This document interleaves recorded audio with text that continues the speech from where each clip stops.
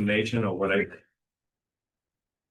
about what we're talking about when we talk about going into a fiscal year basis, what that means to the town. Yeah, thanks. So basically what I did was I took 2025's budget, less its estimated income, and then spread that back across the town. So what you should see on this sheet is what your town paid the county in 2025. So it's off a little bit. I don't know why. For example, Palermo, 552,000, we actually paid 536. So there's a slight difference. As you go across, you can see I've got the proposed 12-month budget and the proposed stub period, the 6-month. If you're on a fiscal year basis, I think your 2026 would be the sum of those two columns.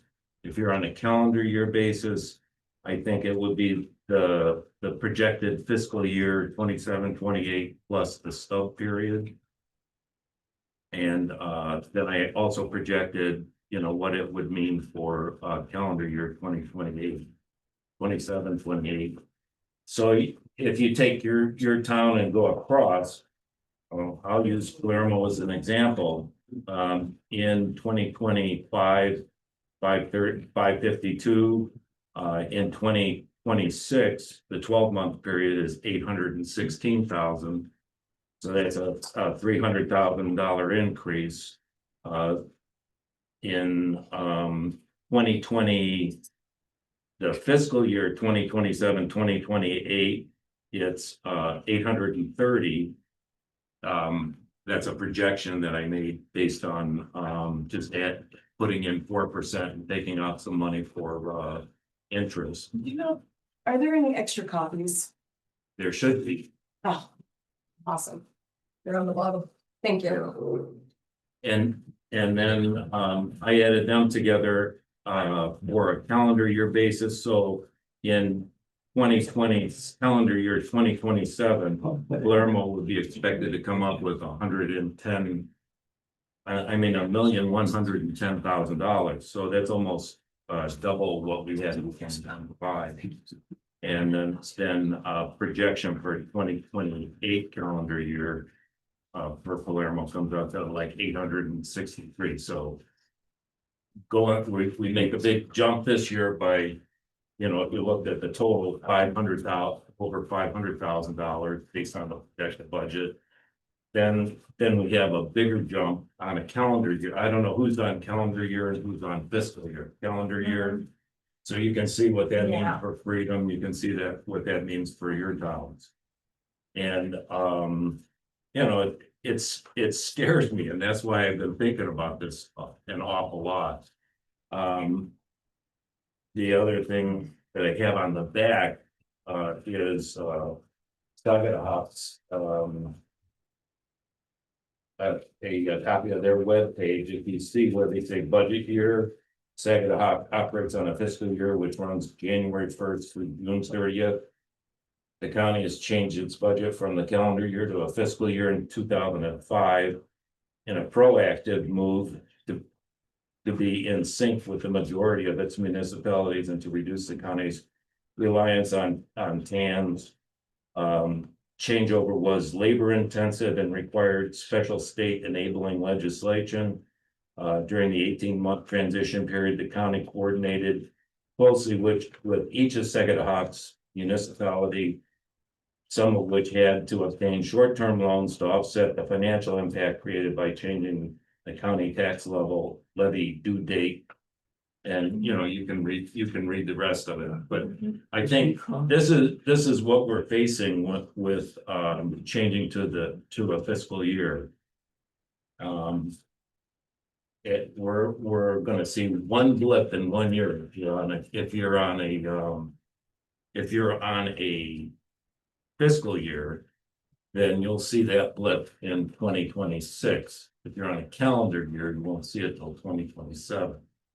Based on if the county bills due in April.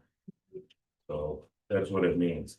And why our job here is so important, what I did was I took what we have in our annual town meeting warrant article up front. The county tax payment is an obligation that the town must pay every year. We understand an appropriation vote is not necessary at the annual town meeting.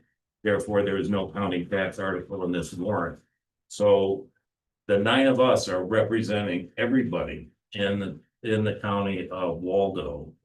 And so our job's pretty important because nobody votes on this but us. So I wanted to just get that out so we know what we're looking at, we know the severity of it, and we know why it's so important that we do a good job. Then I would like to make a motion, and you can accept it or not. I would like to make a motion to have the budget committee recommend that the commissioners reconsider moving to a fiscal year. Do I have a second? Second. Motion and a second. Any discussion? We're still gonna be paying interest. Yeah. But I mean, if we don't pay the interest at the county, Right. we're gonna be paying it somehow through the town. And moving to a fiscal year also requires us to take a whole half a year's worth of expenses, not just the interest portion. Well, I know Robert? the last meeting, but if the county moves to a fiscal year, they will bill in April? That was. It was projected. It was a projection. That it would be due? When would it be due? Okay, It would be due April 30th. thanks. Other discussion? Mary?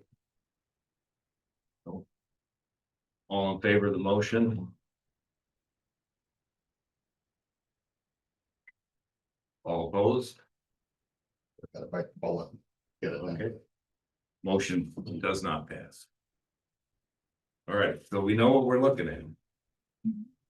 All right, let's go ahead and start off with the chair. Well, I don't know that I want to lead after that. Oh, there. Chair?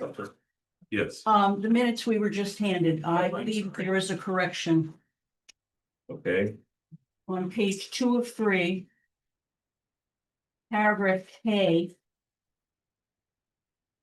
Starting on line 2. Where it says M. Mortier noted that the county's interest rate had increased from 19 to 27, I'm just going faster, for 1 year, and that there had been less interest expended with fewer months of tax anticipation note. Here's where I think the correction is. She believed it would cost the town more to take out a short TAN for a couple of months than to pay its portion of the county's TAN and interest for a couple of months. It should be the reverse. The reverse. Okay. Thank you. Chair. There, same thing on page 2, on paragraph 3. There's some comments, it's some numbers, figures that need to be in a little grammar cleanup on paragraph 3, but I can give these corrections to the Barbara clerk. any other comments on the minutes? Just to ask Mary, did you say the county's interest rate had increased? Because it's not really the rate, but if you'd said it, then this is accurate. I don't know. You don't remember That part, I don't remember the word.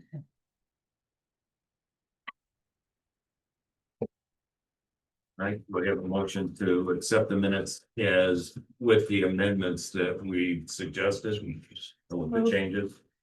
Do I have a second? All in favor? I'm sorry, I didn't catch who made the motion. Oh, I had motions. I can't second that. I forgot I wasn't here. Oh, And I should have seen too. Yeah. I voted, sorry. okay, we had a motion. It's fire. Brent made the motion, Uh-huh. Robin seconded. No, No, I can't second either because I oh, was you here were either. here. Okay, do we have a second? Doug second, Thank you. and all in favor. Thank you. Thank you. Chair, I just want to say thank you for making us vote on that. Like, even though I voted against it, I think it was really important for this group to like sit with that and feel the weight of that. I think so too. Yeah. I think it, you know, it's a big deal and we're gonna be questioned by our taxpayers a lot. Oh, you were on the budget committee and you let this happen? No. Yeah. What are you doing? Yeah. Okay, so we're on the record for doing that and that's good. Thank you for and thank you very much. All right, sorry, Sheriff. No, you're fine. So I see the jail budget up with that. Is that the one we chose to start with, jail? I'm fine with that. Okay. The last one in the book. And it reads correctly. It's a, yeah. It needs corrections? No, I think it needs corrections. Yeah, well, that too.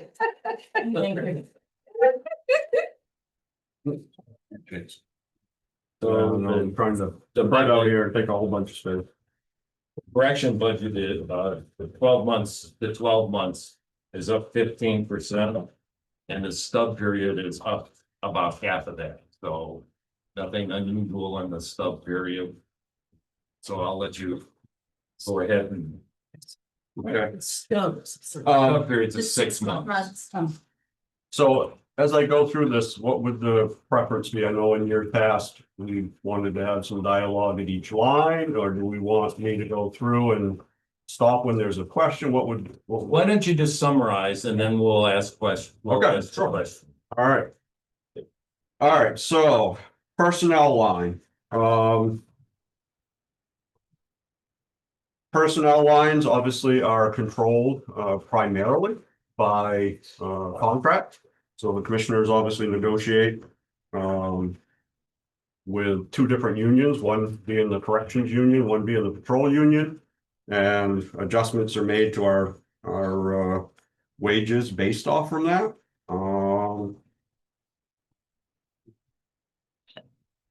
And could I ask, when are each of those union contracts up for renewal? The corrections is up for renewal, is in process right now. And the new effective date will be January 1st of 26, 3-year contract. The other one? The sheriff's, the deputy's contract was negotiated and signed December of 24. The previous commissioner court, Also 3 years. 3 years. And we have one coming up in this after the first of the year, which is the probate staff, and that'll be the next one coming. And for clarification, can you just remind me, in the county, the wages, any wage increases are related to the result of the union contracts? Yes, Minus non-union employees. right. There's 35 non-union employees, Out of how many? 95, give or take. That might be 1 or 2 off, but there's 35 non-union employees. Okay, so I need to ask that again, Sure. because I think there's a difference between the county and the municipality of Belfast, so I need to understand. The non-union employees, their wage increases. Is the 2.7% that's in the budget. Okay, so you're using the CIP, Right. some version of Yeah. the CIP. Thank you. Robin. At the risk of a really dumb question, but these numbers look like a lot more than a 2 point whatever percent. They are. increase. They are. What's the difference? This is union. This is what you're looking at is union rates. What's the percentage? Oh, sorry. You're talking about the administrative. Well, everybody, I mean, the corporals going from 71,698 to 87,415 and 68,932 to 84,542. Those are pretty significant Yep. increases. So, I'd love to get a raise like that. The only time I ever did was when my company had to recalibrate because of everybody working remotely. So they brought our Maine wages up to national. But that was an unusual circumstance. So what are these raises? so when you look at the payroll line on the jail side, the two people on the jail side that are non-union are the administrator and the sergeant. Those are the only two that are non-union. Everyone else on that list is a member of the corrections union. So when we get ready to calculate what that pay scale is going to be, we come to the commissioners. And we either come to the commissioners, like in this year, when they are currently negotiating a future contract for next year. And we say, what number should we plug in here? Where do you expect these contracts to land?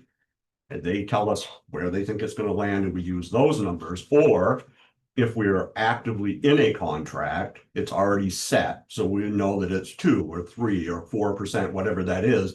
And then we base those union employee wages off from what the contract says.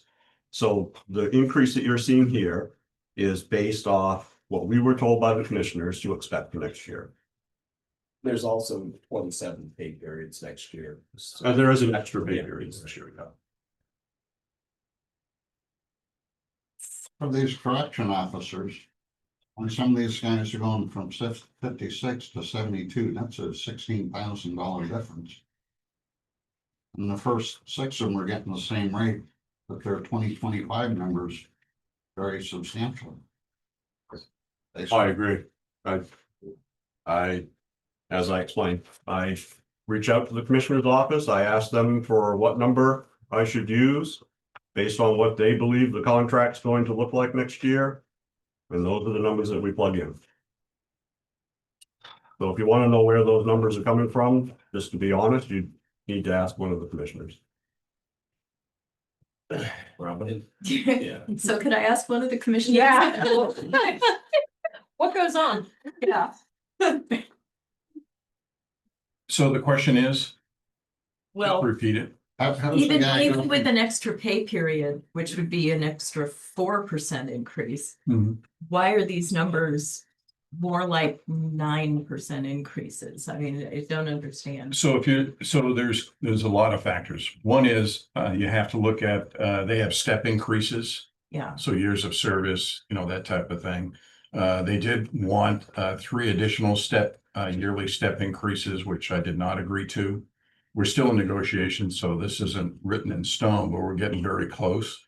2, the market rate, competitive market rate, where we could lose employee turnover due to the proximity of other jails. Their rates are going up considerably.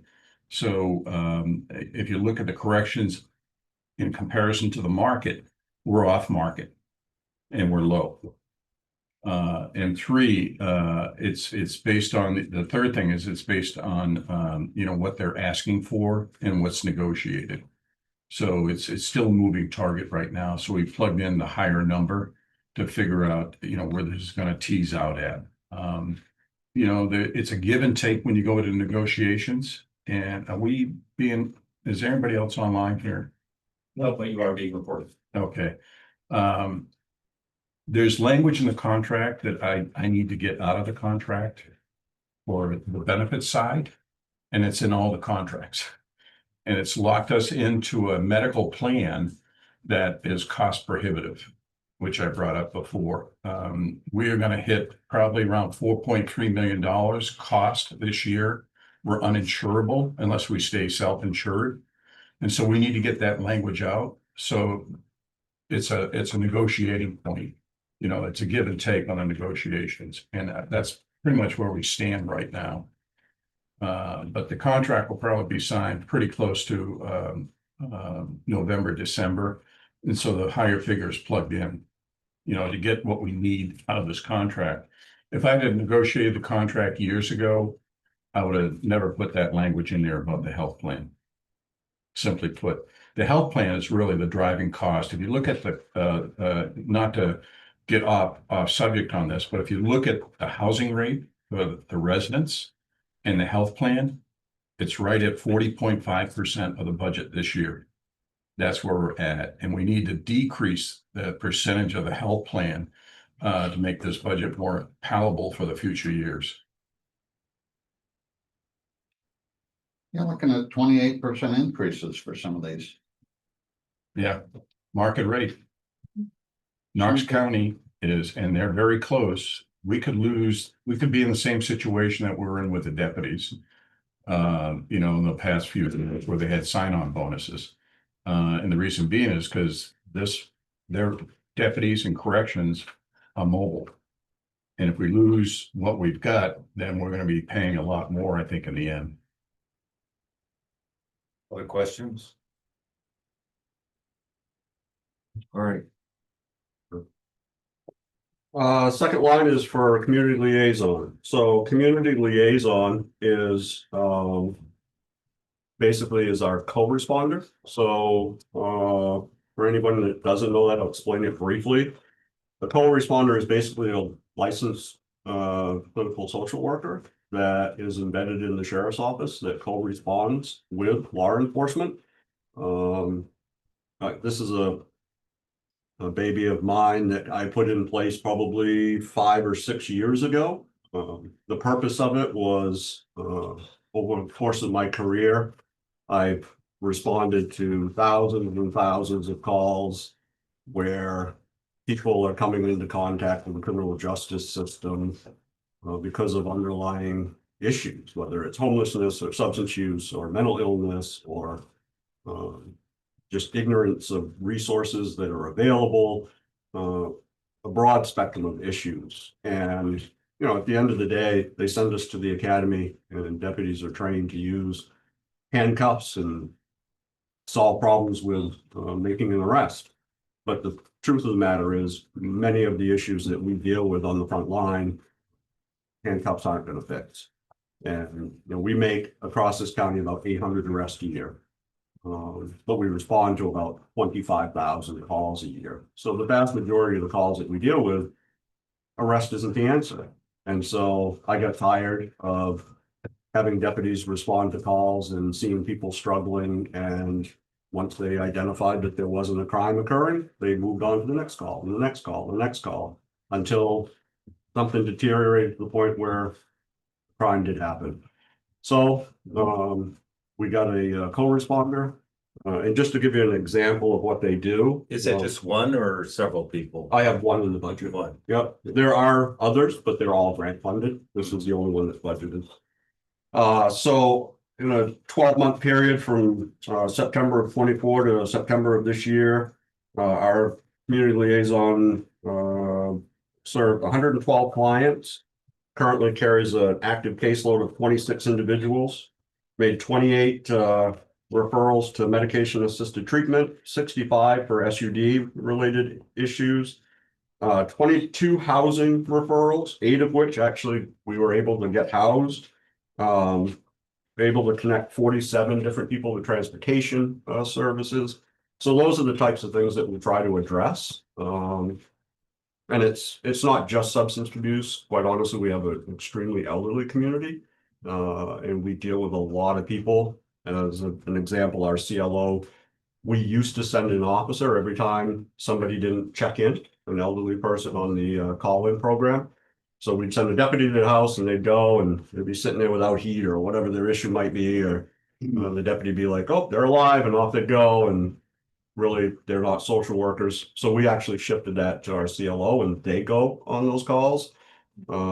We've helped elderly people with everything from getting heating assistance to setting up a cell phone so they could call because they didn't know how to do it, to just every other type of life thing, working with families to try to help them as people start to suffer from dementia, and helping their families navigate the system to get them into the care they need. So it's a safety net for us. It's a tool for the deputies to try to address some of these issues that we see. So they are also included in the employee benefits They are not, it's a contract position. contract? Yeah, the price you see is what we pay to get the service 40 hours a week. Okay. So did they request the $10,000 raise? for They the year? did. It's been 85,000 since we instituted it. What year was that? I'm sorry. What's that? What year was that? 2000, at the end of 2019, because when the person was hired and went on, within a couple of weeks, COVID hit. So we actually rolled that program out in COVID in 2020. And how many are grant funded? Well, we have one, There's another mental health liaison that's shared grant funded between us and Knox County. And Belfast just got a grant with BOA for two. So Belfast has two specifically for Belfast. We have one in our budget, and then there's one basically that we have access. It's not full right now because we didn't have it hired, but if we have grant funding for another one. Okay. Let's keep going. Well, I have a question on the part-time employees. Sure. We've moved the medical to part-time employees. So I'd be happy to explain it. There's also an adjustment I want to make. So we've had a medical contract with a nurse practitioner for a number of years now. We had the stipend that we paid that medical provider in this line. So that nurse practitioner has notified us that she no longer can do that, and we've had to go searching for someone else. So we've identified a medical doctor in the community that was willing to basically negotiate with us to do this. As part of that negotiation, he has set his request for compensation, but also asked for the county to pick up the malpractice insurance for the work being done at the jail. So that's why you're gonna see the medical line that now has, or the insurance line that has 10,000, because that's what we've got for what it would cost us for malpractice. The increase from this line shows 52,000 of that is the $1,000 per week to pay him to provide medical services for the jail. And then the remaining amount was for legitimate part-time personnel.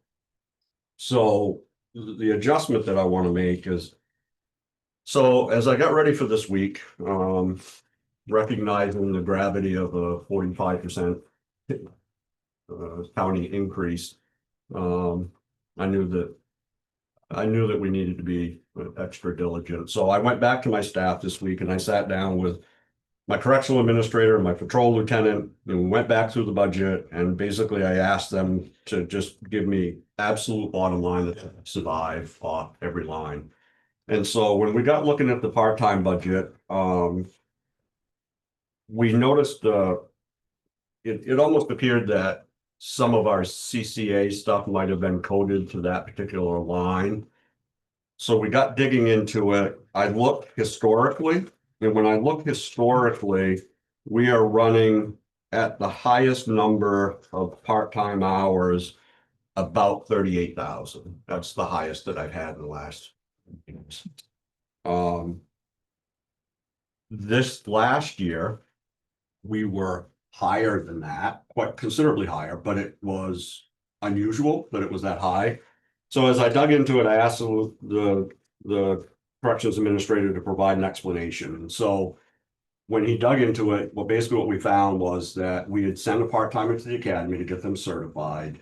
And between that, the PTO, the training that comes afterwards, we had one of our staff members that went out on family medical leave for 12 weeks. We backfilled that with part-time so that we didn't eat into overtime. And we also have had an unusually high number of hospital details this year, where we've had to actually send people to the hospital to sit on inmates. So we've filled those. This year, we've had a part-time corrections officer that basically won't say no when we ask them to come in. So we've had a lot of availability, which is not a common thing for us. So when you look at some of those anomalies and the fact that we had somebody that was willing to work a ton of hours, we went over this year in that line. The correctional administrator's thought process when he set this part-time line higher was to compensate for that. My particular belief is that any good part-timer you have, when you get an opening, they're going to come full-time. As soon as that goes away, and if our activities go back to normal, probably not going to spike to the same level that we did this year. So I feel comfortable going back to the original 38,000, which would, I think, cover us in the worst case scenario. So I think we can reduce that line by 15,000. And in the 12-month period, and I think we'll be fine. So tell me which line you're talking about. It's 3209 part-time. 32. So going from 105 to 90? Yes, Okay. and I think you can adjust the 6-month by half that figure as But- well. 45. So it'll provide us with 52,000 to pay our medical provider the stipend. Oh, the medical's in there too. And Sorry. we've moved the medical provider into that, yes. We've taken the cost of what used to be in this line was paying the medical provider and then medical bills. So we've pulled the medical bills into its own line.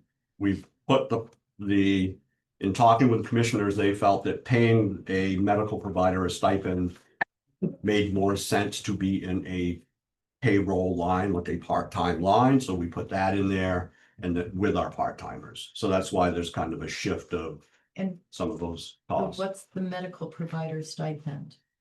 It's $1,000 a week, A week, yeah. so So 52,000 a year. That's the 52. Yes. 52 and 30. And then the remaining 38 would be to cover our regular correctional part-time staff. And was there a reason to go from a nurse practitioner to a medical doctor Availability. availability? It's correctional medicine is not a super popular field, as you can imagine. We have some very interesting, colorful characters. When you look at the way we do it, so we have a doctor, we're going to pay him 52,000 a year.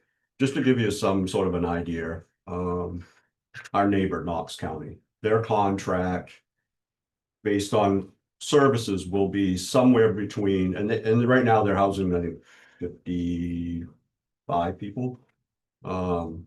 Their contract will be 1.2 to 1.4 million dollars to provide medical services. Two Bridges was able to negotiate a better deal with the contractor. Theirs is just under $1 million. So when you look at 52,000, I'd hate to ever, and what they've done is they've gone out to nationally recognized correctional medical provider companies Mhm. and done a contract with them to come in and provide those types of services. Okay. I prefer the way we do it because it's way more cost effective. And the truth of the matter is, when you're running a reentry center, you're still running the 72-hour, you're taking people off the street, you're still dealing with substance use and all of the stuff that comes in there. But on the reentry side, when you have a population over there, it's far more controllable about who you have there. And if somebody's here from another facility and they develop a serious medical issue, we call up that facility and say, take it back. Yeah. So we avoid a lot of some of the stuff that others have to. And because of that, we can do this type of a contract. You had a question? Well, it's more of a comment. I still consult on medical. So a family practice doc coming out of school, out of residency, starts at $180,000 a year. With bonus, they could go up to $340,000 a year. So at $1,000 a week for $52,000 a year, there's roughly about 800 residents that cycle through. 10 or 12 are gonna, the doctor will reach out and touch them in one way or another, med renewal or visit or whatever. That's actually a reasonable rate. Then when you factor on the malpractice rate, which is a claim-based policy, and claim-based, there's two types: occurrence-based and claims-based. Claims-based is because it's high risk and they're mature patients. And that's the reason that the premium is higher on the malpractice side. And I think this doctor here, I think we're very fortunate at that rate to get a doctor that's willing to take this on. I think the nurse practitioner is moving on for one reason or another, which is understandable, but I think at this rate, we need to grab that doctor. Let's keep moving. Okay. And we have other questions. No, all All right. right. Clothing allowance, the county has, in its patrol contracts and basically the way we do things, anybody who is non-uniform, so administrative detectives, those personnel get a $950 stipend for, clothing allowance, Right. so that's times 2 in the correctional division. Unless there's any questions, let's move to the Yeah. next Yeah. line. Overtime, so. Based on current wages, when you average them out at about $22 an hour. Our 70,000 in the overtime provides us 3,181 hours approximately of overtime. To maintain that same access to that same number of hours at this increased rate of pay, we have to go to basically 90,000 in order to maintain access to the same number of overtime hours. Okay, so it's based on pay. It's based on, this is Average going pay. up Yeah. to compensate for the increase in wages, yes. Any questions? Move on. Educational stipends, it includes stipends for military service, college degrees, depending on what they are. Officer in charge stipends, those are all included in that. When do they get paid out? What's that? When do they get paid out? The stipends? Is it a one-shot deal? Does it happen The throughout the? patrol budget, they just negotiated to do it by hour. The jail is still on the old process of paid out stipend at, I believe, at the end of the year, I think. Yes. Is it not? Yes, it is. Right. So, Patrol, when you look at patrol, you'll see that we've eliminated one of the lines, and that's because when they negotiated their contract in patrol, they actually just crafted it into as a part of their hourly wage instead of just like a one-time check. So paid differently, but same. Okay, Um, and that's why you won't see it in that, call it the stub budget or the 6 month. gotcha. Because at least currently the way it's negotiated, it, Well, but it is in. It is in the stuff. that might be a negotiating point then that they're considering going to the same system that patrol is. I know they do tend to want to try to align the contracts. I know that would be a. Commissioner, I don't know if that's part of the thing. Any, There's there's a payout for Yes, educational. payout in the stipends contract and is where it's period. written at right now, and I think that language is gonna stay the same. You think for they're this. gonna go to hourly payout then, No, it's No. gonna, at one-time payout. time payout? Yes. So then this 7,000 should come out. Well, what are you doing for the? It'll still be once a year, It'll be Once a year. If they're gonna do it Right. annually, This then you time. won't need the stub. right? the first half, if we pay it out at the end of Right. the next quarter, so. Okay. So that should come out. Well, yep, I have a question. Mary. So in the stipends, I understand some of them come with the college education, military, whatever. Yeah. Are there any that are optional, that come along later where they're getting additional training for additional things that you have oversight over making a decision, or you Yes. have oversight of making a decision? You know, do they already have enough training? Do we really need that particular additional training and cost? Yes, there are some, there are the educational ones that they come with. I mean, they could work on a degree while they're there. Military they come with? Yes, but there are certain specialties. Yes. Within the. That's what I'm talking about. Yes, so yes, to answer your question, and yes. We do have control over that, whether we need someone. There are limitations in the contract. You'll see that you can only have. Say like a. Classification specialist. Yep. It only allows for one of them.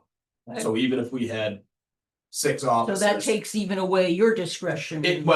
It does in the sense like I couldn't just pick 5 people and give them that, so it takes a little bit away from us, but we're comfortable with that the way it's in the contract. Have you ever turned down a request for an additional training and income?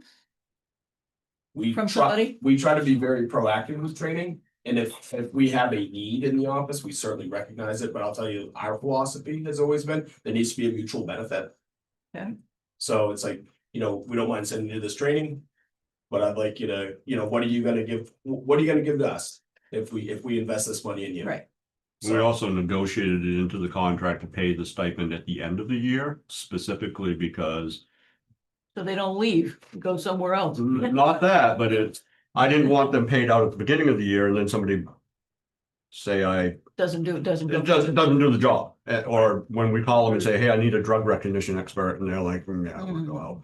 And so they basically, we have to be able to show that they've participated in whatever specialty that they've done throughout the year in order for us to be willing to pay the stipend out. So if they haven't participated in their specialty all year, they're not gonna get the stipend. Okay, any other Thank you. questions on this? Move on. Pretrial service. Maine pretrial services. So they did make a request for an increase this year, which is why it's up to 186. Basically, this contract supplies us 2 contracted positions. I can answer questions about what Maine pretrial does. We've had a contract with them for ever, probably 20 years. So basically what they do is they manage pretrial inmates, deferred dispositions, and administrative releases. So somebody will go into court, they've been arrested, the judge will order that they be released, but they must be on a Maine pretrial contract. So Maine pretrial will sit down with them and they have a whole list of conditions that this person has to comply with. They have to check in on a regular basis and they set that routine. They have to, as an example, they may not be able to use drugs or alcohol. They have to stay away from certain people. They have to participate in certain types of batterers intervention or whatever their conditions are.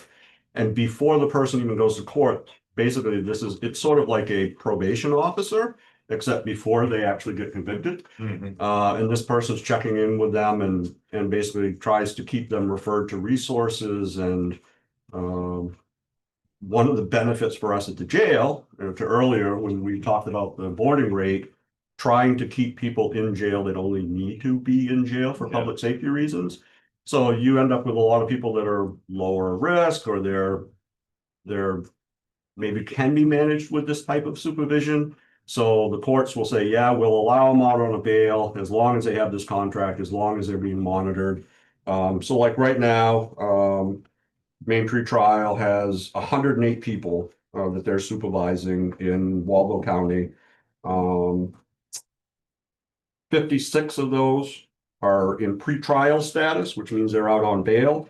50 of them are deferred dispositions, which means basically the district attorney's office reviewed the case and said, I'll make this deal with you, whatever that might be, either no jail time or jail time or whatever it may be, for 6 months or a year, but you have to get on this Maine pretrial contract and show us that you can go to the counseling, go to all of these conditions.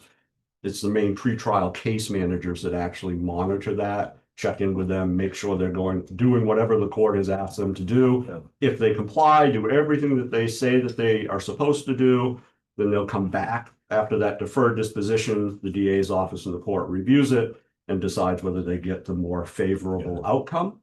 So that's a deferred disposition. Administrative releases are specifically designed under a statute at the state where it allows us to release someone that meets very specific criteria under like a home release or some of that type of thing. Now, this contracted service is a separate corporation, part of the state. There's an organization called Maine Pretrial Services. Right. They actually have the contract for, I think, all but 3 counties in the state, I think. There's 3 counties that I'm aware of that have. But it's a separate corporation, not part of it. It is, it's a contracted service. And you said in your detail that this has saved the county $108 million. Well, Or $1,800,000. So when they send us their reports, they record all these people, 108 people, and say, well, all these people in these bed days that we've saved. I don't know that that's necessarily a fair way of looking at it, that the entire time this person was being monitored, that they'd be sitting in jail. If they were, it would be about a $5.6 million in boarding. But even if you took a fraction of that, at $186,000, they're saving us a ton of boarding money. Yeah, I mean, it's probably one of the smartest investments we made. And even though if I calculated a going rate, the going rate would have been about $155,000. And we've got 186 here for the 12 months. They've asked for, yeah, we have not increased that budget for a number of years. And they're struggling. They have one position that's down right now and the other position is who's been the long-term employee is actually retiring soon. And they struggle to get qualified people because as you can imagine, we're a little picky about who does that type of work and interacts with 108 individuals that Yeah. are in that position. And if they can't pay a fair competitive wage, then you get people that are applying that are, They said their rate's gonna go up. they need to go up specifically around, and they provided us a report. Basically, it's around wages to try to Okay. remain competitive. Any other questions on this? All right, let's go. Sorry. All right. Medical and dental insurance, or medical and dental surgery. In this line, this is the one that I referred to that, where we put strictly the money to pay medical bills. So, we came in at 40,000. The commissioners felt like it may not be enough. They asked to, on the commissioner's budget, increased it to 60. There's a little bit of movement from, well, there was a little movement from the feds to allow certain age groups to get Maine care, Medicare coverage if they were incarcerated. That is really, really slow to roll out. It's supposed to be over the next couple of years. But basically, once somebody's incarcerated, it becomes our responsibility. And we do pay the Medicare rate, so we are paying less than a person that walked in off the street, but we're responsible to pay healthcare costs. I will say, when we pay boarding, their healthcare is included in that cost. So when somebody's sitting at Two Bridges Jail, they're getting access to that $1 million contract and they're getting the day-to-day medical care. We only pay if they end up with a major medical issue and they're our inmate. And so do you think 60,000 is more appropriate than 40,000 for the 12-month I mean, period? I think the commissioners need to answer that. Yeah, it's a moving target. That's the problem. You just, with medical, you get one inmate that comes in with a significant medical issue. We always try to find a way to get the courts and the DA's office to agree to house somebody in some way, like get them a Maine pretrial contract, get them out so they get on to their regular insurance. It's not on us. But there are times where you just can't do that. They're in custody and there's no way to get them out. And so if you get somebody that contracts a significant medical issue, this 40,000 or even 60 may not even touch it. So That's exactly right. we try to manage it the best we can. And we had the conversation about whether 40 was appropriate or 60, and commissioners felt more comfortable with 60. And so I'll let them answer that. You know, it's a moving target. It really is. And then if you do get a patient, a resident or inmate with comorbidities, the med cost alone will drive it through the roof. The cost that from a collaboration that they're paying for Suboxone alone, which is for Drugs. 1,400 and change. And I told the first meeting, I told me you're being overcharged. And I said, you need to go to shopping or get a better PBM, pharmacy benefit manager, to get that rate down. But they have a different contract. But if we have an inmate here that needs Suboxone, then if we're paying more than, I would say, $400, I know my cost used to be around $363 and change because I set the rates on the pharmacy and I know what I was buying it for. That's how much of a markup there is on those meds. So the med cost alone on this line could drive it through the roof. And that's the reason I think we fattened up that number a little bit just to cover ourselves. Okay. Any other questions? Well, I mean, maybe split the difference or something. I mean, I don't know how this I'd like process to works. make a comment about this. So I've given you the year to date for the jail. And to date, out of that line, inmate, medical, dental, surgical, we have spent $83,000. We budgeted 75 last year. And so we're already over $8,500. Okay. Well, I was here when the commissioners were deciding how much was in there. I personally don't think 40,000 is enough. I'm trying to save a budget, but I also know I can see that line going over pretty easily. Okay, thank you, Carrie. So can I just clarification, 912 on our chart. We spent was 62,694, and you're saying today it's what? You're looking at 912. I'm looking at, Line column. 18. yeah, Yeah. and your expended current year as of 912. Yeah. The 62.6 is 83. No, I gave you new sheets this morning. Sorry. Where? To look at It's them. the single sheet, not the This, one yeah. that- Oh, So. So we didn't get a chance to look at this. So is this replacing the long sheet? That is up-to-date information, that one Up to single. date information for that column. You've asked in prior years, you've asked for up-to-date information at your budget session, so I've printed that off for you today. Thank you. 40. So you're saying, Carrie, just so I'm on the same line, 83,462? Is that right? Wow. Yes, Okay, thank you. And that's Yes. as of today. that is as of 10/4. Will we get updated long sheets at like the next meetings, or do we only get this thing to update throughout? I have not updated the long sheets until you meet with that department again. Oh, okay, gotcha. But I will continue to update the appropriation reports for you. Yeah. At your budget meetings. We do have commissioner meetings, the first and the third Thursday, so if you meet with a department head, we happen to have a commissioners meeting, I will give you updated year-to-date information. Okay, thank you. Thank you. Any other questions? Well, I take back my split the difference. Yeah.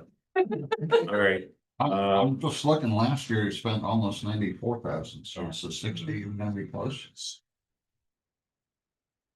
Well, you have to keep in mind that that line is where we currently, where we are paying our nurse practitioner out of. And so gotcha. we pay our nurse practitioner and we also pay our medical bills out of it. Yeah. So I can tell you. Okay, exactly so the what- nurse practitioner wasn't in the part-time employees where we added the doctor? If we enter into this new contract with a Yeah. medical doctor. Yeah. That will be what you see in the budget that I'm proposing, that we put Yeah. that in its own line. Currently, our nurse practitioner in the past, we paid her and our medical bills out of the same line. The Okay. Commissioners have asked me to separate those so that we're not paying a doctor. How much was her salary or roughly out of the 83 that we spent this year? Do you know that, Carrie? I don't remember. You give me 1 second. I don't remember exactly what. I think it was somewhere around 32 to 36. Okay, Somewhere in that ballpark. I don't. off the top of my head. so we're see, I- talking like 45 grand. Yeah, see, I in thought it was Medical. 40. Sorry, I didn't hear it. Yeah. You said. She currently gets Choice. $2,800 of paid a month. Okay. I'm sure I know this answer, but these medical dental services that we provide are mandated by the state. I mean, do we have any say, or the commissioners in what level of dental or what level of health that we provide? So by statute, we are required to care for their medical needs, their dental needs, but we do that through the practitioner. So I can't dictate, or the commissioners can't dictate what medical care you get. That's why we have a nurse practitioner or a medical provider, because it has to be their determination that someone actually needs that care. So we're not out doing like elective surgeries or that kind of thing. Like medically necessary. I think would be the term. It's up to the doctor to decide what is necessary. So if somebody came in with a toothache, we're not gonna go do a whole dental plan for them. It's how do we deal with that particular issue and get them through the moment kind of thing. But it's a physician decision, not Not sure. us. Yeah. Okay. Well, actually, I don't want to get off point, but Sure. that made me think of, kind of wellness and vaccinations, or not vaccinations, but, getting things like flu shots and other preventive care. Do we ever do that, or is it purely just? All through the medical provider. That's anything like that would be done through the medical provider, and a conversation he would have with a particular resident. We wouldn't we wouldn't be able to like come in and say, everybody's getting a flu shot. We can't do that. So Okay. it's we have med call. So the doctor would actually has to, as part of the contract, comes in and sees everybody or gives everybody the opportunity to come see him on a weekly basis if they choose. So that would be a conversation they would have, like, hey, I want a flu shot, I'm in here. And so Okay, the medical provider would coordinate that. thanks. I mean, and you probably have a lot of HIPAA laws that you gotta follow too with all of this stuff. Well, I mean, at the end of the day, I mean, we're in charge of caring for residents, but there's still that caveat that is their medical care as well. So you have to respect the fact that they have that medical relationship with a medical provider, same as if an attorney came in to talk with them. We have certain guidelines where we have to respect the fact and make them available so they can talk with their attorney and give them that privacy to have that private conversation. And so. Hey, Doug had a question. Do you have any people that got sick and then they do something just to go into jail and get medical care? That's good. Well, They have. I mean, Are there taking reservations? What was that again? are there people that are abusing the system? I don't know how I would know that. I've never had anybody come into the jail and tell me that was why they were doing it. Well, then you'd arrest them for fraud too. But it's, I will tell you, like, the sheriff talked about like administrative release from the facility earlier in a different line.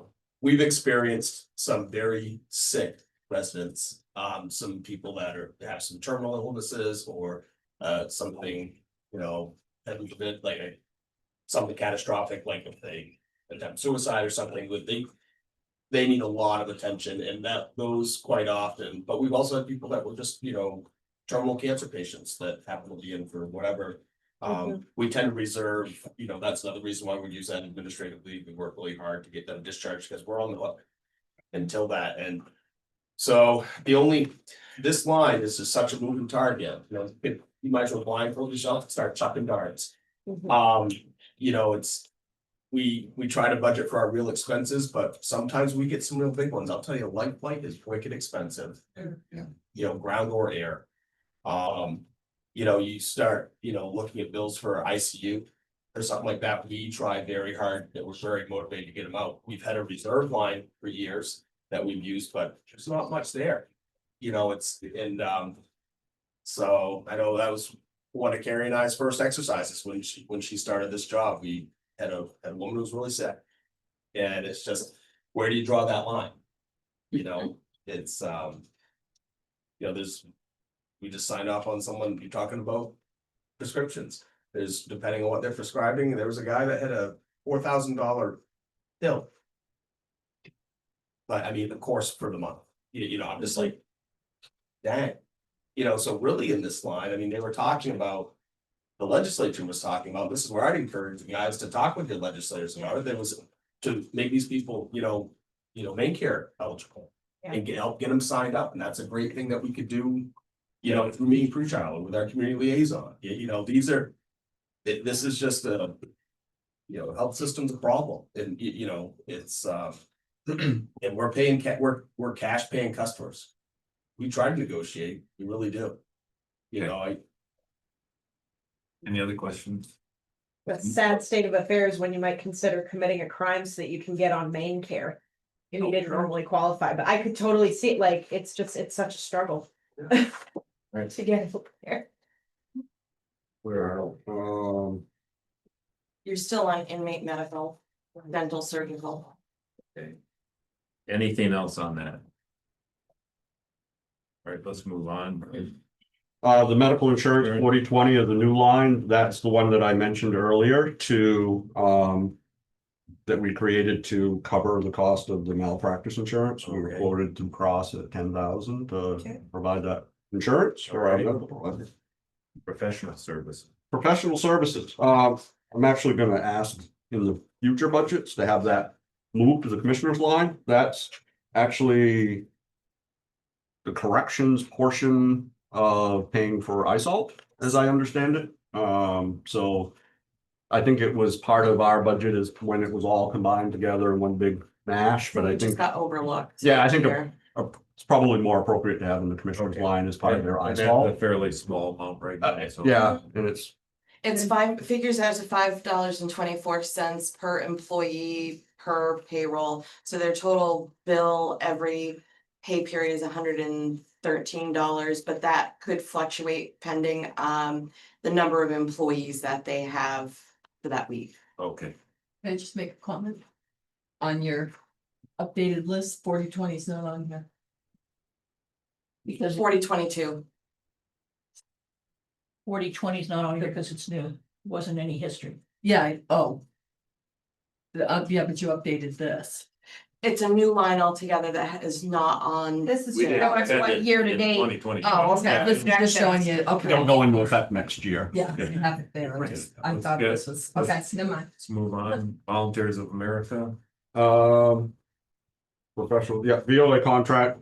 So our VOA contract, has been since 2000, It's forever. for a while. It's been, 459. Back to, I believe, Great. 2020.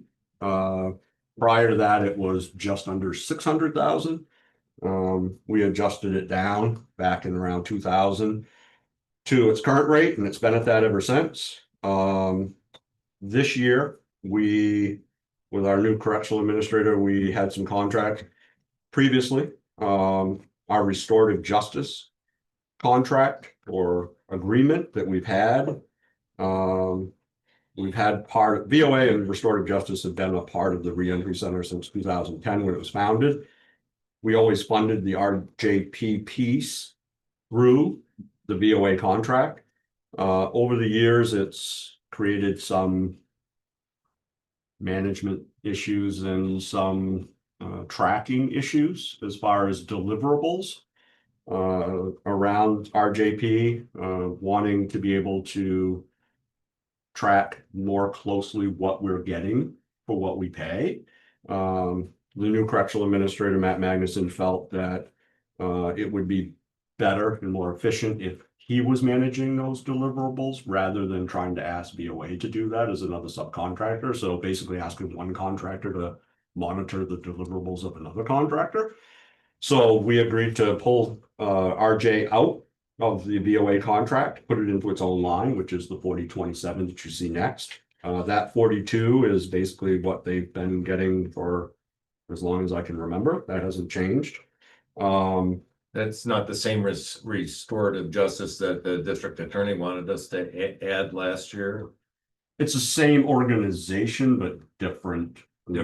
Different responsibilities. So when you look at the reentry center, the entire reentry center is built upon the concept of risk reduction. So, and I apologize for those who have had to listen to me talk about this in the past. So the whole idea is when they come in, we do a risk assessment. We identify the highest risk factors, 3 highest risk factors that are causing these individuals to reoffend and come back into the system over and over and over again. And then we use our VOA contract and our restorative justice contracts to basically address and reduce the risk associated with those 3 highest risk factors, with the goal that we break the cycle and these people stop coming back into our jails, because the jails are filled with, and I can fill you with some statistics about the very small number of people in our community that drive the vast majority of our incarceration rates, because they keep coming back and coming back and coming back. And so the idea is risk reduction. Part of these individuals' issues is that many of them are very antisocial. They have 0 community connections. And quite honestly, they don't see themselves as part of a community. They're very self-driven. And so restorative justice has been a key element in the reentry center because it creates, and we do community circles within the reentry center. So they have to learn to look at one another as community. Our staff participates in it. The VOA staff participates in it. We bring them down to the super circle where people from the community do it. Restorative justice takes them to different events. It's a way to get these individuals to view themselves as part of a community and to recognize that what they do And the shitty decisions they make are affecting a lot of other people around them. And so, restorative justice does that through community building circles. We do reentry circles. So these people obviously have harmed a whole lot of people, either victims or family or friends along the way. They work to try to rebuild some of those relationships so that when they return to the community, that they have a support network and they're not out there on their own again. So that's the type of work that we focus on with RJ in the reentry center. It's around addressing those specific risk factors, which is different than the DA's office looking for RJ to do offender victim dialogue stuff. Go ahead, Rob. Can I answer the issue? Because I've been involved with RJP for a long time now, as a volunteer, and also once they leave the reentry center, I mean, part of what RJP does is their paid staff train. I don't know, our most recent iteration was a table of people, again, to be community for someone coming out of the reentry center. Like, we met with him starting the month before he was being released. And then we met with him every week for a year. And we're still meeting once a month just for potlucks, but to, again, give them some social capital from us. You know, we helped with housing and getting his bank accounts redone and, you know, getting his driver's license back, getting his car insurance, you know, all these things. And also let him run, you know, we did social things, we play pool or go bowling. And, you know, we were all volunteers, but we were trained by RGP. We went through 4 months of training as a group and had quarterly follow-ups with an RJP person. And so, granted, it's a lot of investment in one person, but like you said, it's very few people that are reoffending. Yeah. So every person you can keep, you know, help get a better stand once they're out. Okay, any other questions? Yeah, just so I'm trying to understand, taking the 42,000 out, still paying the same to VOA. Yep. That's a bummer. I can explain that. It sounds like it's just to solve kind of a logistical problem, but it's gonna cost us all $42,000 extra a year. So the extra 42,000 that because you're right, if you take 42 out of the VOA contract. Yeah, I wanted to see that go down. It should go down. So in talking to the correctional administrator, one of the first things I asked him to do when he came off was because he's a new set of eyes. And he's come from running much larger facilities and different background. I've asked him to evaluate everything that we do and our contracts with RJP and VOA and all of those things. And one of the things he asked me was, one thing, this contract has stayed the same for a long time. And so the VOA has not asked for any adjustments. Mm-hmm. And as we all know, wages have gone up and up and up. And when we get turnover there, they are up against the same thing Maine pretrial is, as far as trying to keep competitive wages, to keep qualified people there. So I've asked for a 2.5% increase for the wage bump on that. But the other part of that is we do not have anywhere near enough driver hours. So we've got these guys in the reentry center, they have jobs, they have commitments, NA, Narcotics Anonymous, Alcoholics Anonymous, different events that we have them go to. If we don't have somebody to drive them, then we try to lean on staff or we pull somebody out of programming. And so he basically said that that's an area where we need to add some capacity. So that's what we've asked for the 42 to help compensate a little on the side, but also to see if we can get some more driver hours to try to balance that out so we're not pulling other people. So that's why that's the Other questions? Doug? Several years ago, I can't remember if it was you or the state prison would bring basically well-behaved inmates out. And they do things like they painted part of our fire station and carpentry work, and that ground to a halt. Is that something that we thought it was pretty good? so Is that something that could come back or? I'll give it to you. I've been accused of being too honest sometimes, so I love the county guard. It's a fantastic project out there. It is consumed, in my view, way too much of our capacity for community service projects. Commissioner Shorey, it was his passion. And he really, really wanted to produce as much vegetables out there as humanly possible. And it meant pretty much the entire summer that every hour of community service I could possibly muster was headed to the county garden. When Bill obviously announced that he was going to retire, we anticipated that the county garden or the responsibility of it would shift to the sheriff's office, because I didn't anticipate that any new commissioner was going to be as excited about running it as Bill was. And so the direction that I gave to Matt, my chief, was to move the garden into the direction of being more of a community asset. I still want the residents out there because it's yet another place for them to do community service and to interact with individuals from the public and to give back to their community and to see the fruits of that. But I also don't want it to consume every hour of community service, because like yourself, I clearly remember those days where community service was doing cemeteries, doing firehouses, painting town hall, Street party and the park benches. doing all of that stuff, and that got monopolized by the county garden. So I've asked Matt, he started the process last year of working with like Veggies for All and a bunch of other community-oriented groups that work around those types of garden projects, Master Gardeners and the Cooperative Extension. And we have started that process of shifting. The other thing you're going to see as we get in this budget, we actually, and I spoke with Commissioner Kelly about it, and I said, we've never really had a budget for the county garden either. And I want to create a budget so that it shows everyone, transparency-wise, what is being spent there and what are we getting out of that and how is this working? Because at the end of the day, and I can talk about state funding piece, we get money from the state that we have to use for community corrections activities. But I think that needs to be shifted more toward minimizing the amount of money that we're using for community corrections on that, and using the remaining funds that we get from the state to offset our cost of Maine tree trial and VOA contracts and some of those things.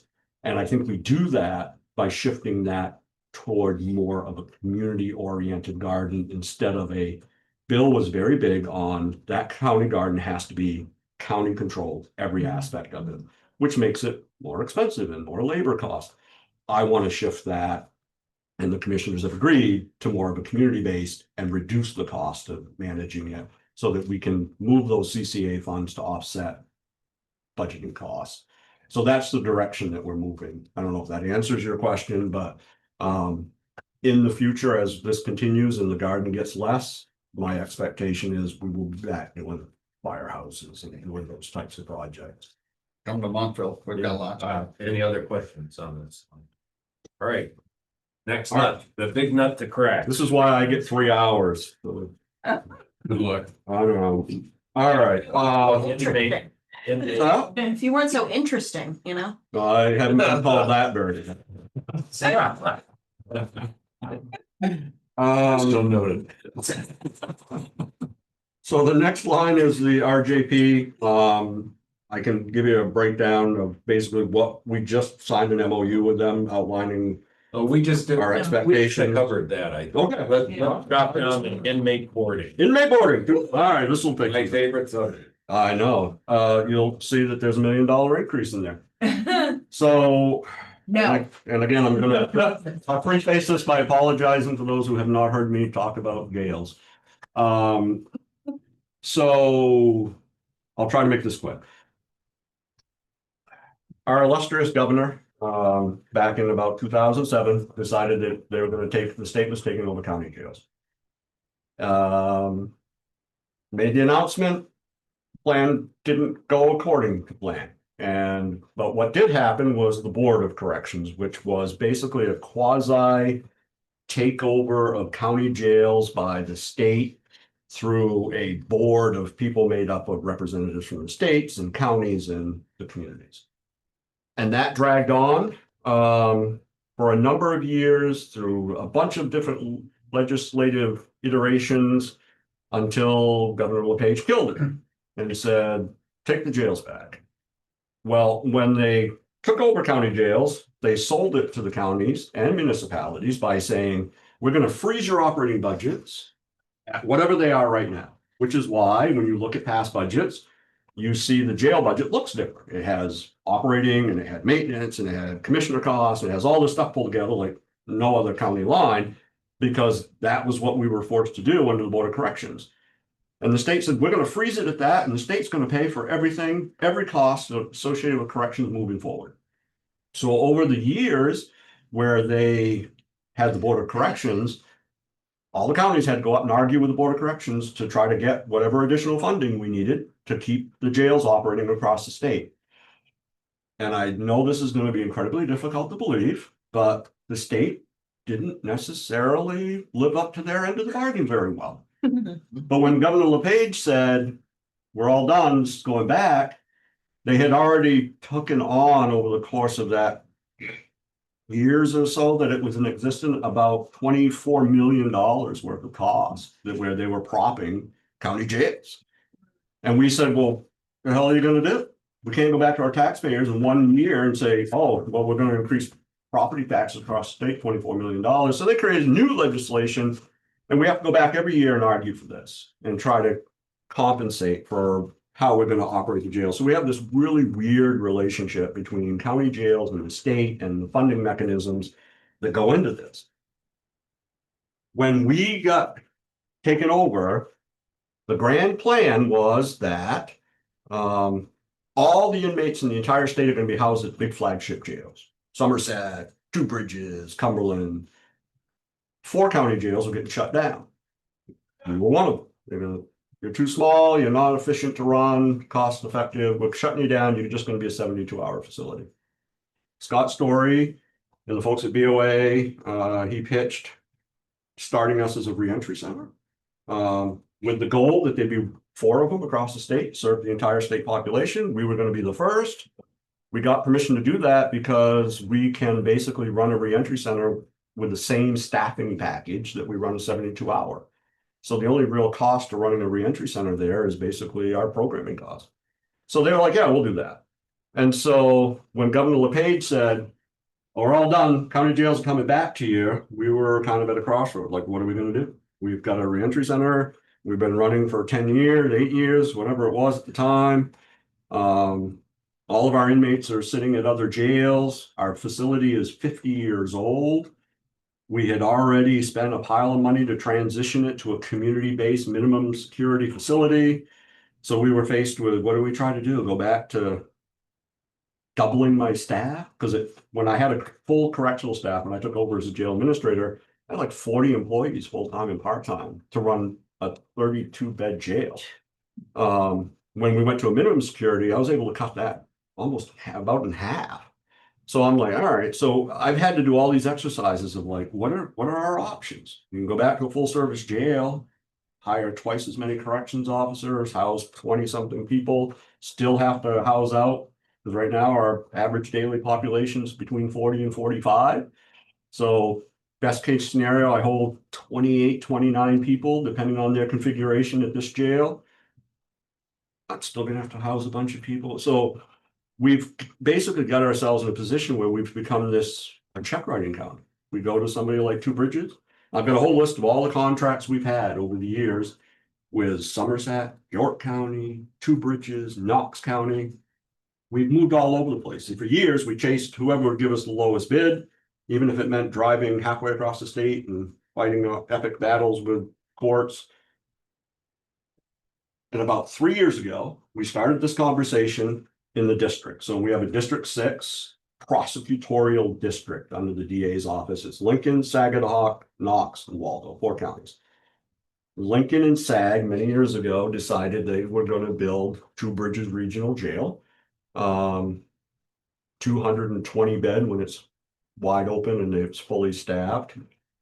Between Lincoln and Sag, they have about 50 inmates between the 2 of them in that facility. So the operating cost for the entire rest of that facility is based off boarding, because back in the day we were packed full. And they have contracts with us. They have contracts with Scott County, who's obviously drowning, they have contracts with the beds. Oxford, different places, and that's how they make up their revenue. And 3 years ago, we started this conversation in this district about what if we worked collectively together as a district? Lincoln and SAG have an authority. So basically, when they wanted to combine and build a jail, they had to get special legislative permission to do that. They had to create a statute specifically to allow those two county jails to merge, or those two counties to merge into one jail.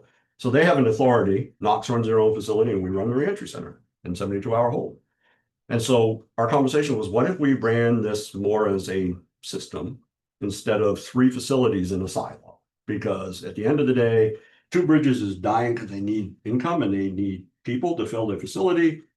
I have way more people than obviously I can hold. I need a place for them to go. Knox at the time was drowning because they were overpopulation and because our facilities are only designed to hold so many women and so many special management and so many, general pop, and because of those configurations, they were overcrowded. So we started that conversation 3 years ago about what if we ran as a system? And we've made a lot of headway. We're not there yet. I think as commissioners overturn and new people come in, some new ideas have been interjected. Personally, just from my perspective, I think we need a 4-county authority that can oversee corrections so that we're not making individual county decisions that basically affect everyone and cost way too much. And as an example of that, Knox County was talking not too long ago about, well, our facility is probably good for another 10 years. We have to build another one. I've run the cost. I've looked at the cost of what would it cost us to build a jail here in Waldo County if we wanted to go build one today.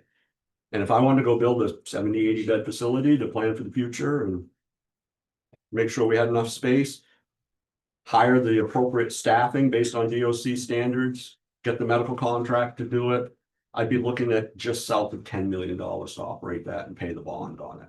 So I don't really think the county taxpayers are gonna ever approve a bond to prop up a $10 million a year, 80 bed facility when we've got Two Bridges sitting right down the road that's got enough capacity to hold everybody in the entire district in one facility if we wanted to do that.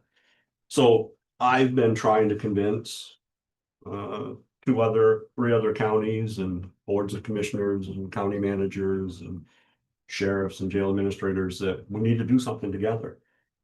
So that brings me to the $1 million. So when you look at Two Bridges, our population's gone up. We have a contract right now with them for 30 inmates. We're at 40 to 45 right now. So we're over. Because we've been in this collaboration, they're not charging me, even though they could charge me $100, $110 a day based on our contract. For anybody above the 30, they haven't been. They're also doing an inmate swap with Knox. So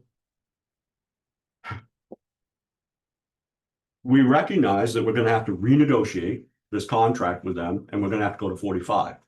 The problem is right now, they're at capacity with their staffing package. They got 181 people. And based on their current staffing package and the pods available, that's the most that they could hold. The only way that I can get the additional beds I need is to basically replace the contract that they currently have with ICE, which is $1 million a year contract, and it's 25 beds. So otherwise, it creates a massive hole. And they can't just be like, oh, well, we'll hold 10 ICE inmates and 10 Waldo inmates together. That's not the way the standards work. They have to hold these individuals.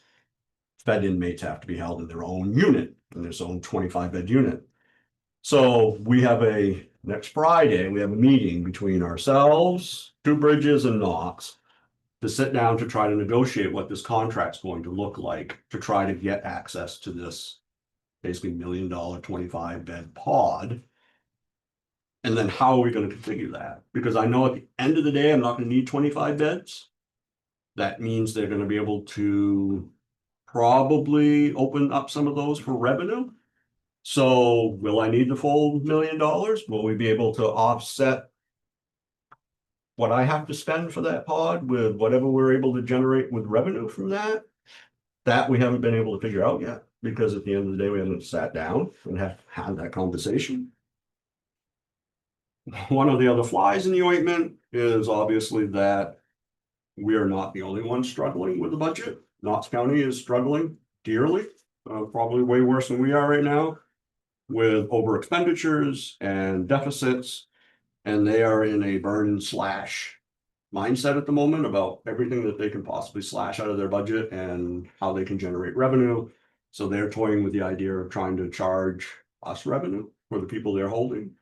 And I've made it clear to Two Bridges that I'm not paying them to hold 45 inmates, and then if they do a swap, pay Knox to hold them.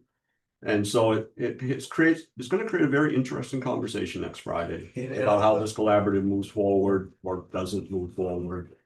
We had a similar conversation this last year. Yep.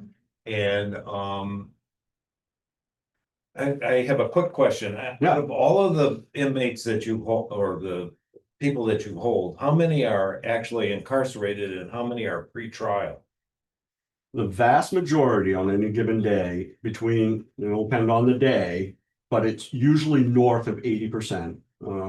Sometimes bordering 90% of the people that I have incarcerated are pre-trial inmates. 80%. And So can we get the district attorney it's- to work a little quicker? And I will tell you that it's that way across the entire state. If Yeah. you look at every county, that is the average. If we get a report and it's 80 to 90% across the board. So obviously the criminal justice system is one spoke on a wheel, and we are influenced by everybody around us. We're influenced by the number of people at the county jail that get arrested in different communities by different police departments. We're affected by the district attorney's offices and the decisions they make. We're affected by the courts and how much availability they have and how much court time we can get to move things. We're influenced by the defense bar and how they approach defending their inmates. We're affected by the inmates and how cooperative they are in the system and how much they want to drag things out. There's a lot of things that influence this, but at the end of the day, we pay for some of those things.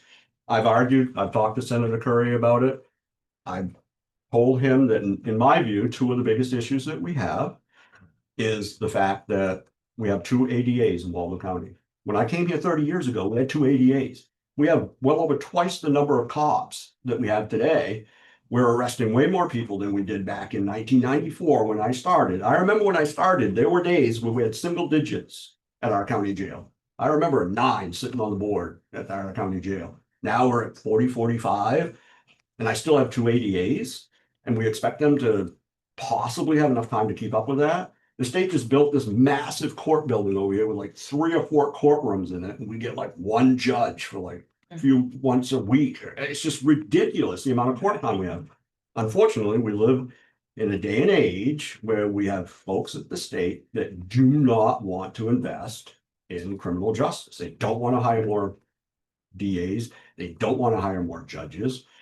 And it's forced us into that situation where we go to people like BOA and we try to affect recidivism rates. We go to Maine pretrial and we try to manage them in a way that we give the court an opportunity to get them out so that we're not incarcerating them.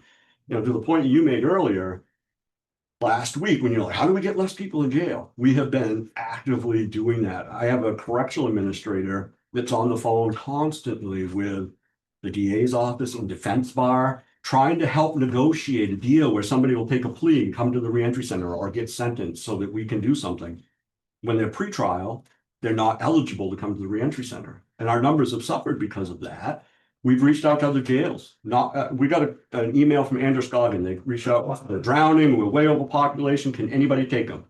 So when Ray was there about 6 months ago, I said, Ray, call, tell them we'll take as many minimums as they can take, send us.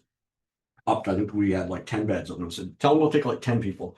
He called over, they had no one to send that was sentenced. The only They were people all they had in the pre-trial. entire facility that were sentenced were doing their kitchen and laundry, and they couldn't spare them because they wouldn't have anybody.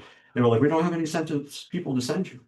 So it's a system-wide across the state problem that we have with way too many people pretrial. And then when they do get sentenced, they've sat pretrial for 100, 200, 300, 600 days, and they go, time served.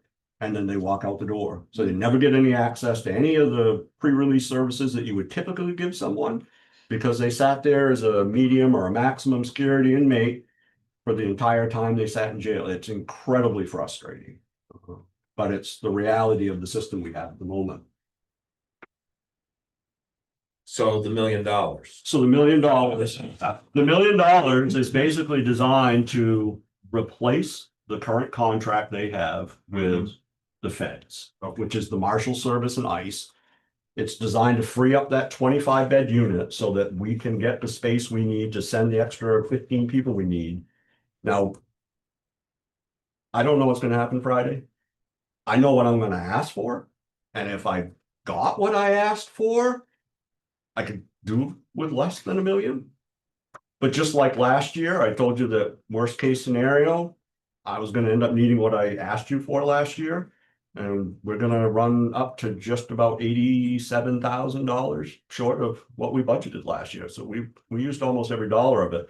I just know that if I don't ask you for what I might need, worst case scenario, and if it doesn't go well, then I could be in a situation where I've got a bunch of people boarded out and no money in the budget to pay for it. So that's why you have $1 million.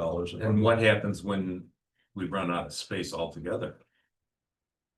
Well, that's part of a problem that you have across the state. Like, as part of this whole thing, I said, I try to prepare for every possible question that might get asked.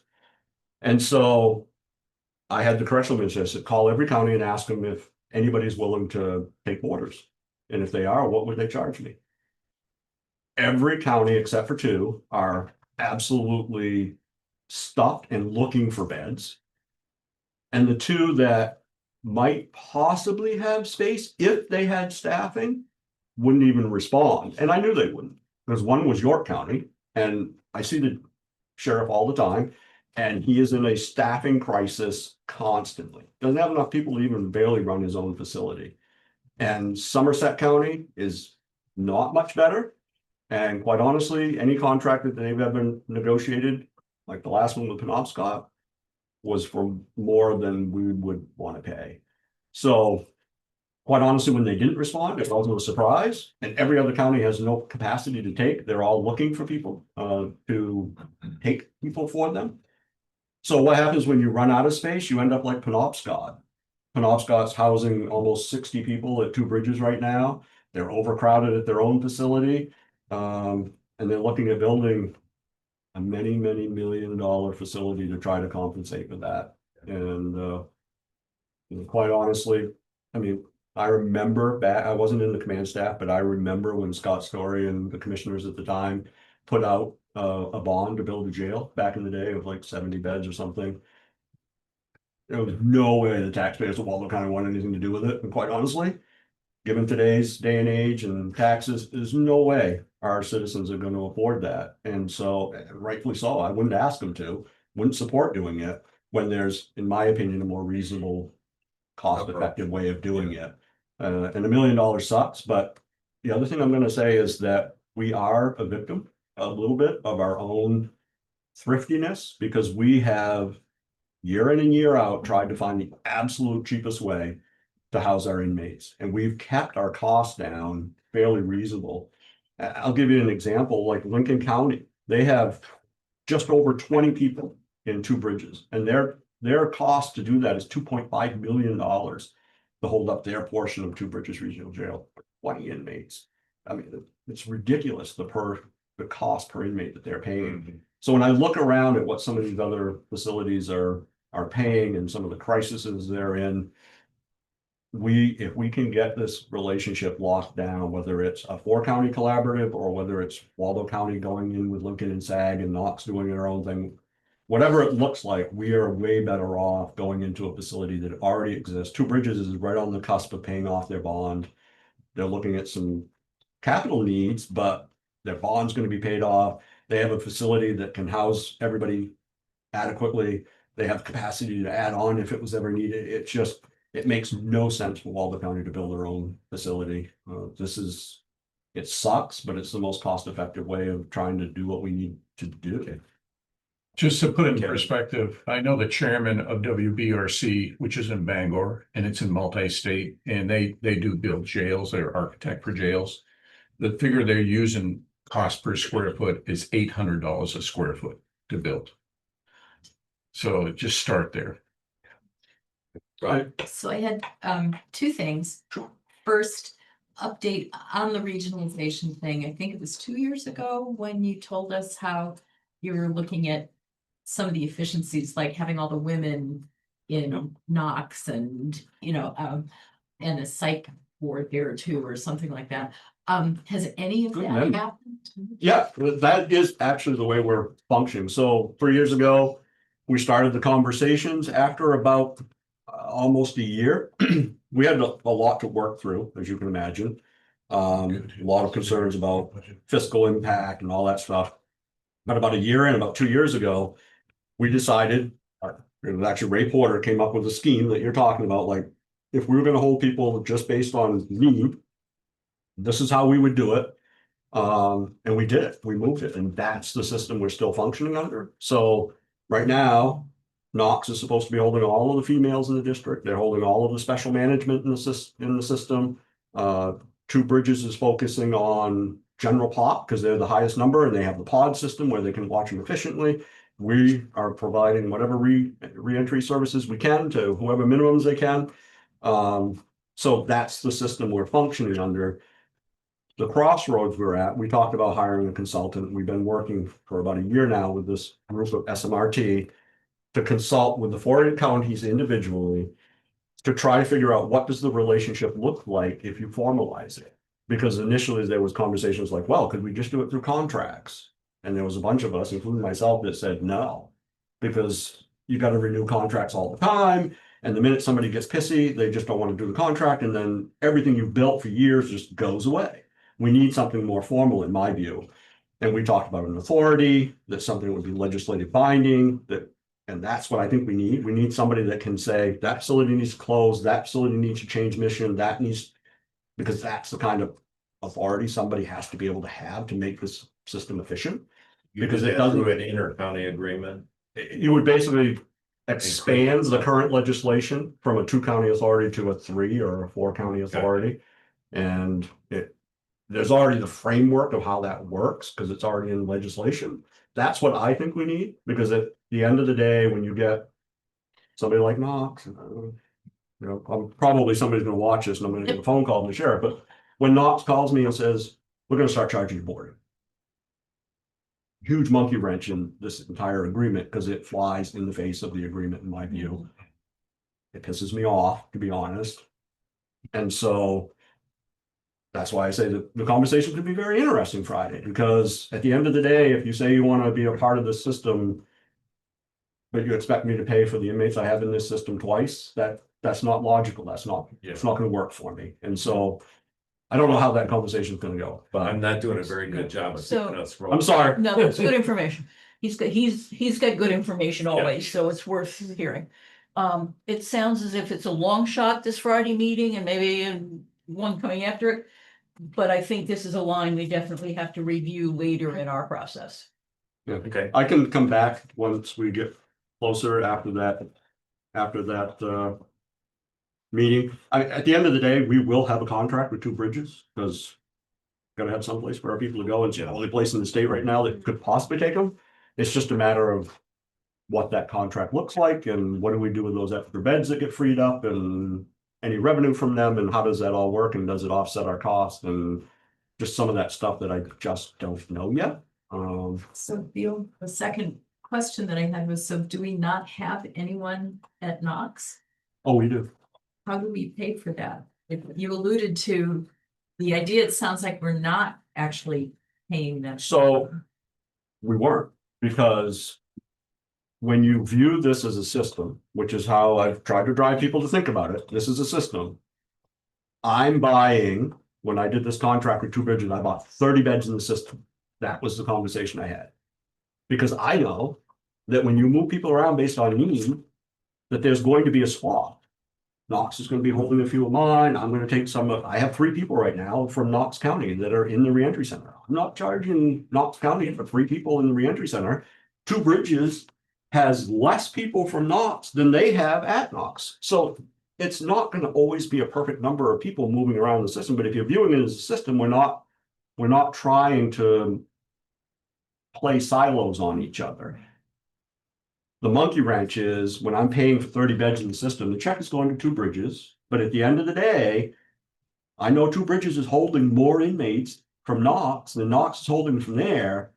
But then Knox says they want to charge me a boarding rate for inmates that I'm already paying. That just doesn't work. So if I have to pay Knox to hold the 8 people that are there right now, I'd be happy to do that. But I'm not asking for $2.6 million to do that, and paying Two Bridges too. I have a pot of boarding money.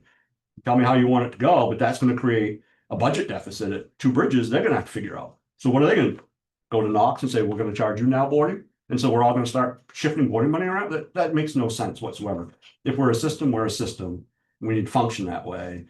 And if we're going back to our silos and everybody's going to start charging everybody, then we need to rethink this entire collaboration, because that's just not going to work. I'm going to propose to the commissioners that we just negotiate a contract directly with Two Bridges and establish that relationship and move away from the collaborative if we got somebody Thanks. going the other way. Any other questions? All right, thank you, Sheriff. Yeah. Sorry. Let's go down. Does anybody have any questions on mileage? That's pretty small. It's only been spent 87.55 as of today.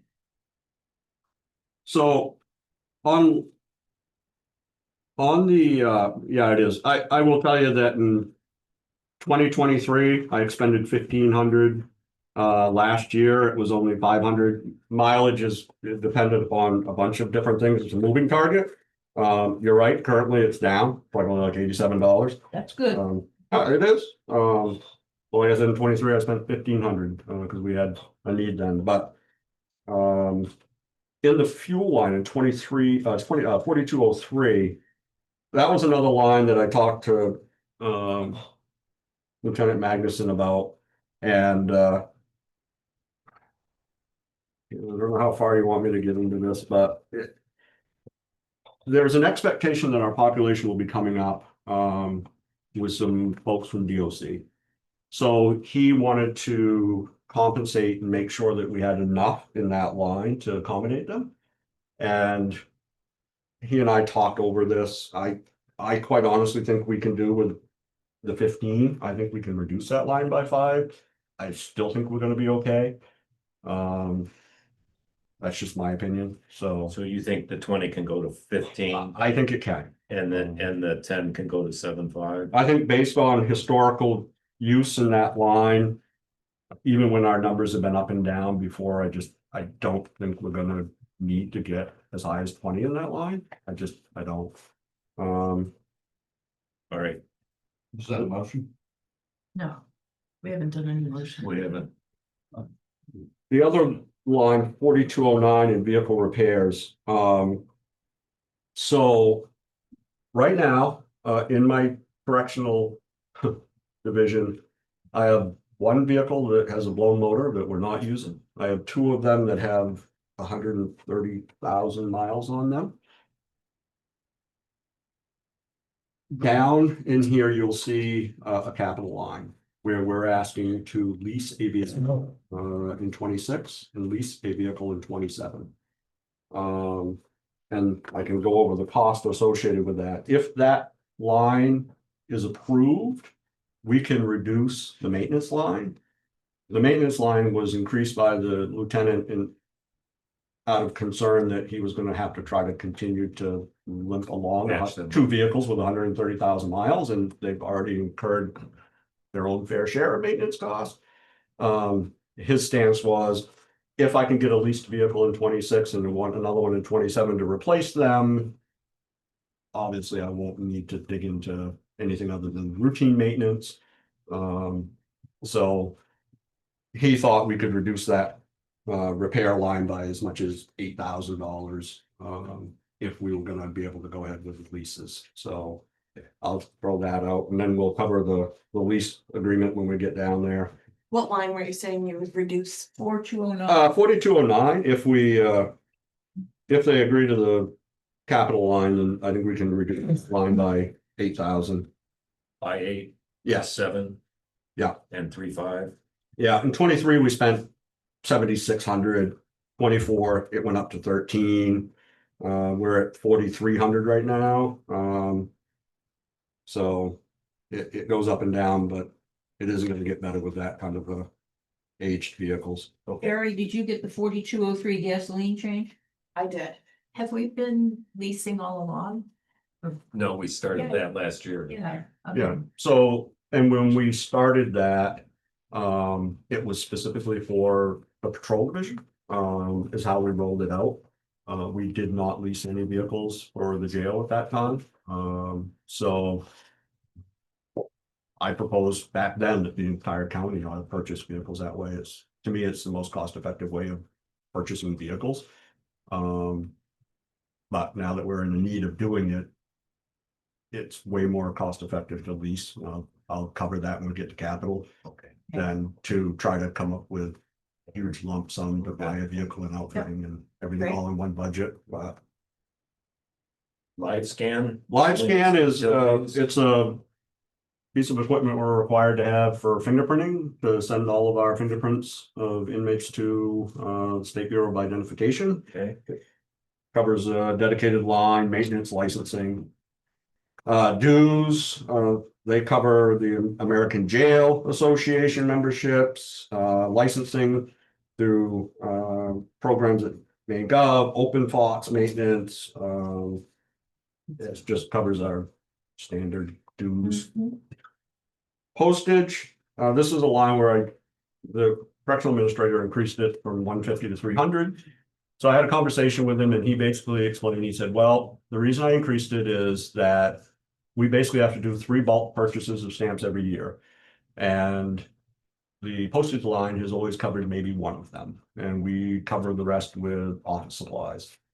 It's basically that we're required by statute and DOC standards to provide free stamps, 2 free stamps, a minimum of 2 free stamps every week to every inmate we have in the facility, plus our own postage costs. So we fairly fixed amount that we spend.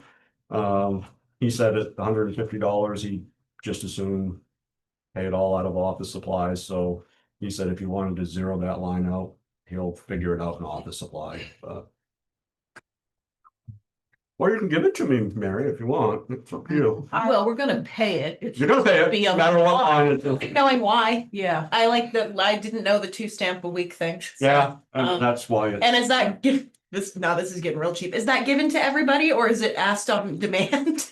It's given to everybody. Okay. I mean, yeah, we're Give it required back to if they don't provide. write a them. letter. So So go they to the can jail, provide you you- get good health care, good dental, and you can go home with. Now, stamps. I'm gonna tell you, I'm gonna throw the About BS flag if 40. any of you show up at my jail on some charge. Now that you know all that. I might donate stamps.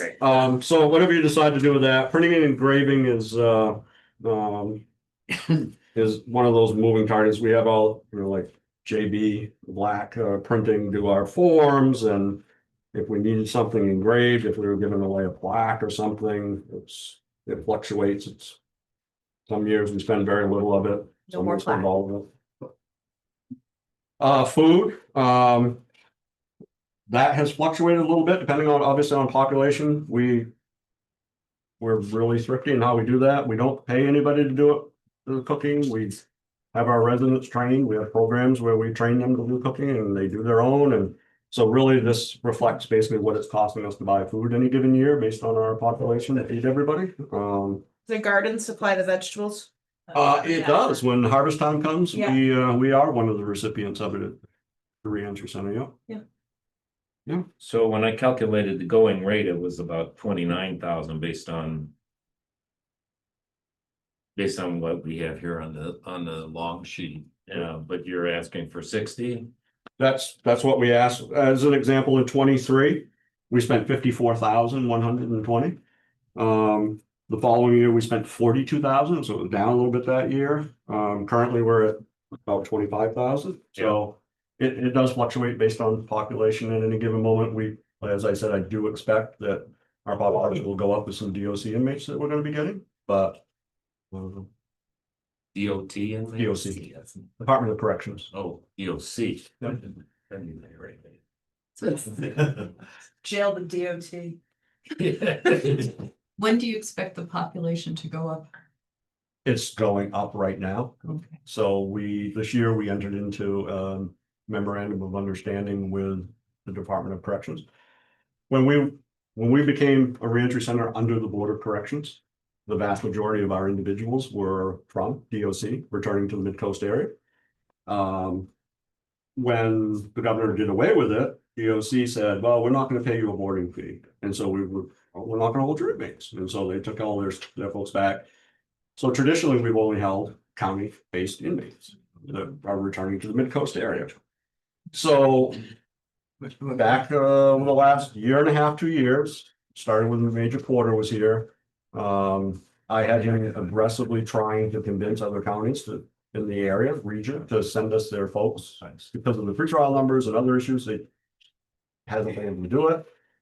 So basically, when I got a phone call from the Commissioner of Corrections, and he said, geez, we really DOC wants to do something around reentry with you guys.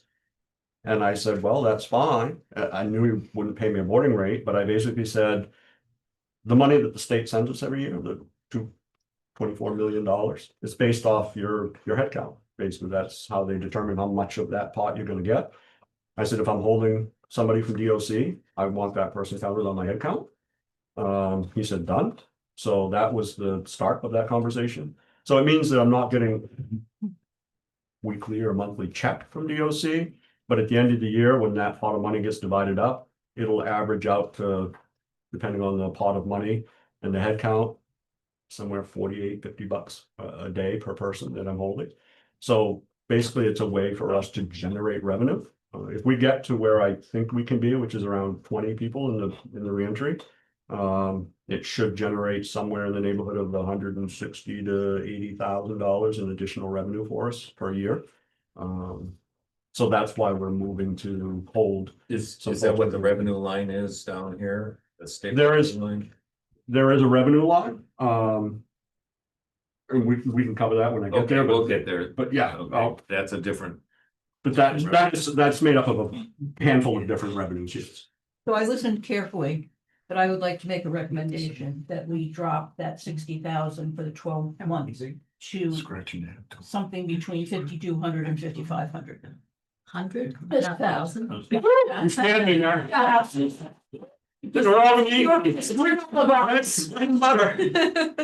see if you were paying attention. Well, the one question. Somewhere between 52,000 and 55,000. But the one question that I had, because I'm thinking along your same lines, but is the 60,000 based on having the full complement of people at the reentry center? Or is it just sort of? Yes, I mean, it's kind of anticipating that our numbers are gonna be up there a little bit. To be honest with you, if you cut it to 52 or 54, nobody's gonna go hungry. We're not gonna not feed anybody. I went to 52 because that was the number actual in 2023. Right Right, but if now- 2023 was not full. If they didn't have a full Well, population. 24 was 60. 42,000. Again, we Right don't know what now, the population. I is. understand. That's- Right now, 3/4 of the year, they've only spent a little less than 25,000. Right, Right. but it's all based on population. I And understand we that. don't know those There's- historical. there's a little too population much fluff numbers. I'm in just the saying, I don't population think conversation. just looking at it to say, oh, it was this number this year and that number that year. So I understand this. So. it matters. Mary made a motion to change this to 52. Yes. And do we have a second?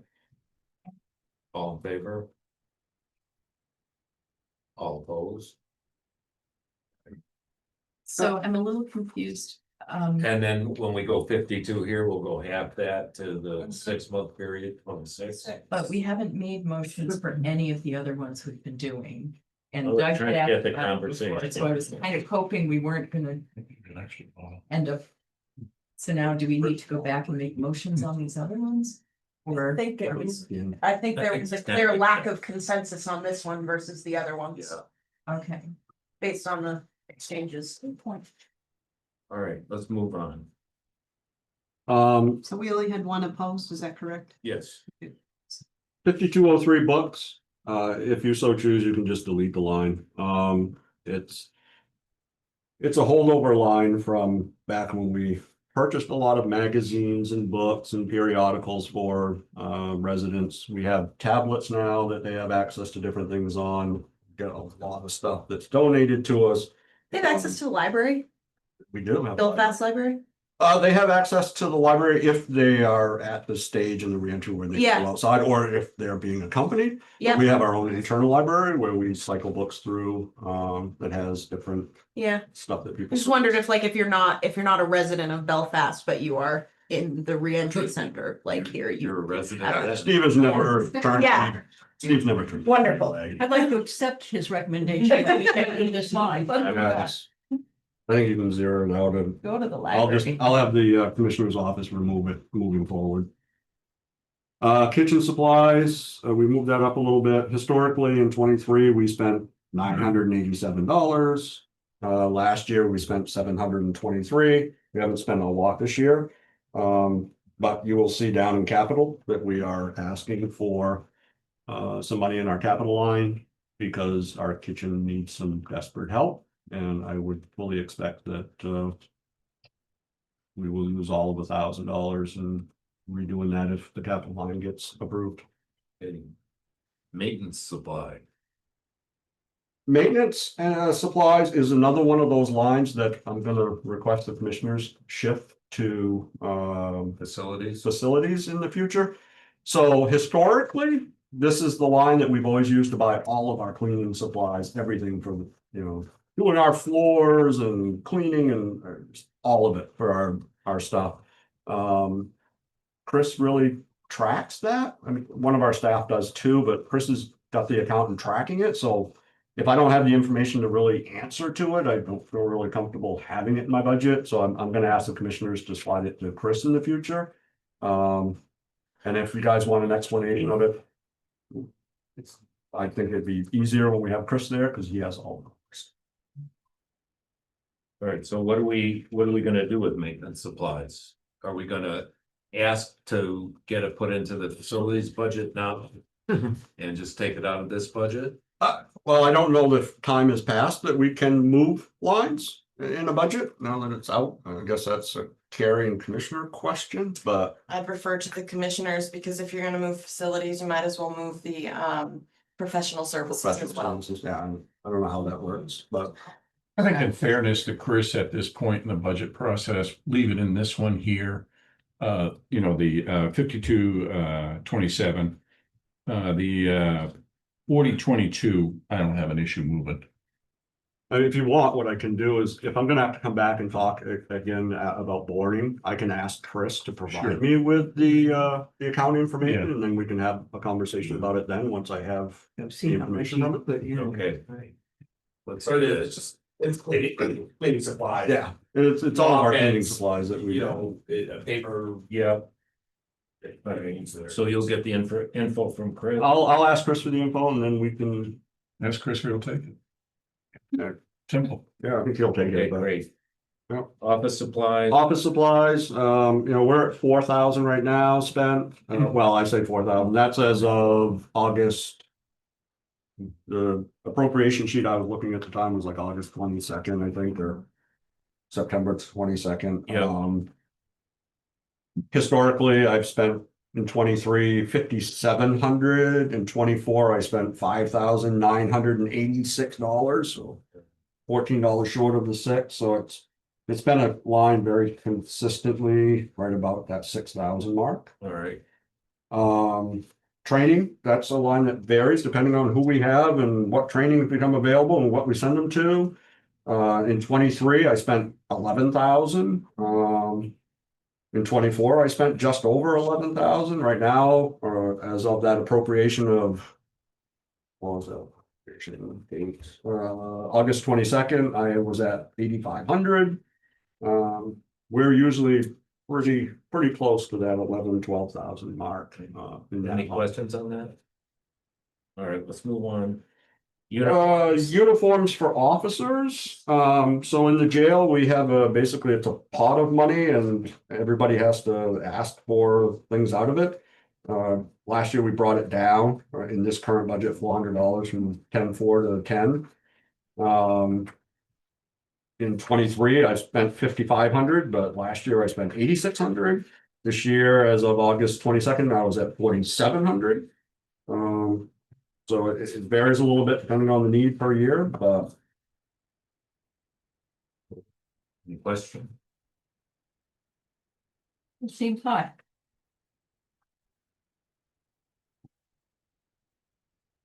I feel more comfortable with 9. Feels efficient. Are you okay with 9? We'll keep britches on everybody if you, we'll find one. Right, so 9 and 4, 5. Uniform residents, so this is what we buy all of our uniforms out of. In 23, I spent $978. Last year, I spent just over 1,000, it was $1,064. This year, I'm at 993. One of those lines that we consistently spend almost right at $1,000 on. All right. The capital line, that's the one that I'll delve into a little bit more. So the 2 vehicles that we have, are at 130 and the other one is down and out with an engine that's bad. So to lease a vehicle is $1,159 a month. It's a 5-year lease. You eventually, so it's 13,000, just under 14,000 a year, for 5 years. So 69,000, that includes purchasing a vehicle. The, enterprise, basically, they purchase it.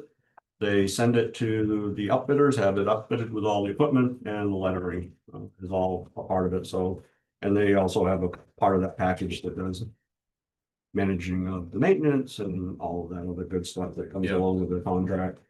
So to do that vehicle, is obviously the 13,900 per year. And then, the plan was to do one in 26, one in 27 to replace the 2 that we have. And then the remaining funds, which is about 75,000 we're asking for, is for renovating the current kitchen. We've been told we reached out to workforce development to do a training program with our staff around culinary stuff, again, to do our own food prep and all that stuff. They came in, inspected our kitchen without, we have wooden counters and they're not up to code because they're not non-porous. We have wooden cabinets, those aren't up to code. The drop ceiling has gone away over the years, so there's no drop ceiling, so you're exposed to pipes and wires and everything, and that's not up to code. So they basically, SMRT. SMRT also made the same statement when they came. That's the consultants that we're doing. Oh, gotcha. As part of the consulting process, they did a physical plant assessment in all of the 3 facilities to provide us with some cost estimates in areas where they felt like we needed to address if we were going to continue to use certain facilities. And the kitchen was one where they noted the same thing. They were like, we need non-slip floors. I don't ever recall the kitchen ever being renovated in all the 30-something years I've been there, if they've ever made any upgrades to it. Okay. But it's a What wall, is that it's a part mess. of it? 75 1,000. What would it look like to wait a year for that? would look like us continuing to use the same. Look like my kitchen. We wouldn't be able to do the workforce development thing. The SMRT, there's no like hook with that. Yeah. That says that was just their assessment of the facility and what needs to be done. They made that recommendation as well as a bunch of other things that they saw with the exterior and the roof and things you would expect with a 50-year-old facility, but the sky's not gonna fall if we don't do it this year, but Any OSHA requirements there, sure. we're inspected every year by the fire marshal and they haven't failed us yet. Is, OSHA comes through, I mean, they have, but nobody has told us that we can't prepare food out of it anymore. so the thing I struggle with this is like intellectually, philosophically, I want to support every single thing that supports people going back out into the community with skills and a sense of community and all of that stuff. But also having your tax bill double is also a risk for people to struggle in our communities and to see more people end up needing the resources that we as a county provide. So I get it. trying to balance that. Yep. I just wonder about waiting a year on this one. No, the training sounds great. Completely up to you. I mean, it's, like I said, we're not gonna stop preparing meals in there. Yeah, It's, I mean, this is one of a number of things that need to be addressed at the facility. I might submit, maybe a compromise somewhere in the middle. There's some stuff in that kitchen that really needs some serious attention. Yeah, The floor is a problem. And there if you wanna go back in history here, we actually had a CO that was out, we had a big, was a big workers' comp thing. yeah, the slipping concern, With a- and with a- maybe it could be to work toward like split the renovations over 2 years and do the training in the second year or And, something. and that's what I'm driving at. Yeah. It's like, there's certainly some safety motivated things. I'm all about making a deal. I get it, and I don't get any more excited about my tax bill than anyone. Yeah, Okay, so I hear you, I hear your point, I think just to kick it all the way. I'd ask you to consider that. Robin had her hand up first. sorry. Yeah, well, I just wanted to ask you, talking about this consultant, but we haven't actually expended any money this year from I'm assuming the consultant was the building and building improvement capital outlay. No, the county commissioners back, well, it was the last year that Bill and Amy were here. In their last year, they set money aside in reserves to cover the cost of SMRT. So that's not something you're gonna see budgeted. It's sitting in a reserve account So what was this year's budget for then? for consulting. Yeah, it says So- capital outlay, building and building improvements, $30,000. But no, that's Oh, for the actual capital. capital part. I'm sorry, because we have a consultant line in the jail and we use it to do our PRIA certification every 3 years. So sometimes there's funds in that and sometimes there's not. I thought that's what you were referring to. So capital needs, what So did we what do is this it last? this year that was budgeted that hasn't been used at all? This year's budget, We have the, 30,000. we have the, it's supposed to start next week, we're having, we have some drainage issues out back. That are, and elevation issues as far as like water, getting into the kitchen with AC and everything else. So we need to reset the manholes and the drains, we need to fix all the grading, that's out there, we're gonna be putting in some fabric and some stone, so that's, and that's what we're planning on this year. Okay, thanks. Cool. So back on the kitchen reno. Safety of slipping floor, that's important. But when you said about porous wooden countertops, By code, you're not supposed to have wooden porous countertops in a commercial so grade wooden kitchen. countertops can be sealed very easily and cheaply. Sure. All right, Mary. She's gonna be down there Tuesday with the sealant. Oh, Okay. Liz, yeah. So I used to work in the restaurants business and the slip and falls on the floors are a big concern. Yeah. So either you have to have slipper resistant shoes or there are mats that you can put down. Right. So you could do that. And then the countertops, yes. There's, you can't do any kind of raw meats on top of wooden countertops. my husband's in the restaurant business. Yeah, I know. so I suggest that we look at maybe doing a partial renovation, doing just the countertops and then putting some mats on maybe the floor. And then everything else maybe next budget season. No.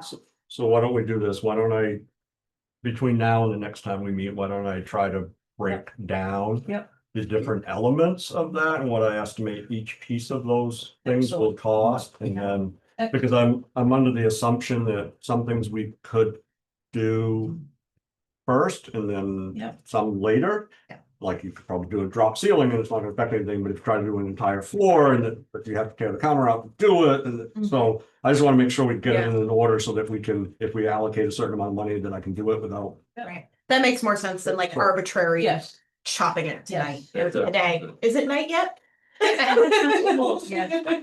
All right, county garden. So the county gardens, I don't have that line here, but I do have the budget somewhere. So as I told you guys earlier, I asked for the commissioners, we had a conversation about the county garden. If it was coming under us, I wanted to be able to show what we were using for funds to run the county garden. And that's why you see it on the revenue sheet. So when you see the revenue sheet, we get a check from the state.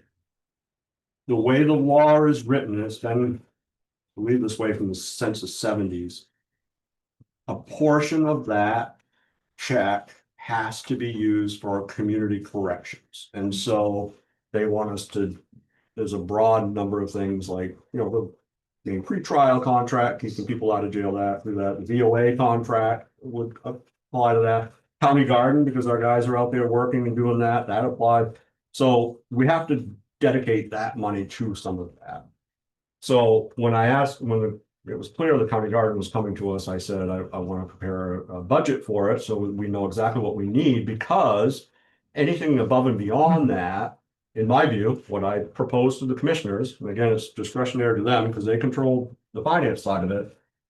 And the revenue sheet, my proposal is that we would use that to offset some of our budgeted cost around Maine pretrial or VOA or any of those types of things. And we are required to provide the state every year with a document that explains how, this is how much you got, and this is how we used it, and this is how we allocated it. So preparing this budget and creating the offset in our operating budget is a way for us to be able, moving forward, to be able to report that. Previously, it's all been done by the commissioner's office, because, well, it was basically run under them, but now that the garden's under us, technically, that's why we crafted the budget, be transparent, and to show you where the money's going and what we think ought to be done with it. Question? Well, I appreciate transparency, but I don't actually see anything breaking out the number. All right, hold on here. I think if you. The back says garden manager. Right, yeah, just keep going. I was under the impression as part of your work. Oh, yeah, there's garden budget. Yeah. Would have gotten a garden budget breakdown. Oh, 630. So it should be a 6. Yeah, I know. It's like I get all of them. Well, that is sticks. Okay, got it. Okay. Thanks. Sure. There, all right. So yeah, we've obviously we've got some equipment out there that we maintain. We have a garden manager, so I'm not a garden. I like gardens, but I don't manage gardens. And I don't have any interest in planting and mowing and doing all of that stuff. So we have Dale Cross, who's the garden manager, and he manages the garden, does all the vehicle maintenance out there. Out there when the residents are out there to help do that, orders and seeds and fertilizers and knows when to apply all that and all that stuff, works with the cooperative extension and the gardens and helps coordinate some of these groups that we've started partnering with, Veggies for All and Waldo County Bounty and some of the other groups that are doing some of those schools. My goal is, this is the first year budget. My goal would be at some point to whittle this down even a little bit further, because I'd love to be able to get involved with some of the school programs and get maybe some hoop houses out there and maybe do some community plots and some other things. But this is our first blush at what we think it will cost to keep the garden open. Where is the savings from, how did you get from 207 to this again? I'm sorry, I think. So this is the budget itself. Then there's a projected revenue Okay. line Right, in right. a separate document. Yep. That lays out, because the amount will vary year to year because it depends on how much the state allocates. It depends on what our head count is and how large our portion of that allocation is. And then it's broken out CCA based on a fixed percentage in statute of that revenue that has to be classified in CCA. So that's why you'll see it's a little different each year. Because there's a number of factors that affect it as it comes in. So we kind of estimate where we believe historically it's been, where we think it will be. And so when you see the funds come in, the unrestricted general operating cost is 582. That's the state portion that we expect to come in from state revenue that the commissioners have ability to use to offset any area of operations. And then the other portion is the CCA designated that we have to account for that should be used to offset community corrections costs. Okay. Where was that revenue? Sorry, but there's so many. There's a separate document that is for, that we provided that just outlines revenue. In a different section. Where, Um, oh. well, I know where I put it in my book, but I don't know where I put it in that. All supporting documentation for jail should be under the 1050 line or tab. And it should be after your budgeted pages.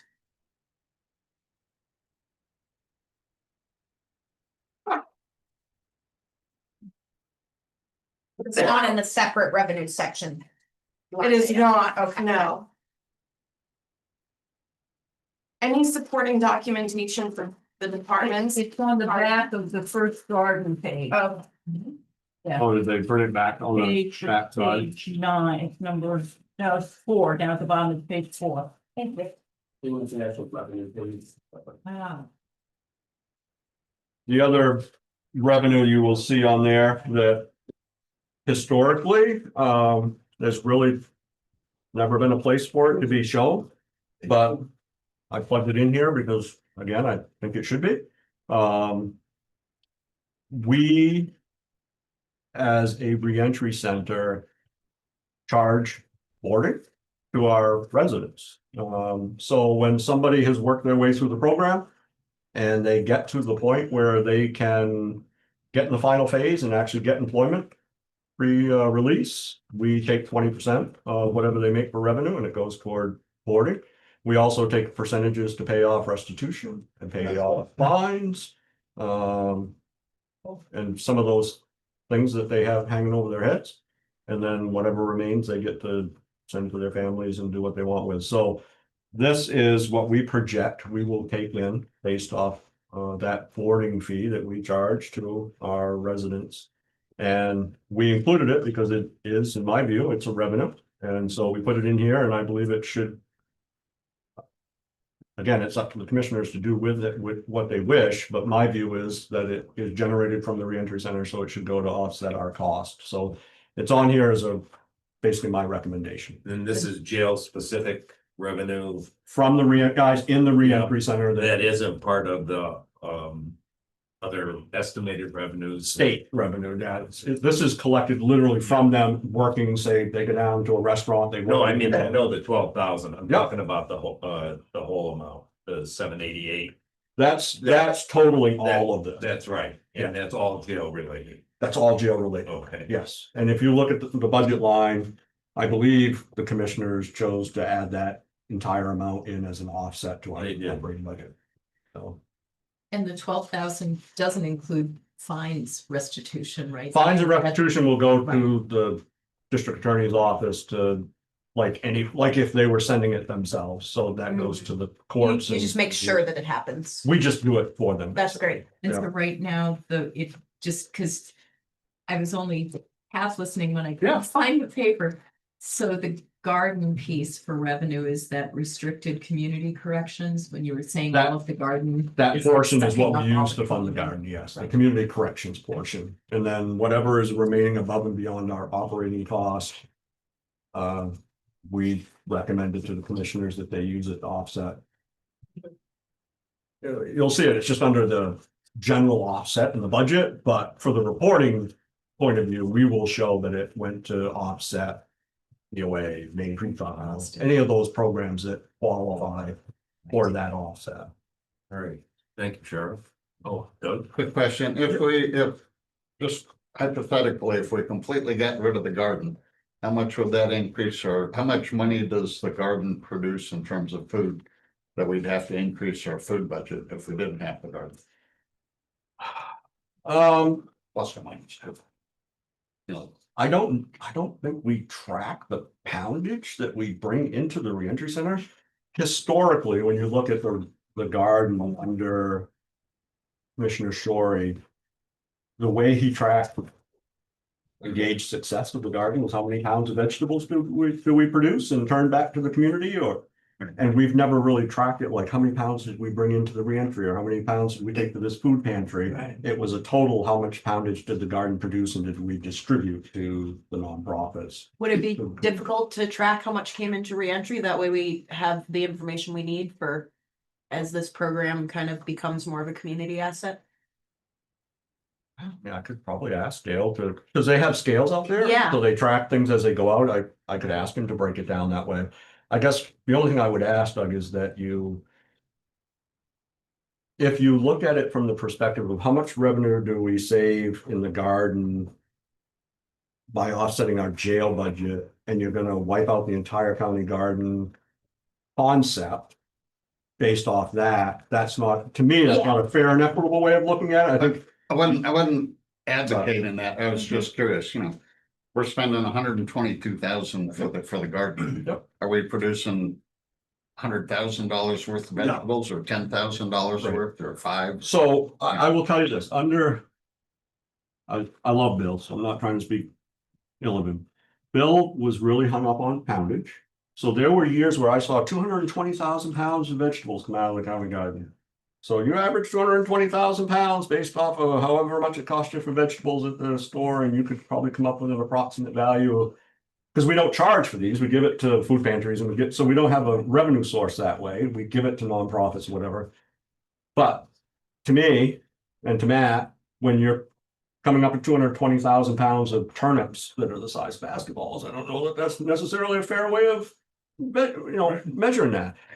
Matt and I both feel the same way, is when you're trying to provide fresh food to schools and to churches and to food pantries, it makes more sense to gauge success by what you are giving them. Are people actually utilizing it and eating it? Because I don't know how many people are eating basketball-sized turnip just because it weighs 10 pounds, but they will eat, green beans, and they will eat, potatoes, and they will eat some of those things. So we have really, when we reshuffled how we're doing the garden, our focus isn't on pounded. It's on producing good quality vegetables that people will eat in the moment, and then trying to extend that for as long as humanly possible. So that's how we are going to track it moving forward, not necessarily the poundage. And then as far as the value of that, I think probably everybody at the table could come up with a different way of how you want to assign a value to what that means for the community. And then, this group has to decide, is that we're $122,000. You want me to rescind my suggestion? Well, Sounds like it would be we super valuable. in thought, and we met, starting in January, as far as there were surveys conducted by all the food pantries as far as what crops were wanted, what crops they would, were being utilized, what they did not want. And so we kind of took it a different way. We used the measuring stick this year is how many days can we produce fresh vegetables that people need? Getting it to them in a timely fashion, but getting a quality food. We talked, we've engaged with the school. We're trying to supplant some of their budget. We're starting with the Swanville School. We recognize they're right in their community and they're right up the street. But Veggies for All put together that survey for all the food pantries who really tried to work with what we could. It's very deliberate what we're doing, and it's a great deviation from historically just trying to fill up, just to shoot for weight. I mean, who wants a zucchini this big? So we really drilled down on that quality piece. We're working on trying to, as the sheriff talked about, we're trying to get our labor so it's not monopolizing all of our labor from the reentry center. We're trying to involve, it's a two-way street. I told them at the meeting, it went out to the cooperative extension of like, I'm the only farmer not trying to make a buck here, as far as, but I very consciously don't want to compete with people that are trying to do that. So we have to be very careful how we distribute that. So if we were doing this to make money, I could put a farm stand out there and every farmer in the community would be screaming. If you're a vegetable farmer, because, they're subsidizing our operation.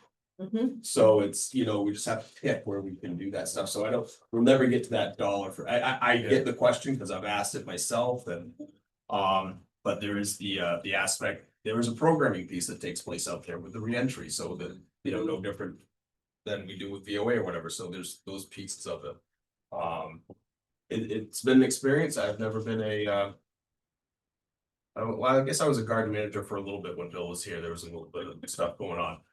But I got thrust into it, but it's, we've got some great relationships out there. We're trying to give more of it back, so it's more of a community thing. We actually gave a big plot this year to the Master Gardener program. You guys run it, it's you.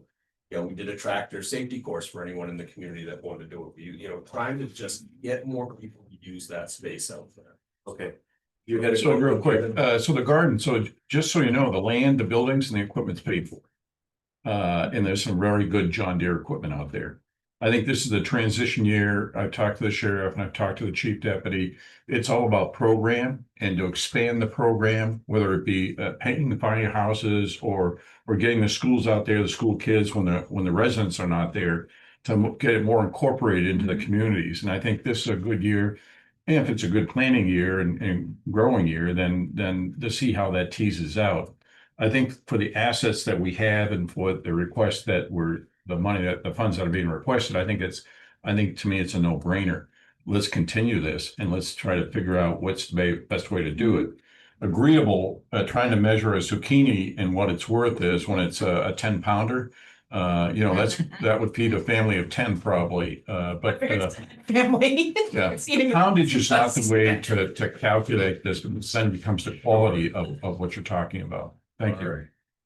Let's, okay, Just want to make one more comment. From what I'm hearing, it doesn't sound like this would be anywhere near going into competition with the farmers markets because they sell to, You know, if you look people, at it, and Tammy, this is going to schools.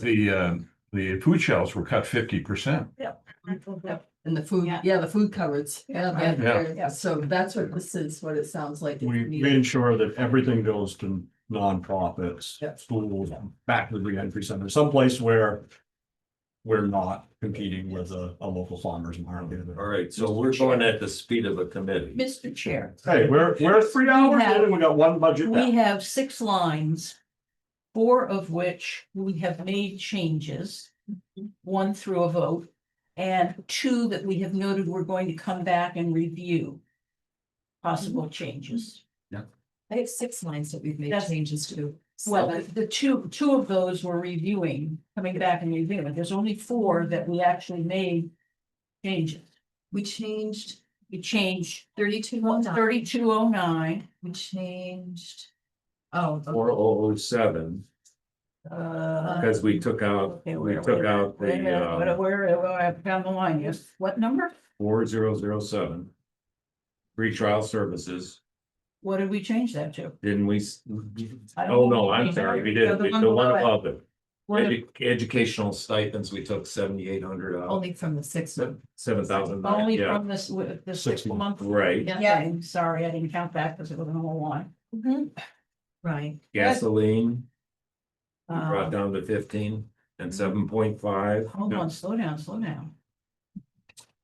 Yeah, gasoline, 4203, Vehicle repairs, we went 4209, 7 and 3.5. yes. Food, 52 and 26. Okay, uniforms officers, 5301.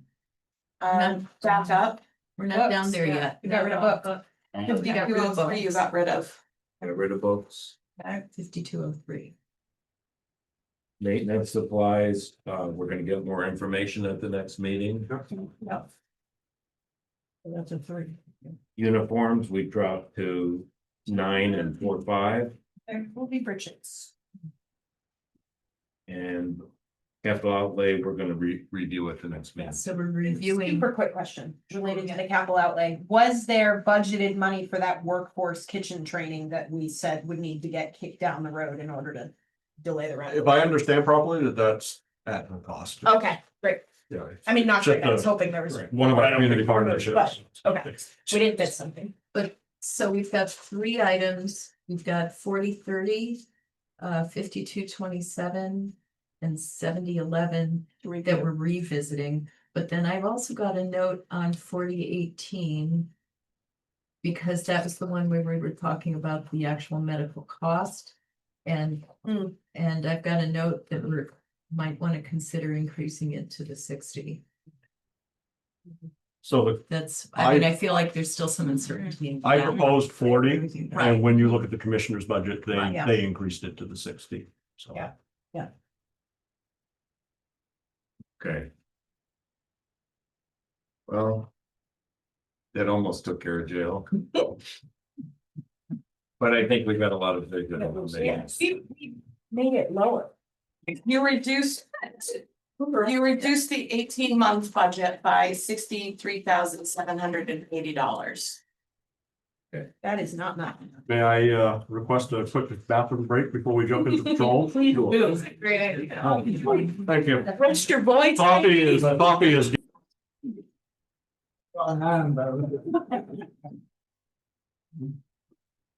we all ready to jump in? We are. Okay. Wages, apologize, I don't have my numbers on here, so let me pull this out, so I'll have some numbers as well as we go.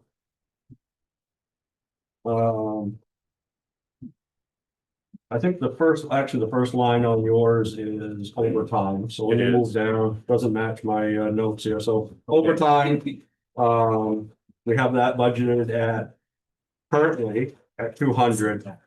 And we are currently at as of August 22nd, when I prepared my notes and had the form, it was 135,700, which was 67%, which should have been 64, so we're a little over. What we did for this was I basically took the average of every employee that we have that can collect overtime in 25.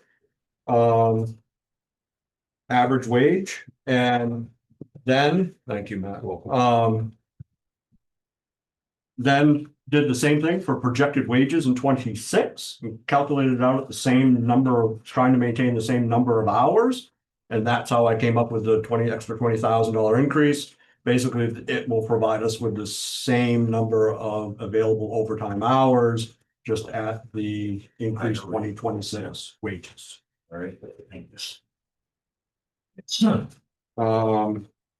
Educational stipend. Educational- You moved those into the wages? So what happened was when the commissioners negotiated the last contract with the FOP, the patrol union, the decision was made, instead of paying like a stipend for educational stipends, they included it into hourly wage. So they basically took the number, say it was $1,000 for a particular stipend, and they said, we'll break that down, and that was 25 cents a foot. Okay. And so it's paid in the wage line and not in a individual stipend line.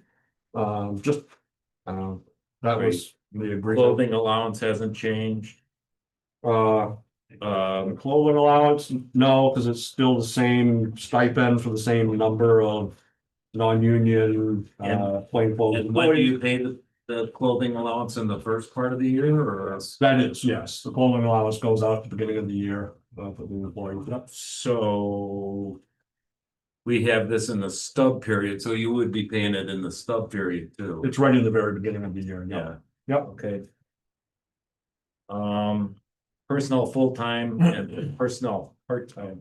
My notes I have, I couldn't tie your numbers, the detailed numbers necessarily back. Detail numbers. The, you know, and to the summary page. 220, 2,247,730. I don't know what the discrepancy you're speaking, I think. I don't have your book obviously in front of me. When they're put on the actual budget sheet. They're rounded to the 10. So Yeah, there's, well, I just don't know where. Yeah, I'm not trying to get it to the 10th, but I see these personnel worksheets. But then you also have to include.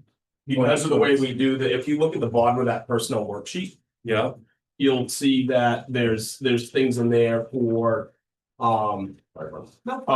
There's pieces in there for the stipends. So that'll be in there, then there's the shift differentials are in there, stipend. and then there's a 5% allowance for. A vacant corporal's position, right now, because that's 5% over a deputy's pay. So that if you add those, is that the difference that you're talking? I don't know. I can't. I was looking for a number to tie back to that said 2,247,247 and 1,149 and then for full-time and then I didn't even look at the part-time, I don't think. It is confusing because the overall summary that's the very first sheet seems to say 2,549,000.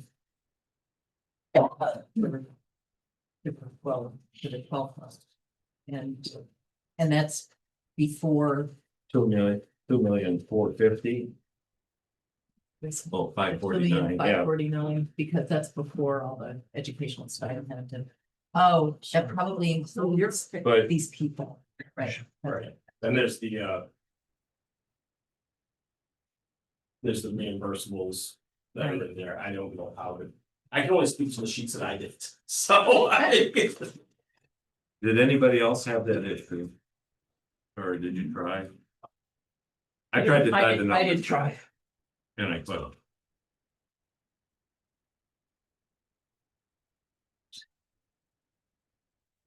So if anybody could help me understand how to tie those numbers together. I would Yeah. ask somebody in the finance to help out with that one, because I guess I don't quite understand why they don't correspond with you.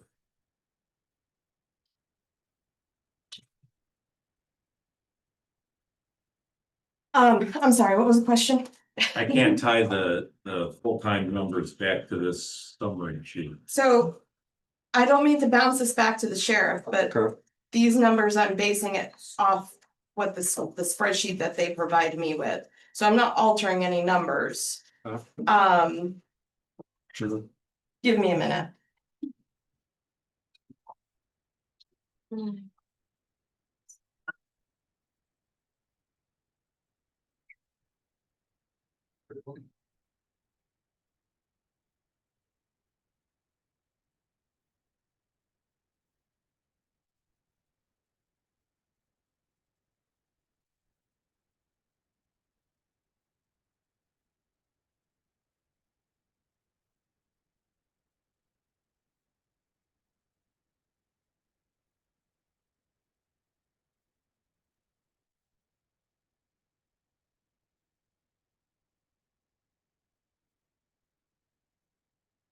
So maybe the 2,549,000 minus the reimbursements you get from the schools and other things. That comes out to 2,134,180, which is still not. Still not there.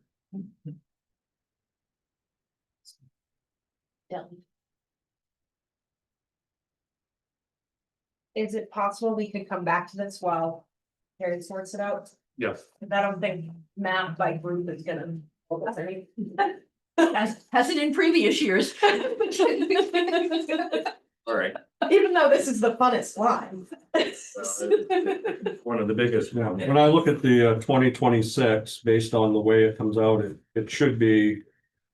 It's 2,587,703 before you make the adjustments for the reimbursable lines. Right. And it should be $2,222,231.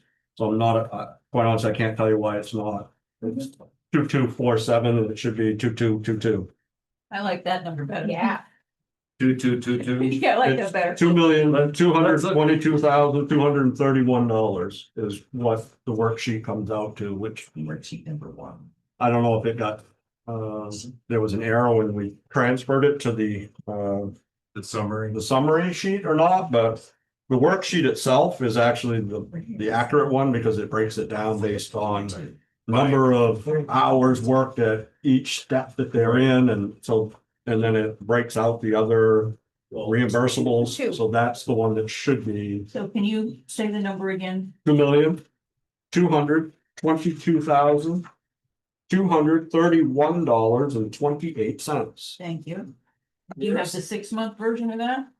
The 6-month version of that, grand total after everything is 1,174,437 and 1 penny. Can you read that first number again for me? 'Cause The I first wasn't one? Yeah. prepared. Two, just read it right out. Like, Two, yep, two, two, two, okay. 231, Mhm. 28. Wait, thank you.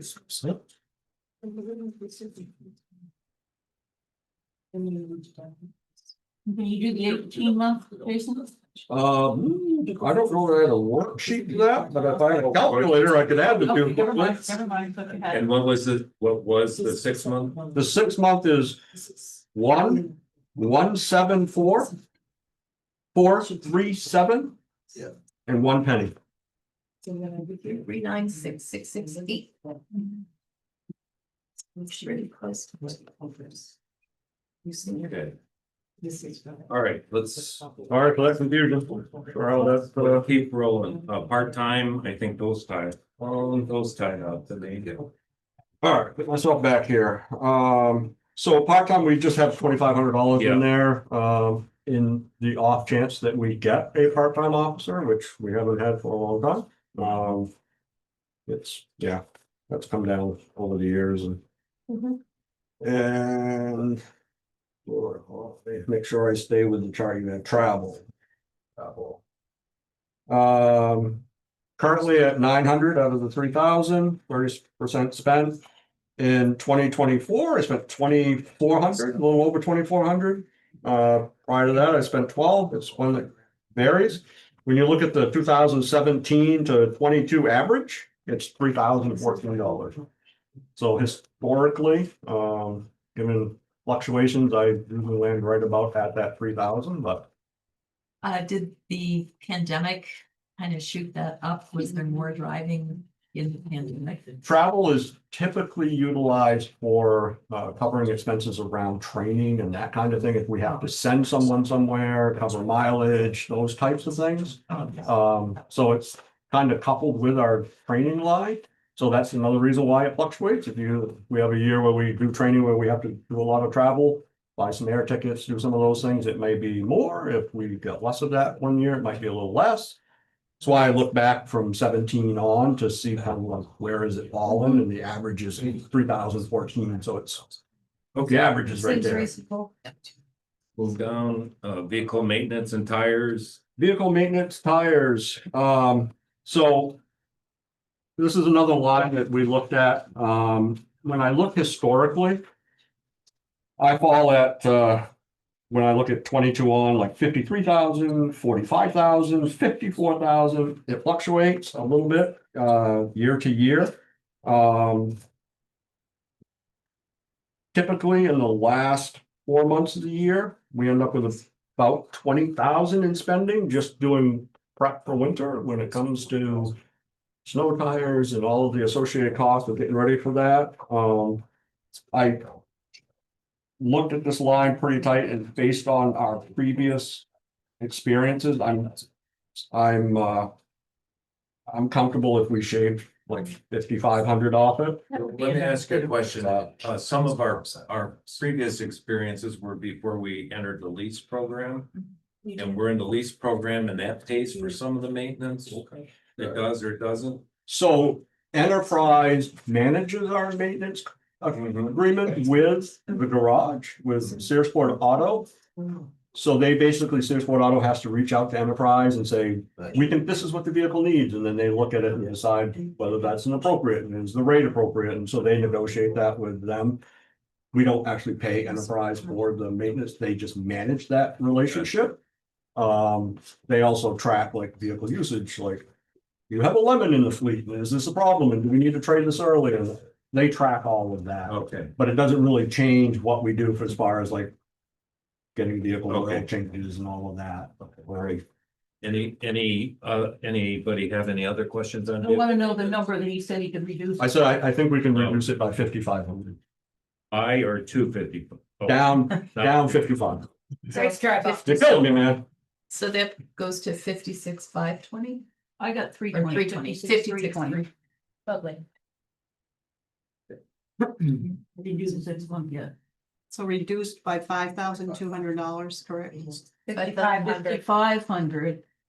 The new number is 53,320. And I did, No, I would, 56. I would ask that you not reduce the 6 month, because when you actually look at that, if you double that, it comes to Yeah. like 52. Okay. For some reason, they didn't do 50% of the 12 in the 6 month. That one is actually more accurate. So, but the 12 month can come down at 55. All right. Ready for fuel? Vehicle fuel. Okay, so fuel is another line that I talk about for a second. So I can give you the historical numbers. As an example, in 23, 24, we fell at 110, and then this last year, 113. So I was talking with the patrol lieutenant about this. Last year, when we switched to WEX, and I mean, not WEX, but to Enterprise, and they manage fuel consumption and they pay WEX and they do the maintenance. In order to do that, we had to open a new account with WEX that had us and Enterprise on it, so Enterprise could see it and monitor it. So all the patrol vehicles and civil stuff are on this new account with Enterprise. So we're going along, we supplied them with all the data, got the account open, and everything's been running. So as I'm sitting there with the patrol lieutenant, looking at this line, thinking, is it sufficient? I noticed one of the lines on one of my deputies in the price we pay per gallon, and I'm like, that seems high to me. And so I said, figure out why it's that high or where they're making the adjustment, because one of the reasons to go with WEX is we don't pay taxes. It's like 65 cents a gallon, we don't pay. But I was seeing prices at like just under or right at like $3 a gallon, and I'm like, that's not accurate if we're getting it. So ask if they're making the adjustment somewhere else. Long story short, what we found out is when we opened that account, even though we submitted all the paperwork showing that we're tax exempt, they have been charging us tax. So we reached out to them and we said, you need to straighten that out moving forward, and it's by law, it's their obligation to contact the state and get that back and refund us or credit us anything that we paid in error, and then correct it moving forward. So that should make, in my view, about somewhere between an $8,000 to $10,000 a year reduction in that particular loss. So that's about what that tax would be. So I'm comfortable if we reduce that line, because we were asking to go to 120 to compensate. I think we can pull that back to the 110, and I think it'll be far more accurate. All right. And I think you can reduce the 6 month by half of that at 5. And with that correction, I think we'll be right on track for that. This is vehicle fuel, correct? Vehicle fuel, yes. Please repeat what Okay. you decided, please. I think it should, my recommendation is 10 out of the 12 month and 5 out of the 6 month. So for a total of 15 out of the 18. Fuel 10,000 out of 6, Out of the 12. months. Yep. And how much out of the 6? 5 out of the 6 would be my recommendation, but. Thanks. Out of the 6, you want half of what you had in the 12. Right, yeah, because we So- halved it in expectation, so yes. All right. Building maintenance, why do we have the building maintenance when we have facilities maintenance? We've had that line forever, it's just basically for incidental stuff. That we need, that we don't need to reach out to Chris for. Historically, we've utilized it for odd and end things that we need, but it's $300, so. You want to eliminate it, and I'll lean into Chris if I need something, and Yes. it's gonna end the world. All right, Mary. So that's removed. Yep, mobile portable radio. Mobile portable radios, so this is the line that we do, not only purchase new radios, repair radios, but we also do, radar certification, recertifications, and there's a bunch of stuff. It's a very consistent line. Between 2017 and 22, our average was $3,935, and currently we're at 5,000, or just under 5,000. All right. So it's a really consistent line. But that's nothing that should be in the IT budget. No, because it's really actually for equipment purchasing and for. Specific for radar. and stuff like that. Yeah, it's more Okay. operational stuff for us, not IT. Fine, let's move on. News, again, that covers our part of this is like Dirigo, we have the company Dirigo that does our policy maintenance. TLO, which is an investigative software, Wolfcom is like $1,300. That's to manage and keep all of the data from when we had Wolfcom as body cameras and again, keep access to all of those videos. Maine Sheriff's Association membership. We pay a stipend to the Great Rifle Club up in Jackson to use that for the range.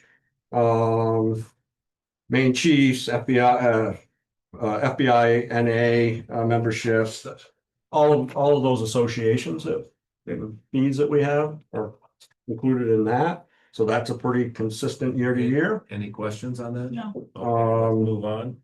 Postage, so that's just our administrative assistants and their postage. Our yearly average from 17 to 22 is $226. Let's move on. Yep.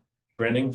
Printing, we use, like I said, J Black Printing to do our trespass notices and harassment notices and any documents we need printed that we can't just do in the office. We contract that out. Okay. It varies year to year, but right now I think we're at $300 spent. You're showing $300 spent? Yeah, we just ordered another round of harassment notices and trespass notices. I think it was like $285 for the two of those. That didn't show up on the appropriation sheet, so. Okay. Office supplies, another one that's a kind of a catch-all for like everything we need at the office. Very consistent year to year. Our 2017 to 22 average is $13,085. In 23, it was 12,600. Last year it was 13,400. Looks like you buy a lot of supplies at the last quarter of the year. I don't know about that, but I'm showing a number of spent to date, 65, 68. as of August, what was the date for that right now? 68.47 is on the newer sheet that they gave us to. Still 47. below average. Trainings and schools, that one is one that will vary a little bit year to year. Again, it'll depend on their staffing package and training opportunities and where those training opportunities are, whether they're local or whether we travel for them. Some specialty trainings are far more time and cost intensive than others. Currently, at least when I looked at the appropriations for August 22nd, it was 8,800 spent halfway. My yearly average from 17 to 2022 was $11,895. In 23, it was just over 12. In 24, it was 17,400. Well, it's again one of those lines that varies. Okay, any other questions on that? Training? It seems like last year was kind of an anomaly. Do we have, I seem to remember last year we hired several new people. And maybe that's why it was higher. We'll have vacancies going into this? We month? do, and there's also, the academy just raised their prices for the basic schools by, They've gone to, there's a line specifically to cover the Yeah. tuition at the academy, which has gone up. They just got a notice that it's gonna go to 4,000 per student.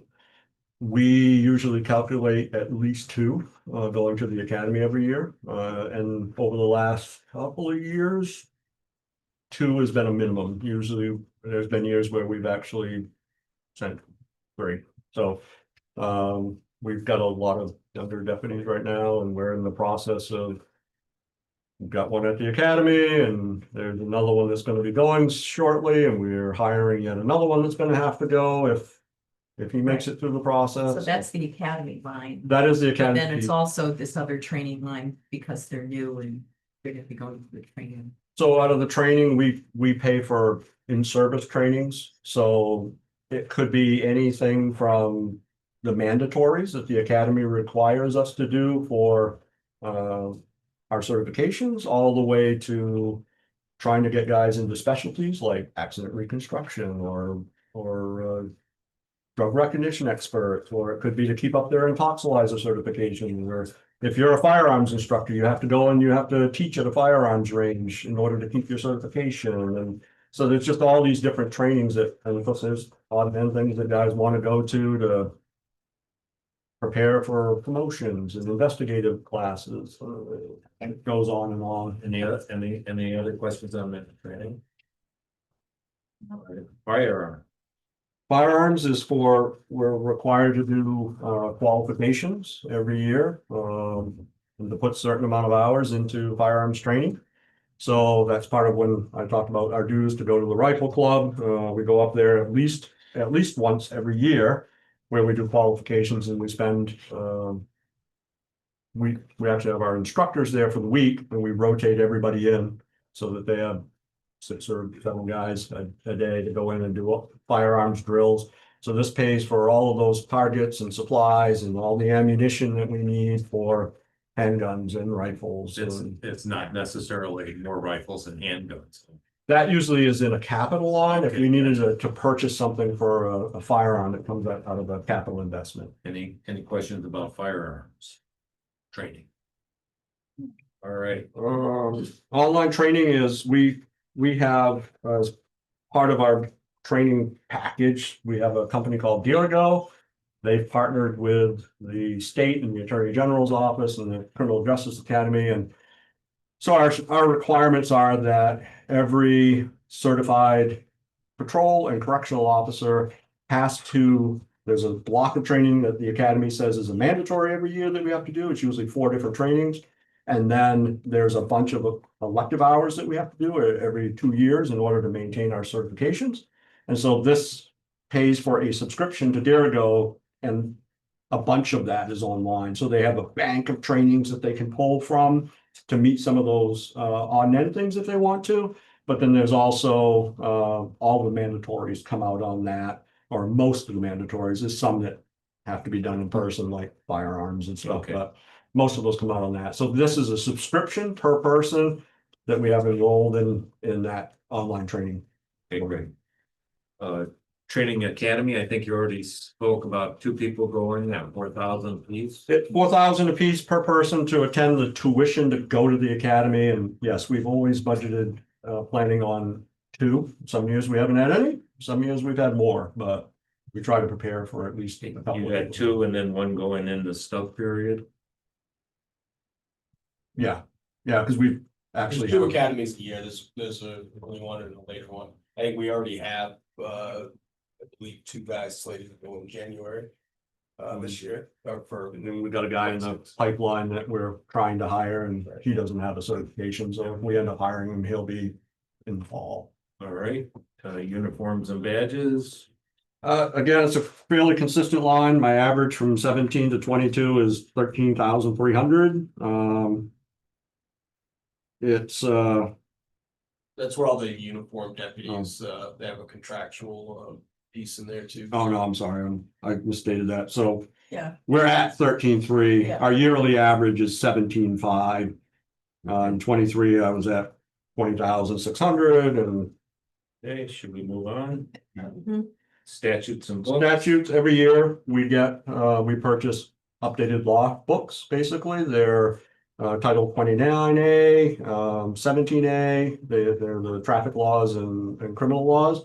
Every time the legislature goes through and creates new laws or changes or updates, they issue them, they give us cheat books that we carry that breaks down all the common things. It's something we buy every year to update the deputies with. Investigative supplies. So investigative supplies we use as a catch-all for anything to do with an investigation. So as an example, we seized a vehicle. We needed to bring it back to the sheriff's office to have it inventoried and searched.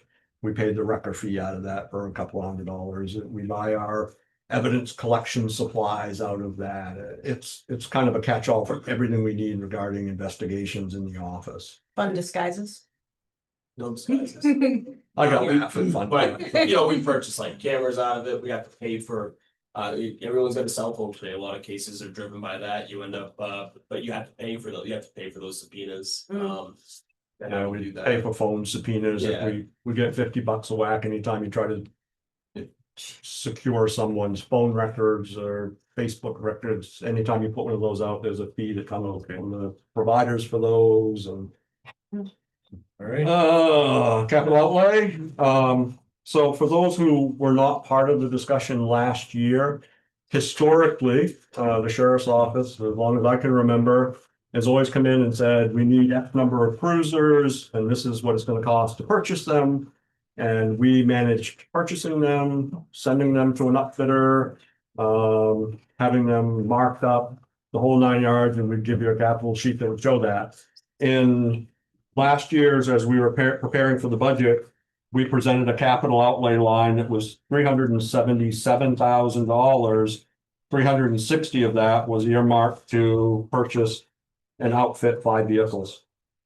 So That was a healthy discussion. that was, and so that was the year that we rolled out the proposal to lease vehicles.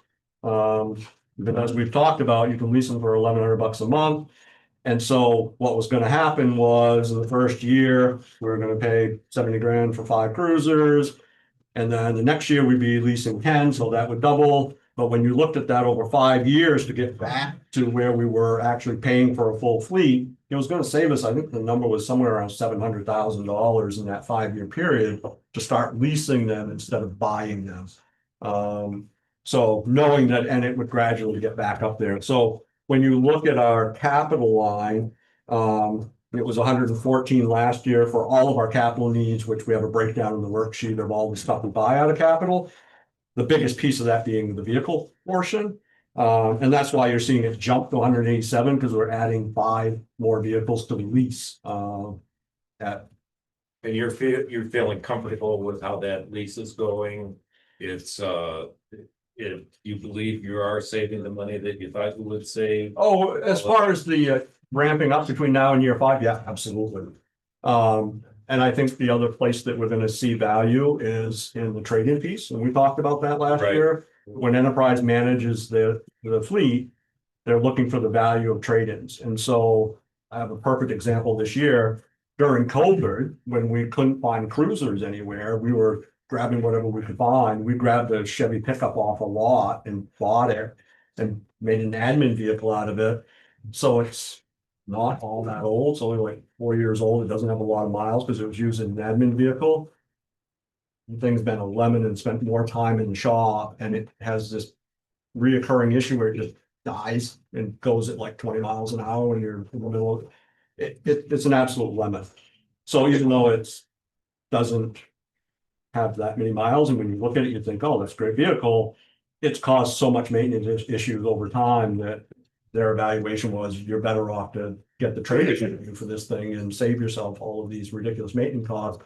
And we even had to move it to the part-time fleet because it was to the point where the guys couldn't even depend on it to go to a hot call and have the thing actually get them there. And so it was a perfect example of being able to identify a problem vehicle and them saying you're better off financially to trade this thing and get a huge trade-in than you are to try to keep this thing and move forward. So. What's your history with accidents, damages that way? So we actually are part of the risk pool. So 15 out of the 16 counties are insured through the risk pool. I think we do fairly well with vehicles. We have a handful of car deer accidents here and there. We haven't had any real significant crashes in the last year or two. All been minor, Mary. I'm chair of that committee. It's all been very minor, but the deer accidents, I keep saying it's the same deer. No, they're not. And where is that? So I can plan out my hunting project. And when you look at the insurance side, that's actually, I think you can find that in the commissioner budget because it's not reflected in my individual department budget. I was just really, owning the car versus leasing the car and how it affected that. I wasn't aware that that was gonna change it at all, but. We're still paying the insurance. Okay. So jumping back to uniforms and badges. Yeah.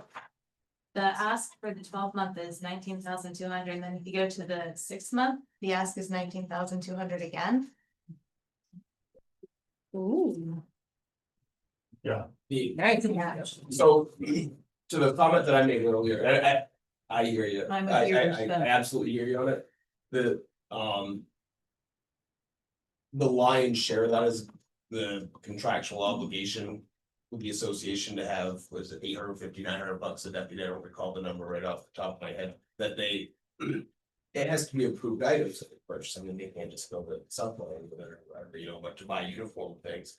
So the way that contract's written is, you know, January 1 of every year, they'll have those funds available.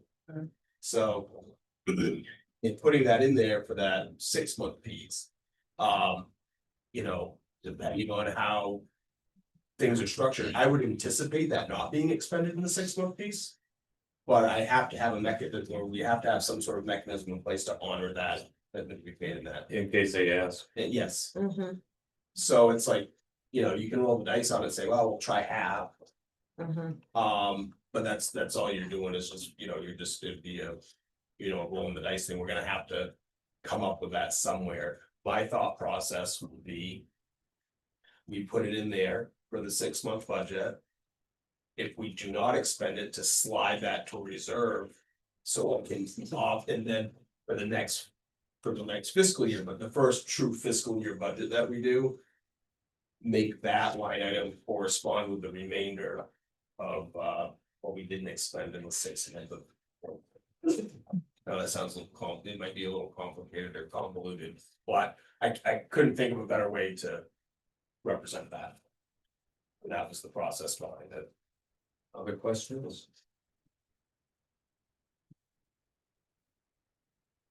Gary?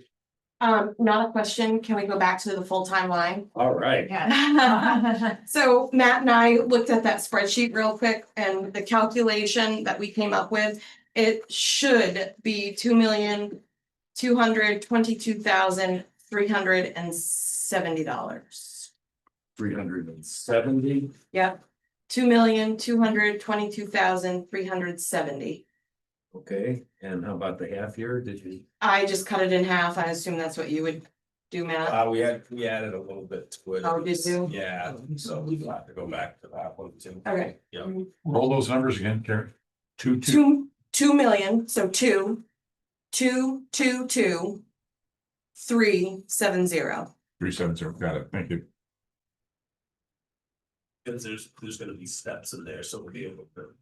I don't know.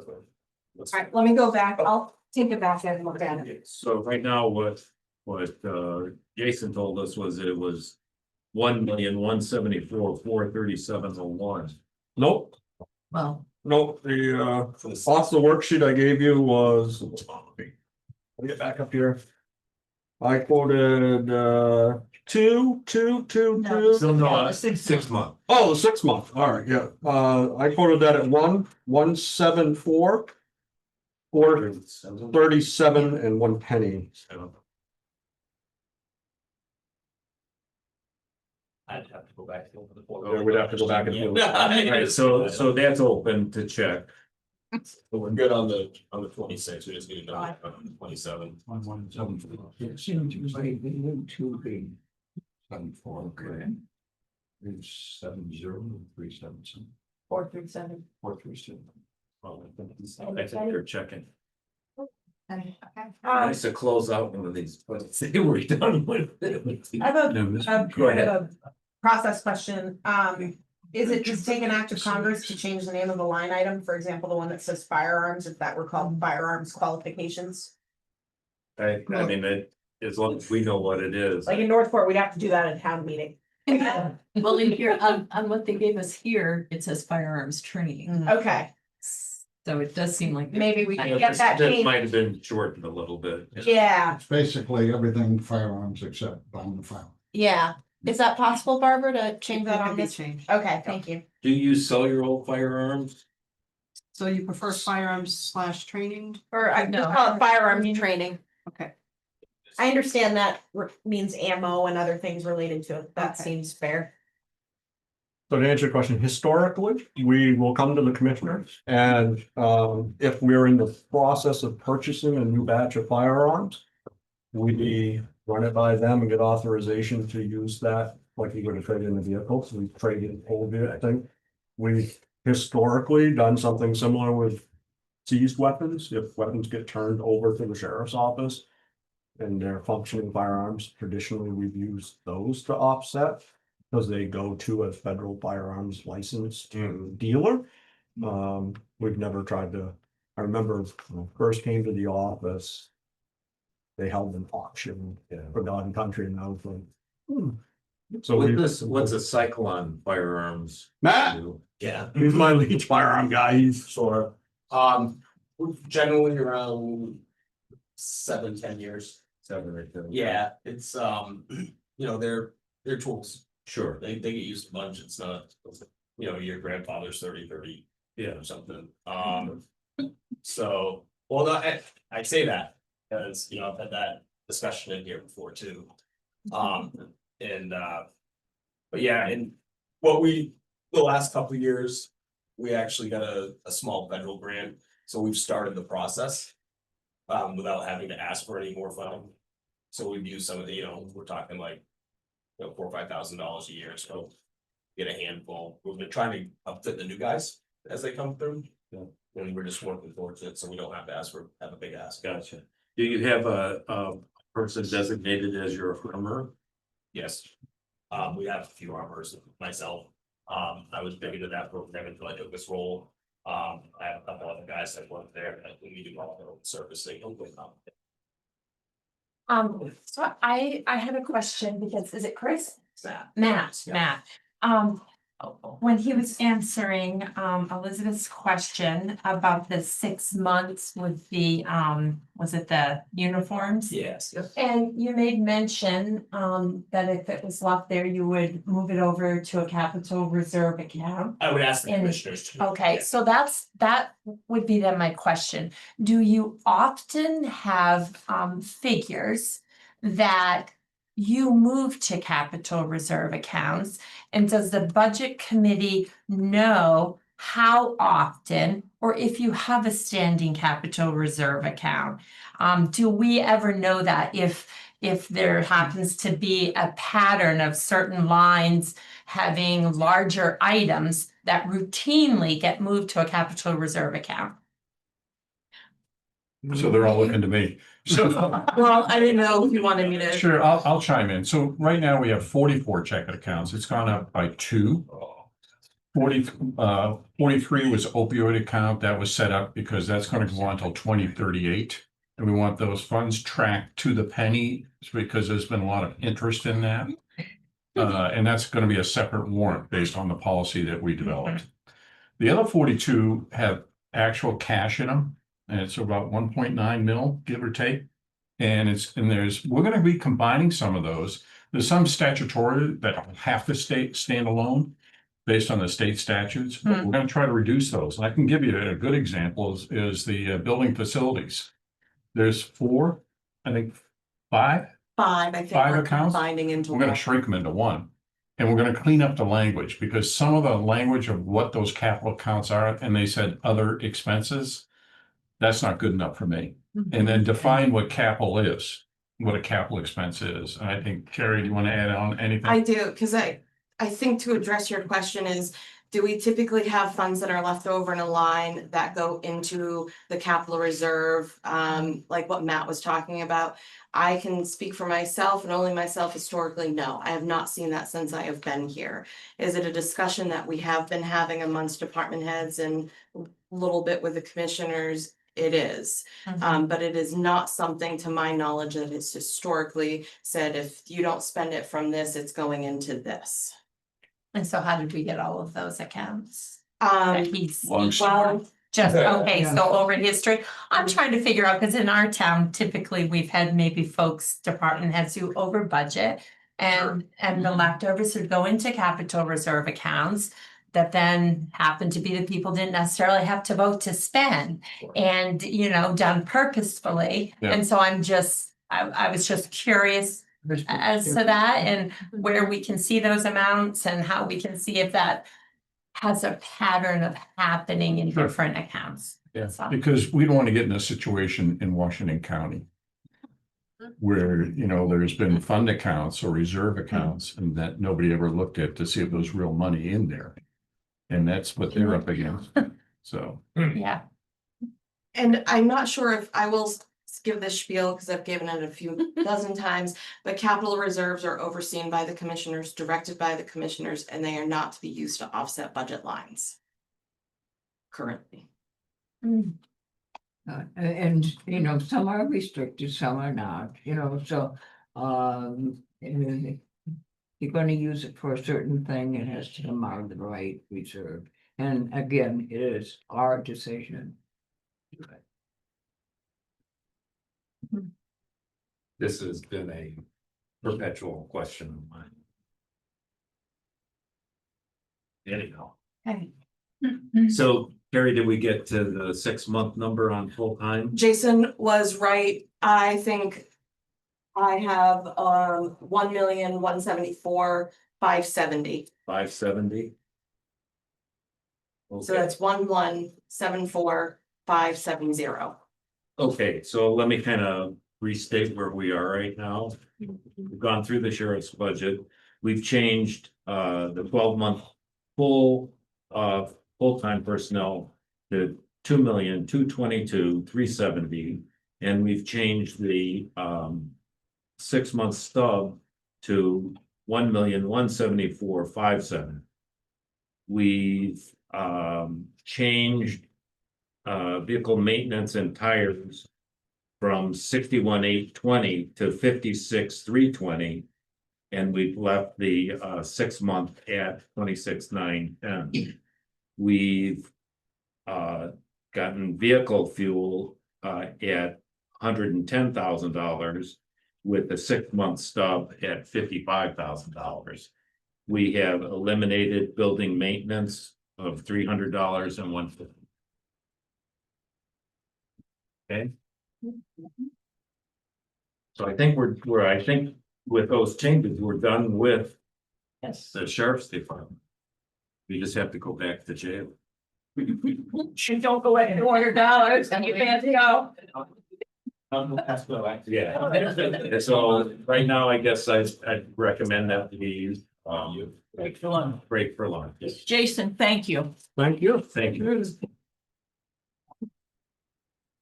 And then when we get back from lunch, IT. all right, Back online.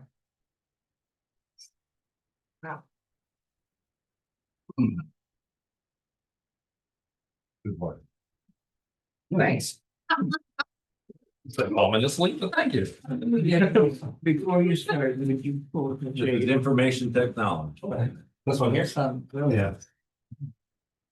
That's good. All right. Good to see you, blinded me. Well, that's because of the top of my head, but you discussed that before, but thank you for bringing that up. Poor guy. I did wear a hat today. I could wear that as you want. You don't cut any slack or anything. No, exactly. So this is probably the biggest budget center that had any kind of reconstruction to it, I guess. Yeah, because I only had like 3 line items last year, so a lot of these are Really new. easy. Yeah, exactly. So, Trying to give us a hard time. well, you know, I thought you had it way too easy up until now. We did. So your budget is up 411% Yeah, roughly. with a stub at 65% of that increase. Yeah. So, So we've got some people here who weren't here last year, the year before, that little nickel elevator speech about why there's a new budget line. yes, so in the past, IT has come mostly out of reserves. When I first started here 5 years ago, the only thing I had in my budget was my pay and training and travel, and that was it. So over the past few years, we've added telephone in. We took, each department used to do their own telephone and internet lines. We moved that all into the IT budget. And then I've tried to push in the past to slowly add more things into the IT budget, but there was some pushback from the former board of commissioners to do that. What's that? I was gonna say, I choked my words. No, my words, the former.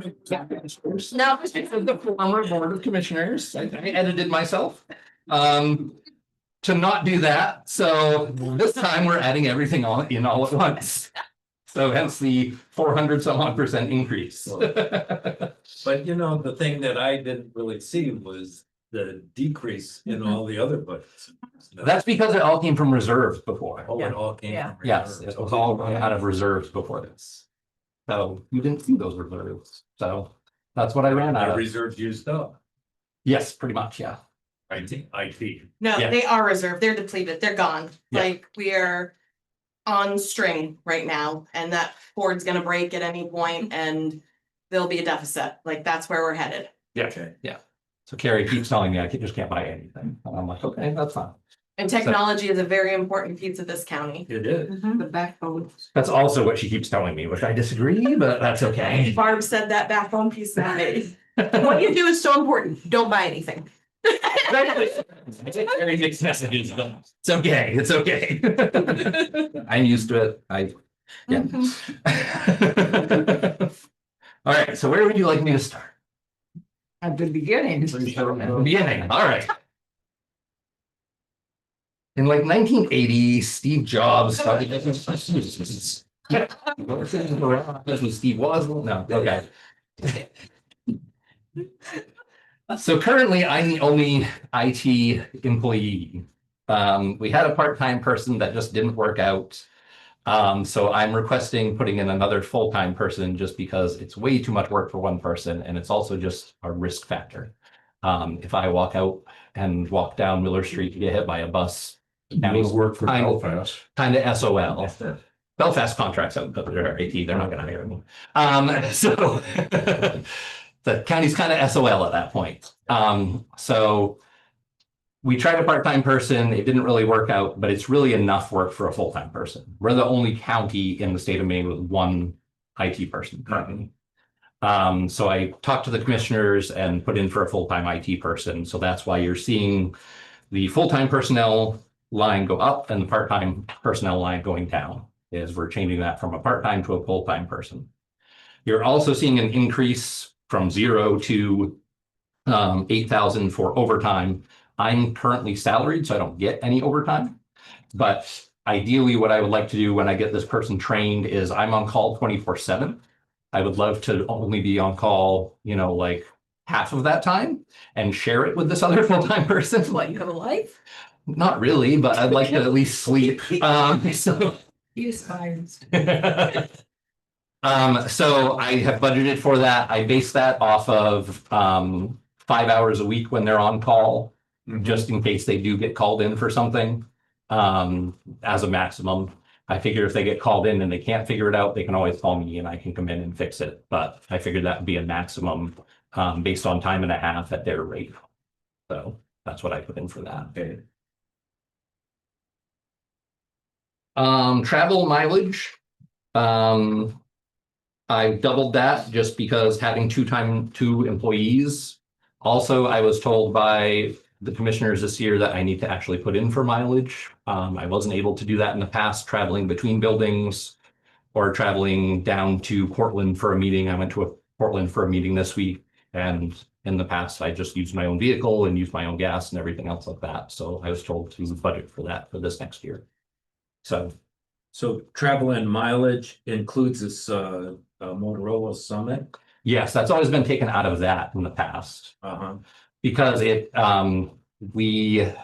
when we do it, we buy a plan that includes plane tickets, the lodging, and the summit itself. Gotcha. So it doesn't break it out. It's a better deal to do it that way. Yeah. So I wasn't sure whether to put that under travel mileage or training. So where it's always come out of there, I just didn't move it at this point. And you're gonna have two people go to That's my plan. hire? Yes, depending on when we get them hired. If they're not hired in time, obviously not, but I put that in there just in case. So questions, Mary? We'll talk about it when we get to that line. All right. Meals, I put in $100 for the full year and $50 for half the year. Just traveling, if you're in an airport for a meal. So is Motorola gonna feed you? They do, but not at the airport if you're waiting. And I will have to say, I will not bore you with the story, but on the travel back from this past summit, I was in the airport for like 29 hours. So I did have to buy a few meals. So I'm hoping that doesn't happen again, but And where is the summit? this year it's in Florida. This past 2 years it was in Texas. Okay. So, yeah. Good. Yeah. Jail telephone is a new line that we moved out of the jail and over to my department. I was already paying the telephone bills, but I separated it out to the jail telephone line for the cell phones that the jail gets. They have 3 cell phones over there. And Carrie told me that I needed to separate it out by statute as much as I could for the jail separate expenses. So that's why you're seeing that. Jail video conferencing, jail wide area networking. We're just moved over to my budget, but there's $0 line items. Great. Telephone and internet. That is all of the telephone lines for the county, whether they be landlines in offices, cell phones. In the vehicles, we have body cameras and in-car cameras that require cell phone connections. So there's that as well. Hotspots for any employees that require a hotspot for internet connections, or a body cam that requires an internet connection, as well as internet connections at all of our buildings. Okay. I have a question. Yes. Mary, you want to go? Go ahead. So when I added up the detail on internet and telephone, Yes. I came up with 198,000, not 222 for 18 months. Okay. Is there a reason for that? Yes, because I have put in for a grant this year for new laptops for the deputies. Mm-hmm. And those new laptops, we are putting in cell phone connections or data connections on each laptop because we have run into issues when you're in a cruiser and you take video on your cruiser camera. Mm-hmm. It starts uploading that video immediately to the cloud. When it's uploading that video, it uses all of your internet data and you can't do anything else on your laptop at the same time. Gotcha. I've reached out to our vendors and they say, oh yeah, that's a known issue. You have to get a dedicated connection for your laptop, which is another $40 a month. And so that's the difference between the two. Yes. Yeah. So I've reached out to them saying, why can't I use something called QoS, quality of service, and say, give the camera 50% of the connection and the laptop 50% of the connection. And they say, oh, well, that just can't be done with our system.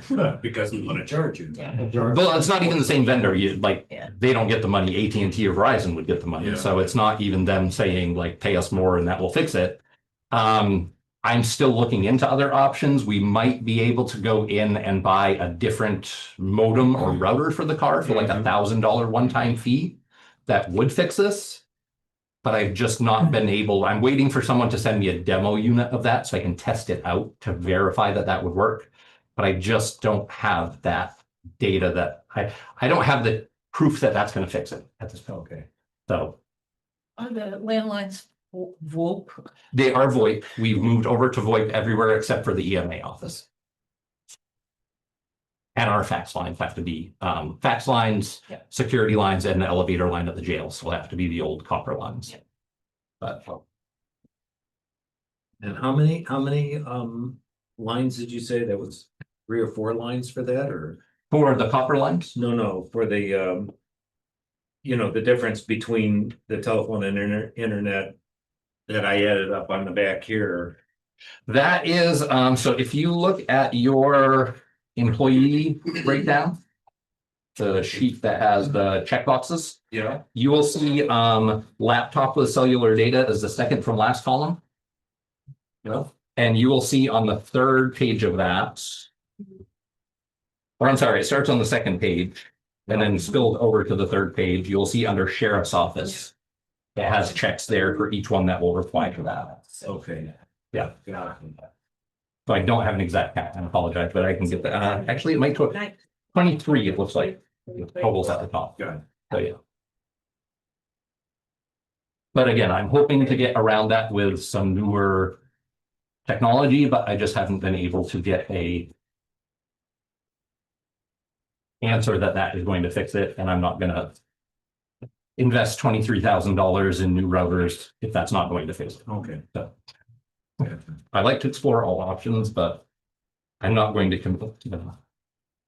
Jail lease agreement, that's a $0 line that got moved over from the jail. 4506 software as a service is a new line item. And that one, I'm gonna have to go to my list to see exactly what that one entails. I apologize.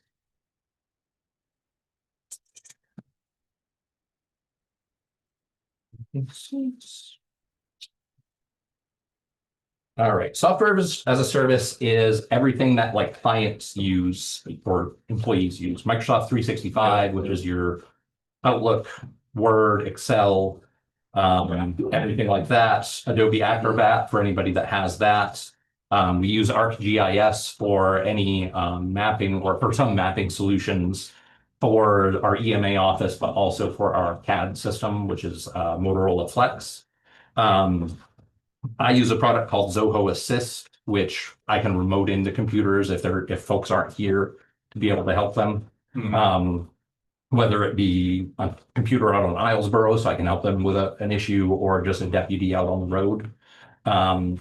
Then we've also got Basecamp is a piece of software that's a kind of like project management piece. If we're working on a big project, I can collaborate with other people. ContactZilla is a piece where we can put all of the county's phone numbers in it. And if I hand somebody a new phone, they don't have to manually program all those in there. I can just sync it up and they'll have all those new phone numbers. As well, if we get a new deputy or a new employee, I just drop that number in there and it gets pushed out to all the phones as well. So we don't have to do that either. SMTP to go is a mail server that's up in the cloud that we use for some products that we have with fire department, like I Am Responding. That pushes out when they get a call, they get a page or a text message. And we use that mail server just because it's up on the cloud. We don't have to worry about if we're doing maintenance on our mail server. It doesn't delay those messages or anything else like that. I think it's $100 a year. So we just pay for that and text messaging and things like that, just to be much more reliable in those multi-factor authentication. Is something I'm sure you all use for like your bank accounts. You get sent a code to log in. We are required to start doing that by the end of the year or the beginning of the year with our Motorola Flex system by the FBI. They have standards that we're held to called CJIS, it's Computer Justice Information Systems. And unfortunately, it's not like, even though I know that state doesn't stick to these, where it's, you know, in the state where they say like no unfunded mandates. Yeah. But we know how well that works. The FBI doesn't care. They say you have to have this, figure out how to pay for it and figure out how to make it work. And if you don't, we're going to shut you down for the access to our system. So multi-factor authentication is one of those that we have to go by the beginning of next year. So that's something we have to figure out. And we have to, I'll be honest, I'm struggling with it a little bit because we have multiple unions in the county and not all county employees have county-owned cell phones. And I picture certain people saying, well, you're not going to put software on my phone because it's not a county-owned device. If you want to do that, buy me a phone. So I think we're going to have to go with a solution that has multiple options. Like maybe I give you a device that has a number on it, or I give you a device that, you know, you plug into the computer, that sort of thing. So that's why I'm evaluating devices, is just because I don't want to, you know, force people to put things on their personal phones, and I get that. So is this multi-factor? Is that going to go out to municipalities as well? The requirement is going to have to go out to any law enforcement agencies that log on to our systems. And I've got to figure out that as well, because if we pay $20 for a device, hand it to somebody at Belfast PD, I'm just going to use them as an example, and they run it over the next week, who pays to replace that?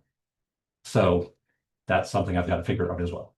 So, and I'm not picking on Belfast PD saying they would do that, Mary, but oh yes, they would. Just as an example. But Can I ask how we know which of these items are new? Because I'm assuming that under different departments, you had to have Microsoft and whatnot. And how do we know what the number was Microsoft we've compared to had this year? all along. I can tell you, everything on here we've had all along except for multi-factor authentication is gonna be new. And Edmunds financial software is new this year. The commissioners decided to move over from a very antiquated. It's replacing something though that. we Yes, don't it's replacing paying for. NDS, which is a very antiquated. I have never been in it, but I would say like DOS-like financial software almost. Go back 20 years before that. Yes. So we don't really know what the figure was that you spent last year, even though it came from. Barry would be able to reserves tell you compare that. To this year. For NDS, you would be able to tell us probably what we spent. Oh, for NDS, yeah, it was, yeah, you. Well, I would think for all of this, right, in IT, we only. Yeah, I can try to had find it out for you. your- Yeah, Your wage and all of this that was paid from reserves. We don't really know what has been paid for all these services. Oh, we For know. IT. yeah, I can try to find that information for you. Yeah, Great. yeah.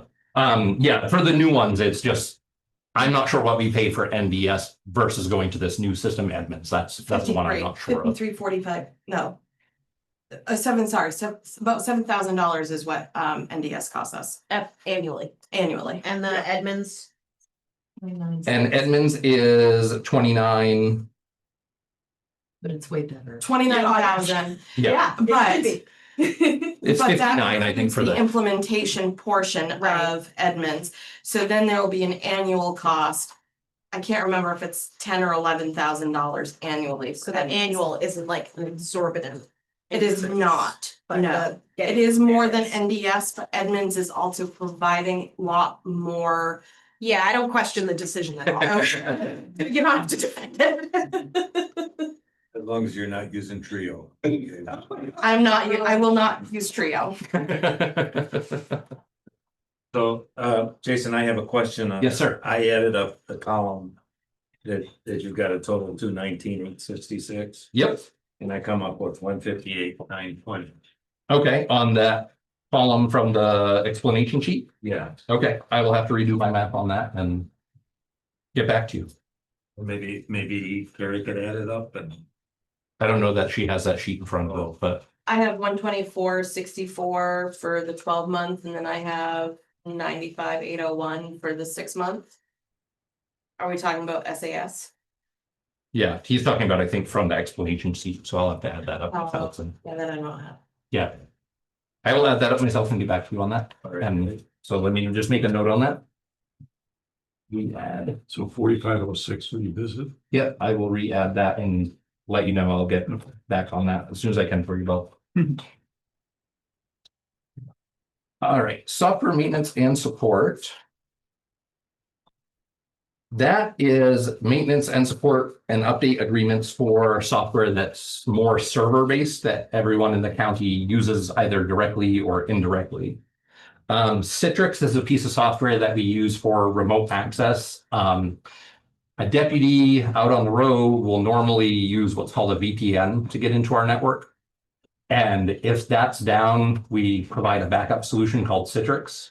And that's what that is. It's just you go to a web page, you log in, and you get access to all the same apps on the server. So you can still get into Spillman Flex, you can still get into your email, Word, Excel, all those sort of things. VMware is a piece of software that virtualizes servers. It's kind of in depth to get into, but more or less what you're doing is you're taking 1 or 2 physical servers and you can run 30 virtual servers on it. Great. Okay, I was gonna say, I don't know how in depth you want me to get on that, No, but no. okay. And then I use a piece of software or a suite of softwares called Manage Engine. That allows us to keep track of IT assets, push out patches, do help desk ticketing, that sort of thing, and network monitoring. So if we have a computer that's, using all the CPU or high RAM, it will alert me to that, and then I can remote into it, take a look, see what's going on, that sort of thing. Or if it's running out of hard drive space, we can look at it before it becomes an issue.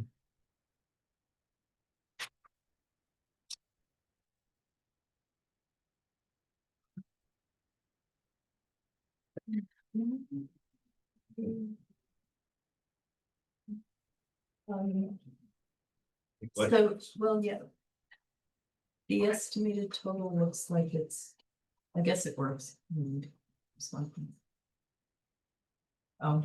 The estimated total on that one also is a little higher than 1.5 times the number, but only by. But these are estimated annual costs. here. Right, and when you multiply the 69,258 By one. by 1.5, you get 103,888, but. Okay, I will check my math on that again, sorry. It's a line item. Peanuts. No, but peanuts add up after a while, so I will check on that for you as well. Alrighty. Which one is that? A line item. 4507. Well, so, Yep, I will check on that one as well, and I'll do that while Gail's presenting and let you know what I come up with. Yeah. While you're redoing, I had noticed the previous line, the software as a Yep. service. The breakout there is not 2/3, 1/3 either. It's like. Is there, you've got certain times when just. Some of them are coming up the first of the year or the first half of the year, so they get paid in that versus some of them. Right. Yeah, so it's just the timing of those renewals. Public facing digital platforms is a new line item. I was trying to come up with something description that made sense, so I apologize if that's very wordy. So in the past, we've heard complaints, and I agree with the complaints about our website. It's horrible to use. Me. It's horrible to use. It's horrible to manage. It's just a pain in the butt. So Useless. I agree. Makes us look like we're hiding things. Yes. I agree with that as well. So we are moving to a new website platform and a new meeting management platform with video management and video archiving and everything like that as well. So this line item Any can, indexing? what's that? Any indexing? Yes, it will have indexing. It will have, what's the word? Closed captioning, where you can search the closed captioning on that as well. Yes, so all of those fun features. Yes, yes. This is So, a treat. yeah, exactly. So, we're moving to a software called Civic Plus. That is going to have a new website. We're working on that, trying to work on all three at once, but it's a lot to do. So we're working on a new website. We're working on new meeting management with videos for all the meetings, recording for all the meetings, having closed caption, having agendas be more automated. So Barb doesn't have to work, and do that all of herself. And then the minutes being also fed off the agendas and then done quicker after the meetings as well. So they can just get approved. The other part of that is, FOA, or is it FOIA or FOA? FOA, thank you. FOA request management, because our sheriff's office, none of them are here, so they can't vouch for this, but are getting more and more FOA requests on a daily basis. And it's taking longer and longer to handle those requests. Because if you have one deputy show up to a case and they're there for an hour, they have one body cam, that's an hour worth of footage, and then 3 cruiser cams that are an hour worth of footage. So that's 4 hours worth of footage you have to go through. Every deputy you have, that's 4 more hours worth of footage you have to go through. And So- you get to redact certain things You- from that. Might have to redact certain things. Who you use it to see the redaction, the sheriff? He has an administrative sergeant that goes through that currently. So you have to go through that. We have to keep track of how long it takes to do that because you can charge after the first 2 hours. You have to then send it off to them, keep track of the time, how quickly you reply, everything like that. I know Barb gets quite a few requests down here. And I'll be quite honest, currently it's just a hodgepodge of how we track those or don't track those. We have one department that keeps an Excel spreadsheet of their requests, and that's how they do it. I'm not sure how other departments do it or if they track it at all, honestly. And it's going to blow up in our face one of these days. So we went with Civic Plus because they had a good product. There are other municipalities in the state of Maine using that. So we're implementing that as well. There will be a web portal where people can go on and submit their requests. If there's a request that, and I'm going to use this example, I hate to do it, but like Lewiston with their shooting down there, If it's something that you think you're going to get a lot of requests on, you can make it public and searchable. So you don't have to get 1,000 requests on it. You can just put it out there and make it searchable and people can search for that. So that will save time as well. You can redact documents as well. So yeah, so we're implementing that as well as part of this project. And the last piece of it is through another company called Smarsh, which I think is a very strange name. But it is our social media archiving and text message archiving. Because I'm not sure if any of you are aware, but much like email, any digital communication through text messaging also has to be archived for 7 years, or is supposed to be. And currently we're not doing that. So that's. So got a quick question. If I take the 77,000, multiply it by 1.5, Yep. You don't get 120. I get 115. Okay. 88. My math is apparently very far off, so I will double check all my math. How's that for you? All right. All right. Before you go on, Yes. so this nice, the personnel breakout that you gave us for all the equipment. Yes. I see where all the software as a service Yep. added up, but where, after the double line, after Adobe Acrobat, what line is the county provided cell phone, the cellular hotspot, the In telephones, I think, or cell phones. Find that one that I have. Yeah, county provided cell phone. It should be after Acrobat. Oh, okay. That's where you mentioned hotspots and cell phones. Yes, yep. County provided cell phone, cellular hotspot, in-vehicle modem, laptop with cellular data, or body cam cellular data. Thank you. Should be our across the top there. Jason, Belfast has used Civic Plus for 2 rounds. We've done Yes. two Yep. two websites. Yep. I don't think we have the FOA part. No, yeah, but, and I think you we've went been very- somewhere else with video stuff, so, Been very pleased. yeah, good, so. Are you getting a lot of full requests down there? Oh, my God. All right, information technology, security, and infrastructure protection. Firewalls. We currently are under a 3-year contract for our Sophos firewalls, so those aren't up for renewal yet, as well as our antivirus. So there's nothing there. Our email filtering, we're also under a 3-year contract for that, and intrusion prevention systems, patch management. We're also good there. The only one I have here is physical security and monitoring at the jail. We have a camera system that has to record 24/7, and that comes out of my budget. So that's the $16,683. Why is multi-factor in this budget as well as the previous one? That was a typo on my part, so I will take that out. Oh.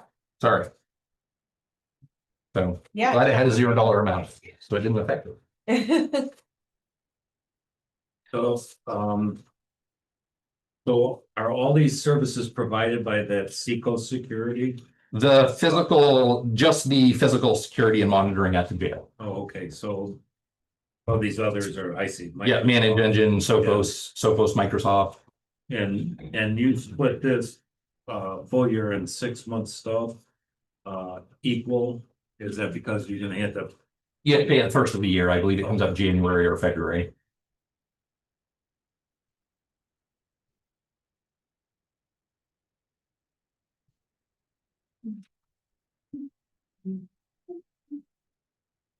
Technology asset disposal and recycling. So anything technology related that we have to dispose of cannot just be thrown in a dumpster. We have to dispose of it the correct way. I don't know how else to say it other than that. Share up for gun practice? Yeah, we can't do that either. So first we have to take any hard drives that we have and wipe them in-house through a DoD wiping system that wipes it 3 times and then writes zeros to it. Then after that, we use a company called Give IT, Get IT out of Waterville. We load up a pallet for them. They come and pick it up. Then they recycle it. They take all the metal out of it, any mercury, anything else like that. Anything that they can reuse, they will build a computer, and usually I believe they give it to like women's shelters or homeless shelters, things like that, so they can be reused. Anything that they can't reuse that they end up disposing of, we get a bill for that. But it doesn't end up in a landfill or anything else like that. So that's what that bill is for.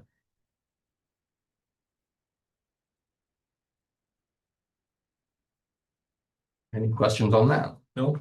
Okay.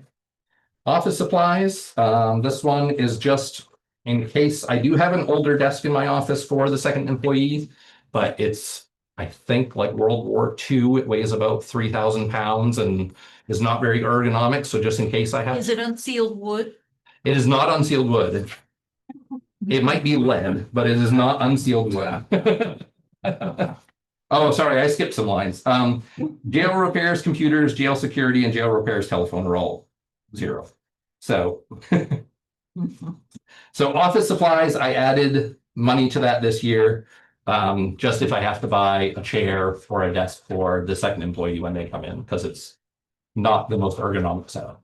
Buy it for yourself and give the. I really like the desk that I have. My desk is unsealed wood, but I'm not cooking on it, so.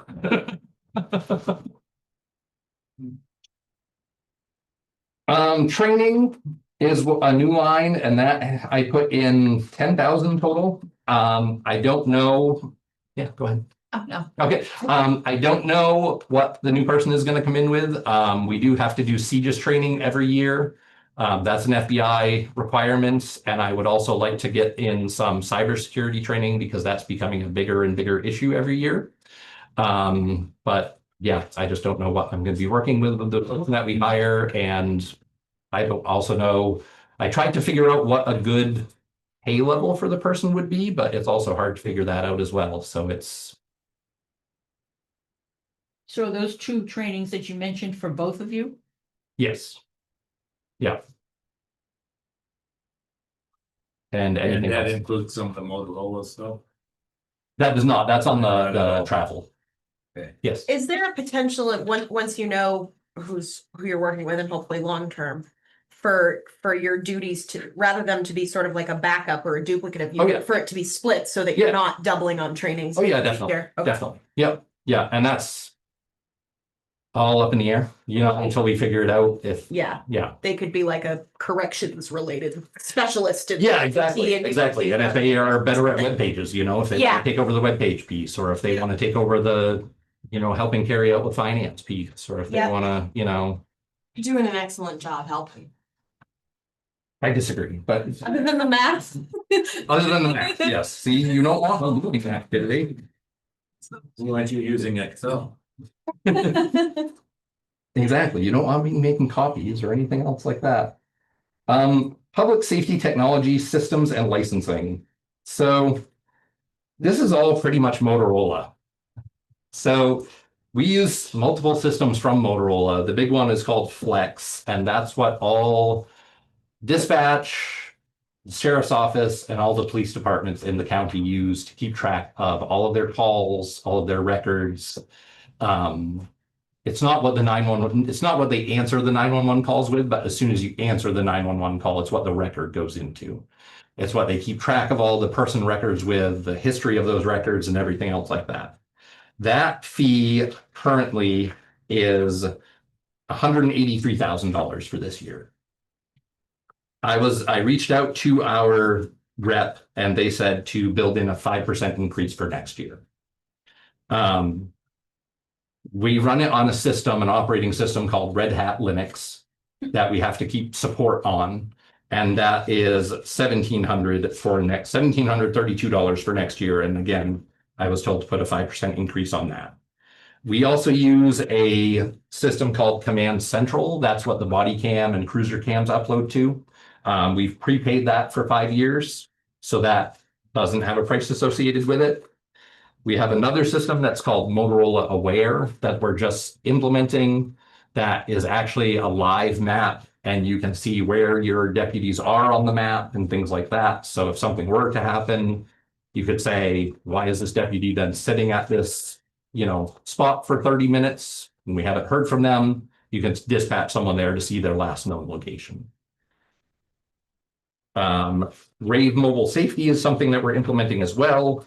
That will allow us to, it's like a mass alert system that we can put in place. If there were we can geofence an area, say, past school. We could say if there is a shooting within 3 miles of that school, send out an alert to all the staff at that school, that sort of thing. So we're working on implementing that now. So that's a newer product that we have that's included with our subscription.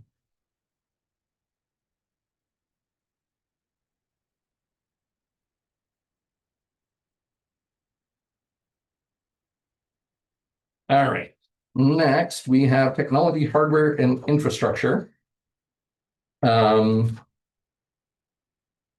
That is installation and replacement of computers, monitors, printers, network switches, wireless access points, and battery backups and structured cabling.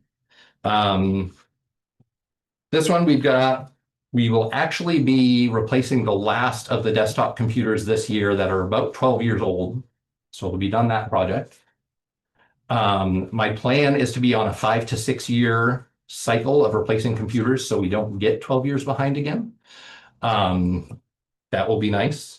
So in the next 18 months, we'll have about 10 laptops that we should start looking at replacing.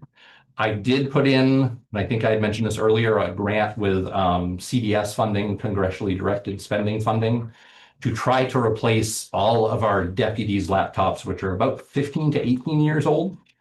So hopefully we get that. If we don't, then I don't know what we're going to do with that, but we'll have to figure that out. We have the majority of the people in the county have dual monitors, and that helps them out quite a bit doing work. But I would like to add second monitors for those that don't, so they can be able to do more work on that. We have a couple of printers that we need to replace that are no longer functional and getting up there in age. Network switches, we have switches up at the sheriff's office that are what I call our core switches, where if they go down, really you can't do much of anything. And those are about 15 to 20 years old. So those need to be replaced within the next year or so. And then the structured cabling, you'll see $50,000 there. We have between the comm center and the sheriff's office, we have underground conduit that goes between the two buildings. We have fiber optics that run between those two buildings. And we currently have 8 strands of fiber optics, and those are all full. And we just pulled out our old phone system from those two buildings, which I think was installed when the comm center first went in, so 2001. And when we did that, we pulled all the old phone cabling out of there. My plan is to replace that cabling with a new fiber optic run as a backup.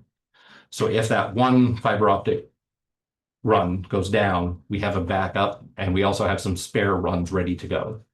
So that is just a backup. So what you got now is completely full. We have 8 You're strands. worried that since it was put in when Alexander Graham Bell was here, Not quite there, but yeah.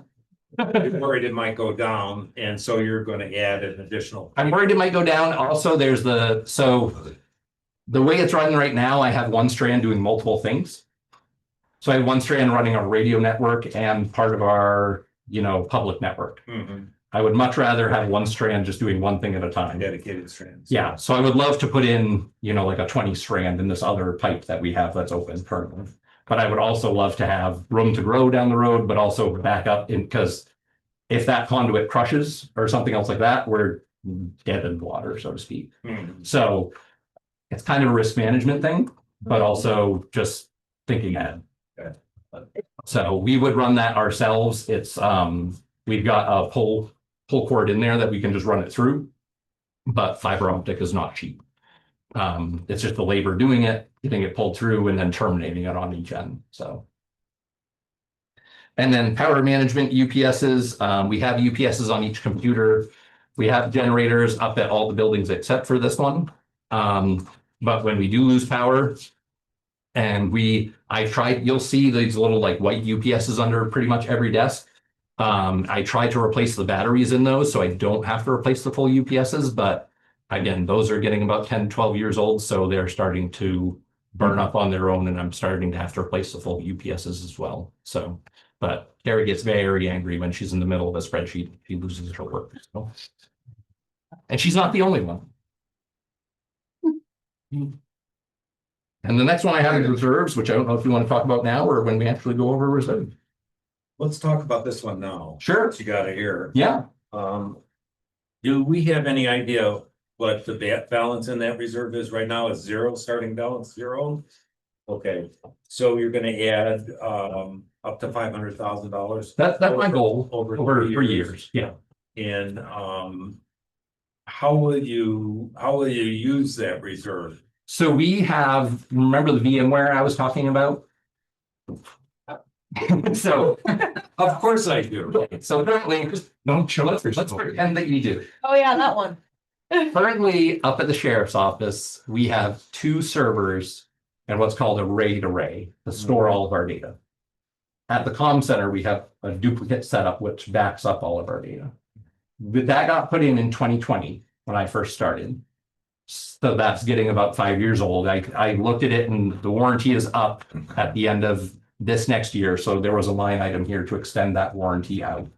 We can extend it out another 3 years, but then it's going to have to be replaced. Or we just run on it without warranty, which it runs everything for us. So I'm not a fan of that. Yeah. I did reach out to a couple of vendors and said, hey, I know we're talking 4 years out, but what do you think this would cost to replace? And they said probably right now between $300,000 and $400,000. So I said, okay, I would like to start building up this reserve now. Sure. Then to come to this committee or whomever's on this committee in 3 to 4 years and say, hey, I need $400,000 to replace this because it's going to die. Okay. So that's my understanding of how reserves should be used. So I guess that's why I'm trying to fund it a little bit at a time. So. I have a specific project in mind. I have a specific date I would like to do it by, and hopefully they can last that long. I've got a warranty if they don't. And so you're not anticipating any use of that reserve No. until you hit the end date of the. Exactly. Yep, I'm going to extend those warranties out as far as I can. I'm going to max out. We can buy new hard drives for them if we need more space. That's my plan. There has been some talk about bringing another municipality onto our system. If we do that, they are going to pay for any increases in storage. So they will shoulder those burdens. But yeah, that's my thought process. And yeah. If we have a capital reserve account for this, is it on a county level, is that labeled, and is that the only thing like in a municipality that it can be used for? That is my approach. When you say bring another municipality on our system, what does that mean? So there is another town that uses the same Motorola system that we do. Okay. There has been some talk about us taking over dispatching and 911 calls for them and moving their data off from the current county server that they're on, moving it onto our server. Okay. And having them connect to our server to do that. Another town outside of Waldo County? Yes. Oh. One that we might have read about or heard about. I don't think so, no. Oh. So when I read through your initial write-up, Yeah. I saw you said, oh, yeah, maybe we can supply some municipalities with Yes. services. That was what you were talking about, or were you talking about? No, we've talked about this before, I think, but like Stockton Springs has 2 officers, I think, maybe 3. I don't want to misquote that, but and I'm drawing a blank on his name now. Moody? Yes. Sure. He came to me and was like, we pay, I don't remember what company it was, this much to do our computers. He was like, why can't I just pay you to do our computers? And I was like, I don't have any time right now. I just have 0 time to do this right now. But I said, I think that would be great because in theory for any law enforcement agency to reach out and use Jim's Computer Shack, anyone that works at Jim's Computer Shack has to be CJIS certified. They have to go through a background check. They have to be fingerprinted every year, all this stuff. Can I guarantee they're doing that? No, but I would be highly surprised if they were. we've run into some instances where some people were using some outside vendors and those people were impersonating cops and got arrested for it. And things to that effect. So anyway, yes. What's the benefit of sharing resources with a town outside of the county? Like, could we run into like our infrastructure is at capacity and now we've done this thing because, yeah, they were We paying can for charge them but- for it to do it. Yeah, We can charge them for dispatch services. We can charge them for 911 services. We can charge them for hosting that. yeah. And a reasonable profit. I don't know what the law is on that. Overall, long term, like, you know, all of there's infrastructure involved Yeah, in this, yeah. that is an added burden too. So I've actually gone to a town outside of Waldo County. Oh, you're doing this on purpose. Yes. Well, I look at it as we're bringing revenue into the county that's non-taxpayer. Uh-huh. And so, and there's no secret about this, but we took over, it was last year, 911 service for Knox County for what, 7-8 months, Yeah. something along that line. Yeah. And I think we left some things out of what we should have charged, Yeah. you know, and it's one thing to be back up, you know, for 911 services for Knox, you know, hey, your system's down for a day, we'll cover you, that type of thing. But when you're down for a period of months, then we should be talking to a long-term contract. And the long-term contract brings in revenue to the county where we can make some money. Sure, I just to Bob's point, I would want to Yeah. make sure that we are charging the appropriate amount. Yeah. And the other thing I was thinking, when I read that, I thought, I pay Maine Technology Group. Yeah. $1,500 a month. Yeah. For what's called a Meridian thing. Yeah. They supply my computers. Oh, yeah. They back it up, they Yep. do everything I need them to do. Yeah. Would that be something down the line that the county might consider? I would love to be able to offer that personally. And when I was talking to Stockton Springs, I said, you know, we can like, I have to be CETA certified. I have to be fingerprinted every year. I have to, you know, go through all this stuff. So you know that's going to happen. The other thing that I run into, and I'm going to use Belfast as an example here. We take care of their Motorola Flex items. So if I get a call from the chief down there and I go down there to work on an issue, but it turns out to be a printer issue, I don't cover that for them. So then they have to call, I think, the computer guy or whatever his name is. So then it's like, well, whose issue is this? If we brought it all in-house or offered that, we can't force them to. But if we brought it all in-house, then it would be, it doesn't matter, we go down and fix it for them. And when I was talking to Stockton Springs, I said, and this is just me talking out loud, not having talked to the commissioners about this, but I said, you know, we can do it cheaper. You know, like we're not, if it's a town in Waldo County, this is just my example. We're not looking to make a profit off that where Jim's Computer Shack is. You know what I mean? Like, we're not looking to make that profit. We could just help you out, you know, sort of thing. And my other thought is also, you know, Stockton Springs, Belfast. If we all also used like cooperative purchasing agreements, you know, and said, oh, we're all going to buy Dell computers or Lenovo computers or HP computers.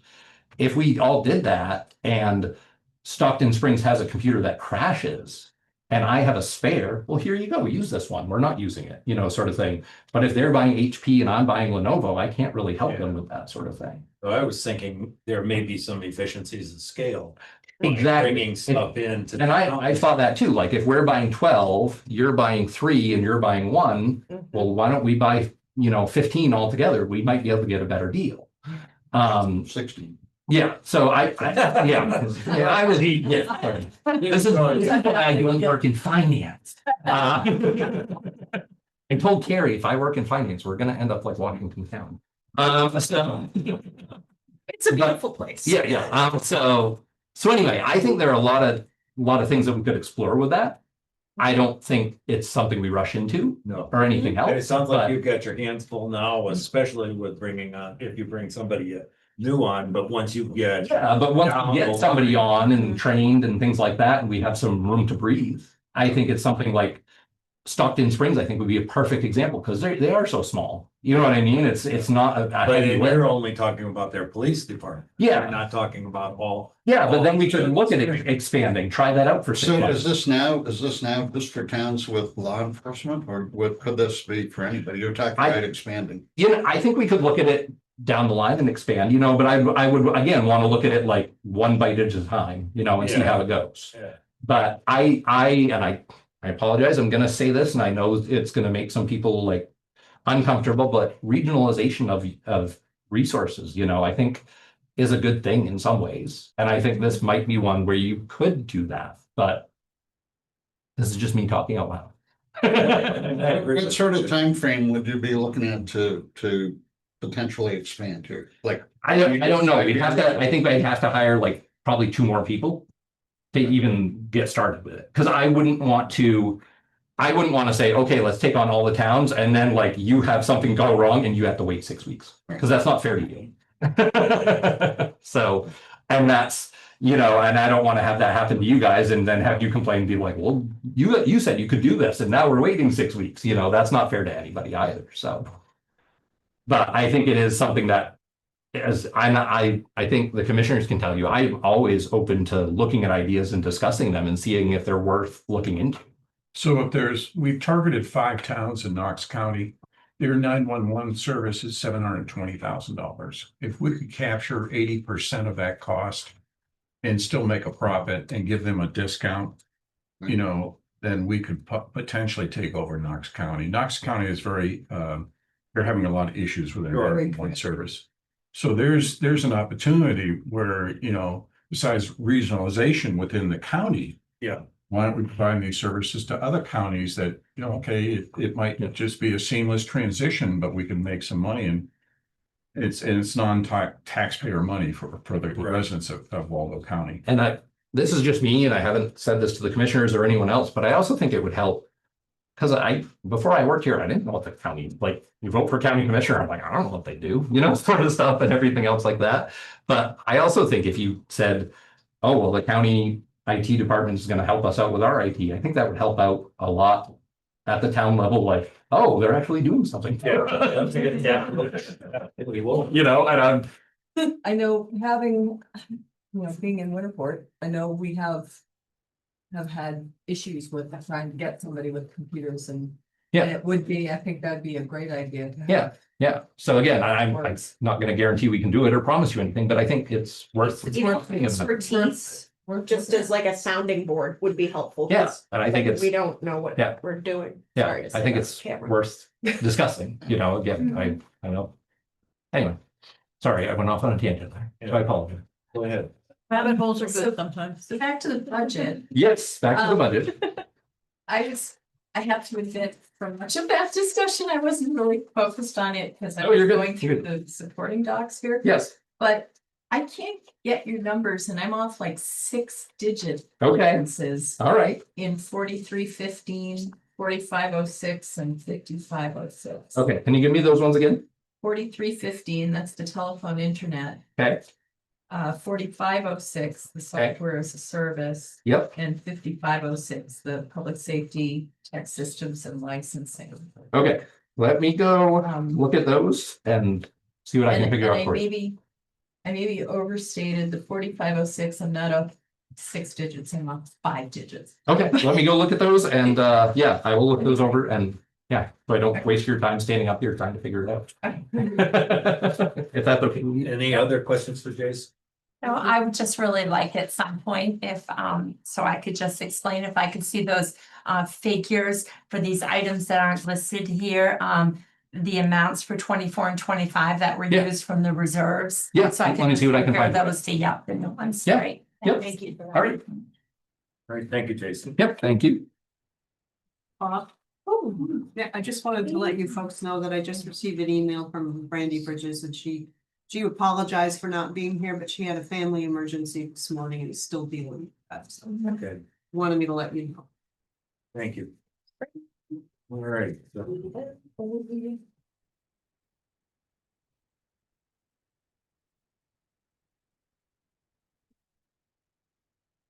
So compared to everyone else that you've gone over today, my numbers are really tiny. That's a good start. Better. You're better. Oh, You know, I'm hearing some of these numbers like, wow. 10-10. 10-10. Usually I'm the first one up. But, Well, that you can thank Mary for that. You've been entertained? Yep. No, I had to be down at my office this morning anyways, and figured I'd come and be part of all this, so. Yeah, so the vast majority of my increase is in personnel. And it's not new people, it's the fact that both my deputy and I are coming up on our 20-year step increase. And we didn't get hired halfway through the year. She got hired January 2nd, I got hired January 9th. So the step increase is for the whole year. Plus you got an extra month or extra. Plus, we got an extra paycheck, only 7, and that happens every 11 years, by the way. Because I was here the last time we went through it. Thank you for being here that long. Yeah. So we got the COLA, we got the 27 pay periods instead of 26, and we've got the step increase that covers the whole year. Well, me minus 1 week, so 51 weeks instead of 52. And then then we're the only two part-time, full-time in meeting, is my deputy and I. And then I have a part-timer planner who does 27 paper, does 27 hours a week. He's my GIS planner. I also do a lot more with him than just GIS. But and he does a lot of things for the towns. He provides all the mapping for the fire departments and EMS, and we've done stuff for EMA and What's his name? Rob Hoy. Okay. His wife used to be the town clerk for Searsmont. And he's actually also the plumbing inspector for Searsmont. And he gets called a lot at my office for plumbing stuff. So that's like I said, the best. I think outside of salaries, my entire budget is up a little over $800. And I can get down through the lines if you want for the non-salaried or the salaried or. Let me just ask a couple questions. Yeah. Why are EMA web portals managed? Why aren't they managed by IT? A lot of the departments have some sort of usually an online application that they use that has nothing to do with anyone else in the county. I think the DA's office, for example, has some software they use for managing things, and that comes out of their budget. For me, we have software, and the biggest part of my web programs is a program called D4H. D4H is something that we call a common operating picture. All the town EMA directors, a lot of the fire chiefs, and actually anybody in the town government that want to be a part of it, you log in and you can see what's going on during the emergency. Matter of fact, you can input information on what's going on in the emergency. So for example, our number one incident that happens in the county is some sort of windstorm, ice storm, or something that knocks out power and trees in the roads. That's our number one issue. And initially we get all the information on what roads are closed from dispatch. Because every person in the county is calling dispatch all at the same time and reporting on the exact same location 15 times. But most of the public don't know where they are. I think they don't tell you what the size tree is the road closed or not closed, all that.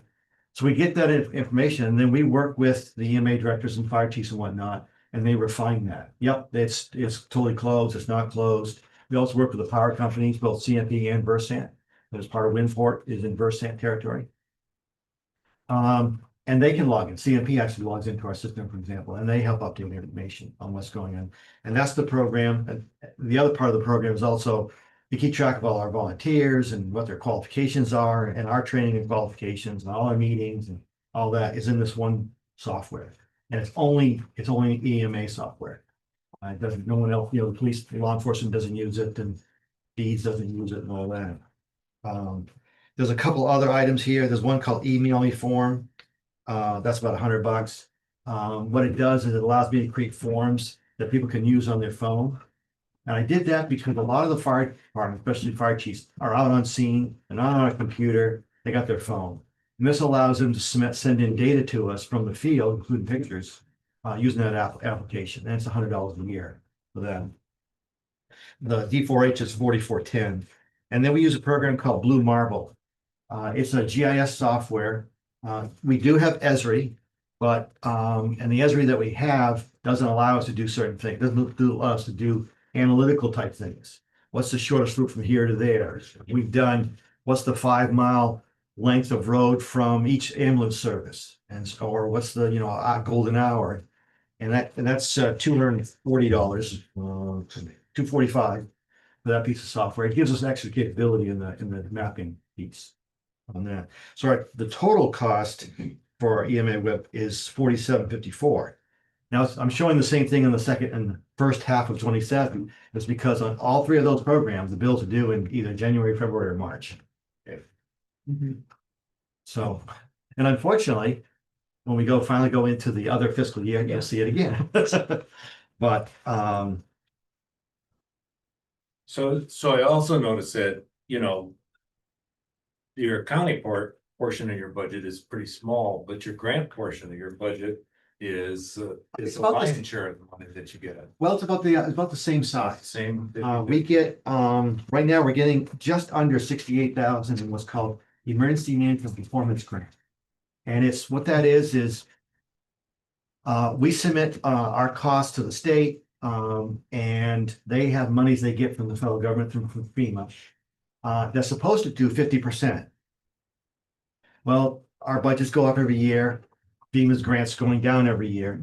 We're actually, it's supposed to be a 50-50 match. They would cover half of our expenses.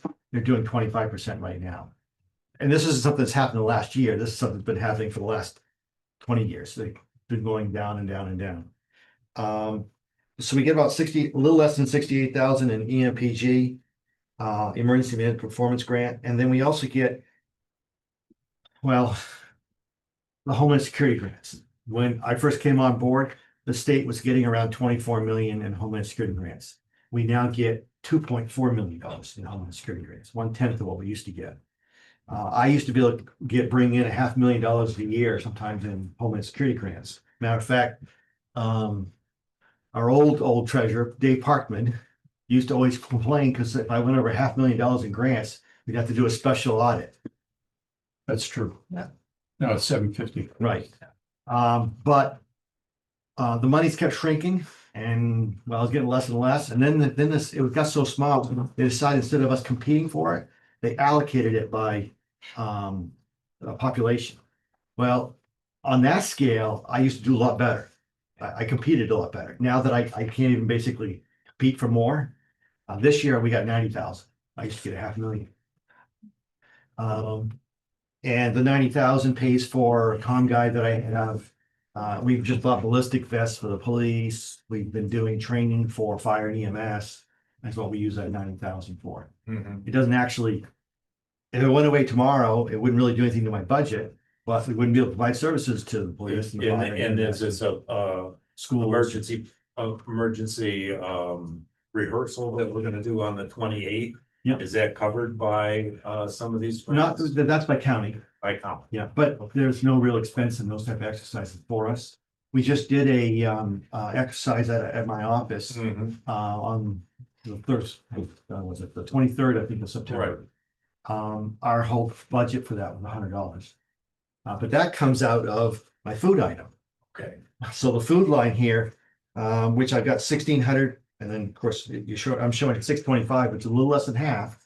It's because I have, we fund all of our town emergency management directors that show up. We give them supper. Once a year we do a banquet for them to show appreciation. We put aside some money for when we do training and exercises that we have to buy food for that.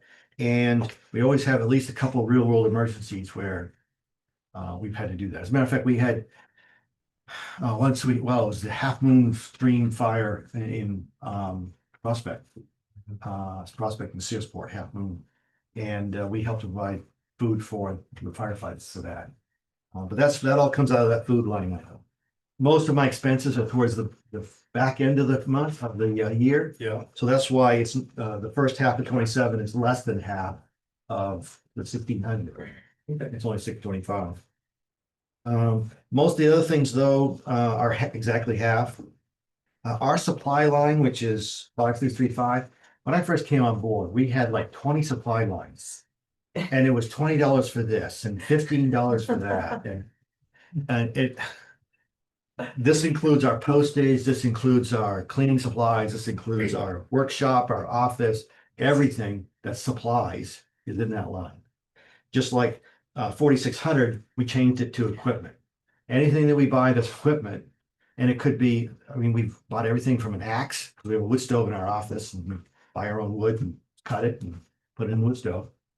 Anything that we buy for equipment, anything that, stays, doesn't get consumed, comes out of that line item.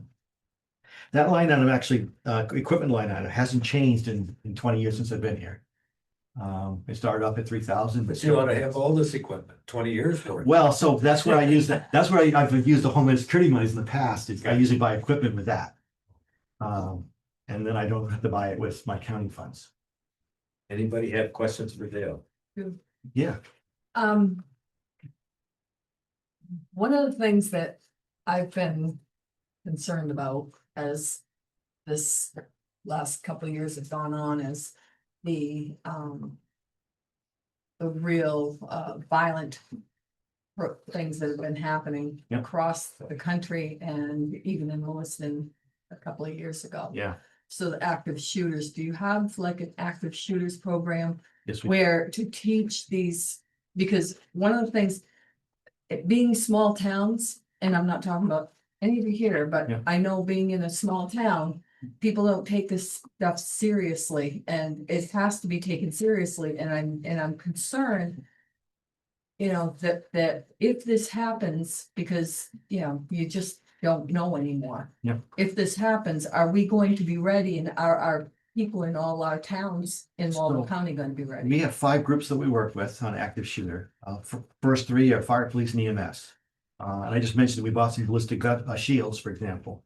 That was for the police. That came out basically after the Uvalde shootings. They didn't go into that classroom because they didn't have protection. Right. Vest wasn't gonna do it. And they really needed ballistic shields. We have bought 2 this year. I'm hoping to get a grant, buy 2 more next year, the Homeland Security piece. So that we can have them located kind of in the vicinity of schools. So like, for example, if there is an SRO, it'd probably be located with the SRO in their vehicle, because they could always go to another call somewhere else outside the school. Like looking to have one up in the Mount View area, one in the Belfast area right now, and then hopefully get 2 more. That's police. We do training with them all the time too. We've brought on instructors to do tactical emergency casualty care, rescue task force. We have just purchased, they just came in yesterday, 6 bulletproof vests. So that's kind of the fire, police, and EMS. We've been doing stuff with EMS also. We've purchased mannequins, we've purchased all kinds of things so they can do training. The 4th one is schools. We've been working very, very heavily with the schools. I actually meet with all the school superintendents and or designated representatives from all the schools in the county once a month. Now, would that include, because our school is, Yep, Brittany Lehman, No, actually, County. she just got married, but Brittany Lehman, who was the nurse and emergency manager person for RSU-22, she comes to our meetings. oh, okay. How about RSU-12? She's been to a couple, the lady from Palermo, the principal. She's Okay. been to a few of ours. She hasn't been to all, but she has come, and we just, we got a grant. We got a whole bunch of what's called Stop the Bleed kits. We bought like 500. And we did like 100 went to Belfast and 80 went to Thorndike, and all the schools, including Islesboro and Palermo and you name it, they all got some of those Stop the Bleed kits. And we've bought training Stop the Bleed kits so that we can actually train people on how to use it. That pack the wounds and tighten tourniquets and all that. We got training tourniquets. So we've been doing a lot. We've been doing a lot of emergency planning with the schools. Right now, we're looking to try to get them we've been helping them with radios, getting them radios, training them on radios. Actually, I program most of the radios for them. They were having some difficulties down in Northport. I think I've been down there about 8 times. Thank you. The last time was, why aren't we getting anything on this channel? Because it's got a second volume button. It's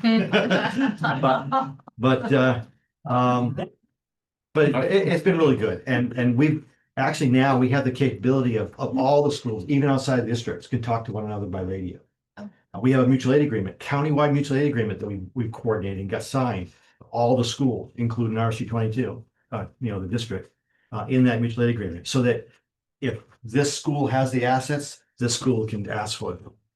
And they're all shared, just like the fire departments. We work with mutual aid agreement for all the fire departments. We've done the same thing for the schools. And the last group that we're working with is the public. Twice a month, we do training at my office. It's the first Thursday and second Thursday, where anyone from the public can come in, and we do all kinds of different training with them. Matter of fact, we had a Stop the Bleed class scheduled that just happened to take place 3 days after the Lewiston shooting. We had 45 people in my office taking Stop the Bleed training. So we're doing Stop the Bleed. We've done run, hide, fight training with the public. We hired a company to come in and do kind of a class on kind of like residential run, hide, fight type of situation. What you would do in your own home. And we put on all kinds of different types of training. The first Thursday is typically individual and family training, and the second Thursday is more neighborhood type training. Where we've introduced Neighborhood Watch, if people want to learn more about that. Neighborhood community. What's that? What time? It's 6:30. Is that right here in Waldo? It's right in my office on Swan Lake Avenue. We're probably starting in January, going to go to 6 o'clock for everything. All of our meetings, except for these meetings, were 6:30, had been 6. This one was 6:30. Probably going to change to 6 at the top of the hour, but it's on our website. We also have a Facebook page we post everything on. And we were just trying to get the word out. We actually, because of all the people who've been coming to the training, we asked for their email address to get added to the distro list for upcoming courses. We're now up to about 180 people on our distro list for these trainings, besides being put out by social media and on our webpage. Our town appreciates the work that you've been doing. And I know that our fire chief, yeah. Jim Waterman, is always taking advantage of it and lining up. I think we had several of our residents who just did the Stop the Bleed. I couldn't make it that night, but Yeah, we did a class at the fire station, Mhm. and it was open not just the fire department, Yeah. anybody that wanted to Yeah. come to it. We did another class over in Liberty. We got one scheduled, I think, in Frankfort. So the word's getting around that we got these courses. Thank you so much. I'm like tearing up. I have a kid in the school Oh, and yeah. like thank you for coming 8 times. Yeah. He's in that school. The thing is, teachers and principals, whatnot, they don't know how, initially, they And didn't I know how to lived deal, in a world where they didn't have they didn't know to. how to deal with radio. Yeah. But one thing that we learned, and this goes back to the old dispatch chief, when we had the Stockton Springs hostage situation, Halloween 2008. The telephones in Stockton, half of Searsport, even into Belfast, went down. You couldn't get a line. Because everybody jumped onto the telephone all that in that instant. And the only way we could communicate was by radio. But the schools had never really in the past operated on radio. And we've been working with the schools, and actually the school that took it by the lead was Captain Albert Stevens School. They really jumped on board this about 3 or 4 years ago with radios. And we now have pretty much all the schools in the county have got radios, and they're getting used to using the radios.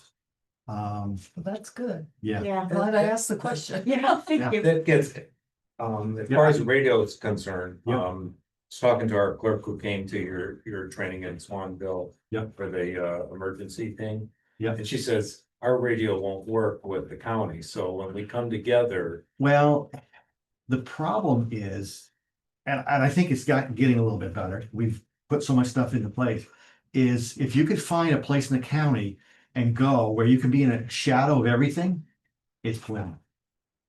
The radio is the long distance radios. Radios work in town, Yeah. but they don't work outside of town, to try to talk to somebody. But things are, I know they got the brand new system in place now. The county put in for radio system. I think there's a lot more capability, and they're actually now talking about putting up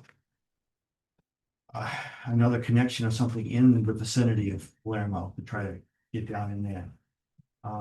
If you could just pick that up, you add some fill in there a little bit, get it up a little higher. They put the antenna in my house. I think there's a new tower going in North Montville. I'm not sure if it's Montville, Freedom, Yeah, somewhere. somewhere near. I don't do the dispatch towers, Yeah. but I know they have put in a lot of equipment and towers and everything else into the area trying to fix the problem. If you're in Rhode Island, it's easy. If you're in Kansas, it's easy. But when you're in Waldo County, where we're just one big hill, in Montville is like. Our motto. The reason why they complain about the roads in Montville is because half of them are dirt and everything is downhill. I'm sorry. So what rains? Here, wash it out. You slashed your budget in half. Something's gonna lose. Well, we have presidential declarations. I can point out the towns I know are gonna get involved. And Montville is always involved because you guys always get hit hard whenever we get a big rainstorm. It's just the geography we're. Valleyville. So my question is. Yeah. So in talking, you mentioned how you bought ballistic vests for the police, and then you clarified and said, oh, you meant shields. Ballistic shields, yeah. But then farther along after that, you did again say you just bought 6 ballistic vests for the Correct. police. Oh, yeah, So- and I've got so much stuff that I bought. But- We actually. Right, but my question Yep. about it is, like, the police have in their budget 5 ballistic vests, like, how often do these? So things these need- vests aren't for police. Ballistic vests, they're primary. They're for the select board. They're Tell me. they're actually serving several roles. One is we're putting on a lot. I have an instructor that's on board now who's actually doing training for fire and EMS, going into, we have an active shooter. Cops are gone in, right in behind them are going to fire. And they're gonna grab the people and get them out to the ambulance and get them on the ambulance. And so we keep these vests on our command truck. So if we get called, we can start handing vests out to the folks that don't have them. But because we're doing all this training, we also use the exact same vest for all the training. Matter of fact, we just had 5 people from West Frankfort Fire Department in my office this morning going through tactical rescue training. And they all were wearing the vest that I just bought yesterday.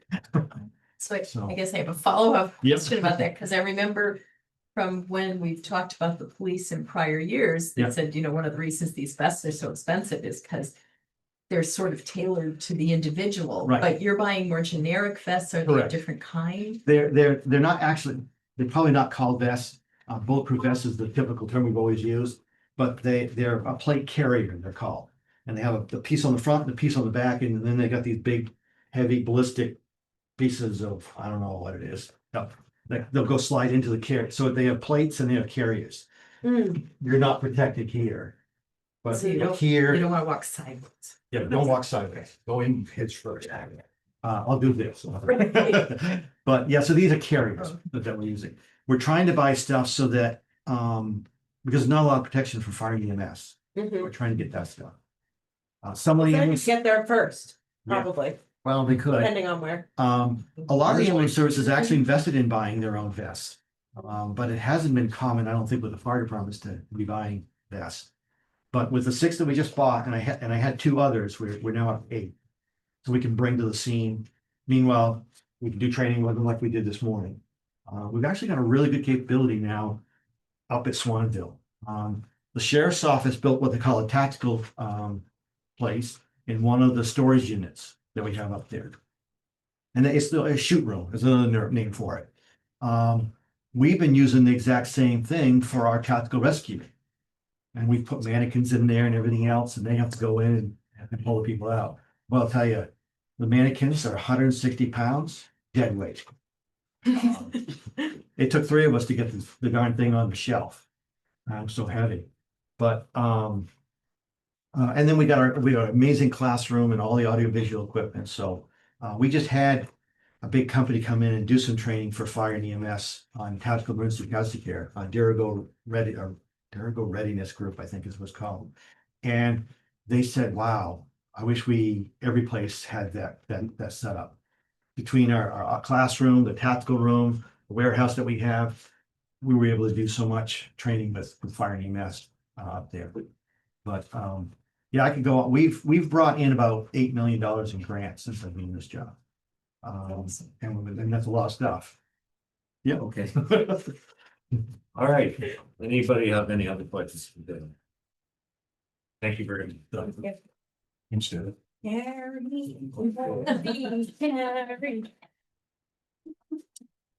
Oh, no. You're a morning person, you're in trouble. Oh, boy. I am not a morning person, but Good. I am, Eat some chocolate. it's been a long day. Well, we're gonna start with finance, 1025. I did just receive some development this afternoon, right around lunch. On my full-time line, I was just told that the part-time position that we have for, that is currently under our commissioner's office, that position will, or yeah, that line will be coming under finance line. I will be supervising that position. Originally, the updated sheet that I gave you, had an office, finance assistant to add in there. I don't know if that's still the current, I think it is. are you looking at the OA plus the finance assistant? What you have down in the personnel. So if you go over to the blue line, I updated it so that it listed the finance director plus the finance assistant, and then you recommended putting the office associate under mine as well. Right. So, on this budget, is this, included there? The staff assistant's in that budget. The office assistant is not. Office assistant is not, no. All right, But we wouldn't be doing one, so. Okay. You're anyway. so one, it was recommended that I add a finance assistant. So currently, I am working probably 40+ hours a week, trying to get things done and More than that. Yes. and not, well, I burn the midnight oil a lot, it feels like. Want me to fill in for you? Take a deep breath. So we're still trying to finish up 22 and 23 audits, and then we got the 24 coming. And in order to do that, Carrie's put in more than 50 hours a week. Through the years, it's just been the finance director and administrative assistant, which would float in between the commissioners. And we just talked about this morning, we want to float that administrative assistant over to underneath a direct line authority to Carrie. And at the same time, have a staff accountant help her out because there is so much to do. The budget's growing. And this person, the admin assistant person will actually be divided between HR, the county clerk, and the finance director. They are all putting in, we've been gapping, we do have a HR director coming on board the end of October. She's in the process of moving. She's been Zooming or flying up here from South Carolina. But the amount of workload on those three individuals is incomprehensible. It really is. And in order to clean up, we're going to go to a new accounting system January 1st. So there is a lot of work on board for all three of these. And it's time for us to shift that administrative assistant underneath Carrie, direct line authority. And that way that can be shared amongst the three people. And at the same time, a staff accountant that would help her out. There's just too much to do. And we're burning people Right. out. And it won't happen this year. The beginning of the year is when we'll be able to, because January. the associate will then be on full-time. Right now it's part-time. So you can't make that move yet, but that's the plan. So moving forward, January 1, we'll be probably looking at getting a finance assistant. And then the office associate, which I think you call administrative assistant, will be moving under me. So that full-time line, those figures do need to change.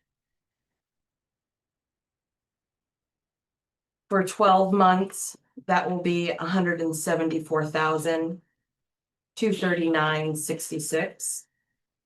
That's 174,239.66. The 6 month is 87,127.37. Did I say 87,129.37? 127. Sorry, 129.37.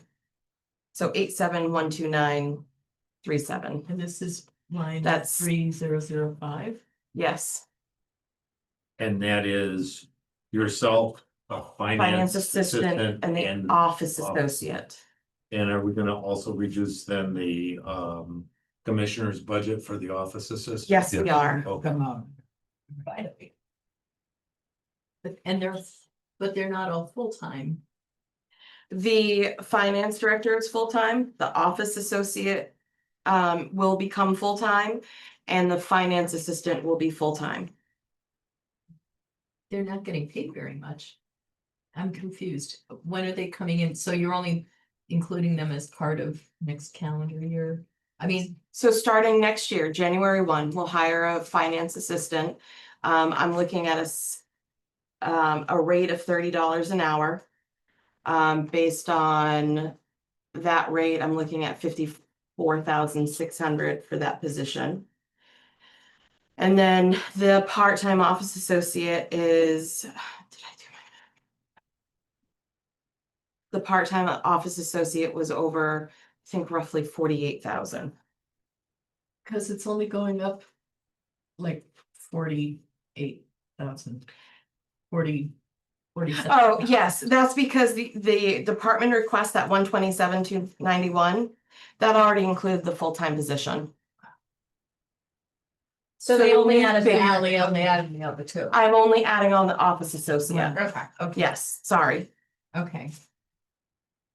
Well, let me ask you a question about that, because when I look at the detail back here, I see 72,692 for full-time. Yep. That's just for her. That's just you? That's just me. I did not update the detail. I just updated my budget when I gave those to you. Okay. got it. Yes. And if you want those updated, I will make sure that I update them and give them to you. But the Yes, Probably detail, good to Yeah. have. I will do that. So 3 full-time people in the full-time line. Yes. And I'll give you another example. The reason is redundancy. We had the HR manager, gave her notice back on March 17th, and literally less than 2 weeks. We were stuck doing payroll. So we reached out to another county. They actually sent a person over to help us run payroll. We didn't have redundancy, of the staff available to run payroll. I mean, and so we're looking at cross redundancy and layer 1, layer 2, and layer 3 of like running payroll alone. And we had basically, I think in that case, I think we're down to 3 or 4 working days to run payroll. Figure it out. So to share, this year has been struggling. It's been primarily Barb and I in the office, kind of running the show. And so we've taken on a lot of tasks, and I'm seeing light because we have HR that jumped on board, I think in July, while she's part-time, she's, filling in here and there, but Barb and I are still kind of helping out there. And she's slowly learning payroll. So this year has just been an unusual year, and we're looking at ways to prevent that from happening in the future. So any questions about the full-time line? No. My part-time line, that is for the treasurer. The commissioners did vote to go ahead and allow a COLA for that position. And so you're looking at the COLA plus 27 pay periods. So what, can I ask a question? What does the treasurer do? So That looks like a little bit of money. our treasurer Owen, who is here today, he has been making a more of an appearance. He's helping me get the data together for check reconciliations. He has been discussing the audit process with me. He's starting to attend the County Treasurers Association meetings. And also just support for me while we're going through a number of changes, software update, fiscal transition, budget process. So we actually put him in the finance department. That's where he will report or whatever he does. And the reconciliation was the big item And so that to me made more sense than him checking warrants that usually is, as you know, is, in your town, you guys do that. And that's basically, our job is to check the warrants and say it's fine to pay. So took that away and, gave him the reconciliation, which is more of a treasure type job. So your reconciliations, you have 40 some reconciliations? 44 a month. How far, what's your most recent reconciliation? We're recorded and I'll talk to you after. Okay. Wow. So this figure is only 2,666. That's all I've got on mine. Yes, the treasurer is, Yep. it's a stipend Thank you. position. Okay. Yes. I call that a statement. Yeah. My bank fees, this kills me to do it. I do need to increase that to $1,000. There's the WEX gets me, and I made a mistake this year and missed it by 1 day, and they charged just an awful fee. And so I just need the extra to cover. I mean, never my intention to miss it, but just 1 day Happened. Yeah. shot me in the foot. Thank you for your honesty. We've Yeah. all been there. My travel line, I've increased this. I plan to attend more in-person trainings, and meetings. I also shared this line with the treasurer who has been attending the Maine County Treasurers Association meetings as well. Equipment leases, this line is covered, expenses for our Toshiba and our Xerox machines. They are also shared with HR and commissioners, so the amount that you see in front of you is finance's share. The Toshiba is no longer under a maintenance contract. Due to the age, because of its age and its high upkeep, we'll continue to run it until it becomes non-functional. We still do need to purchase toner, and we still have to pay for color copies out of that machine. We try to reduce printing to a minimal, except for your pretty little budget binders. They were all done in color. And that big, beautiful page Jason did during lunch. Yes, Mhm. yes. On yours. I'll pay for that. Matt, it doesn't matter whether it uses this much color or that much color, so go for it. Go figure.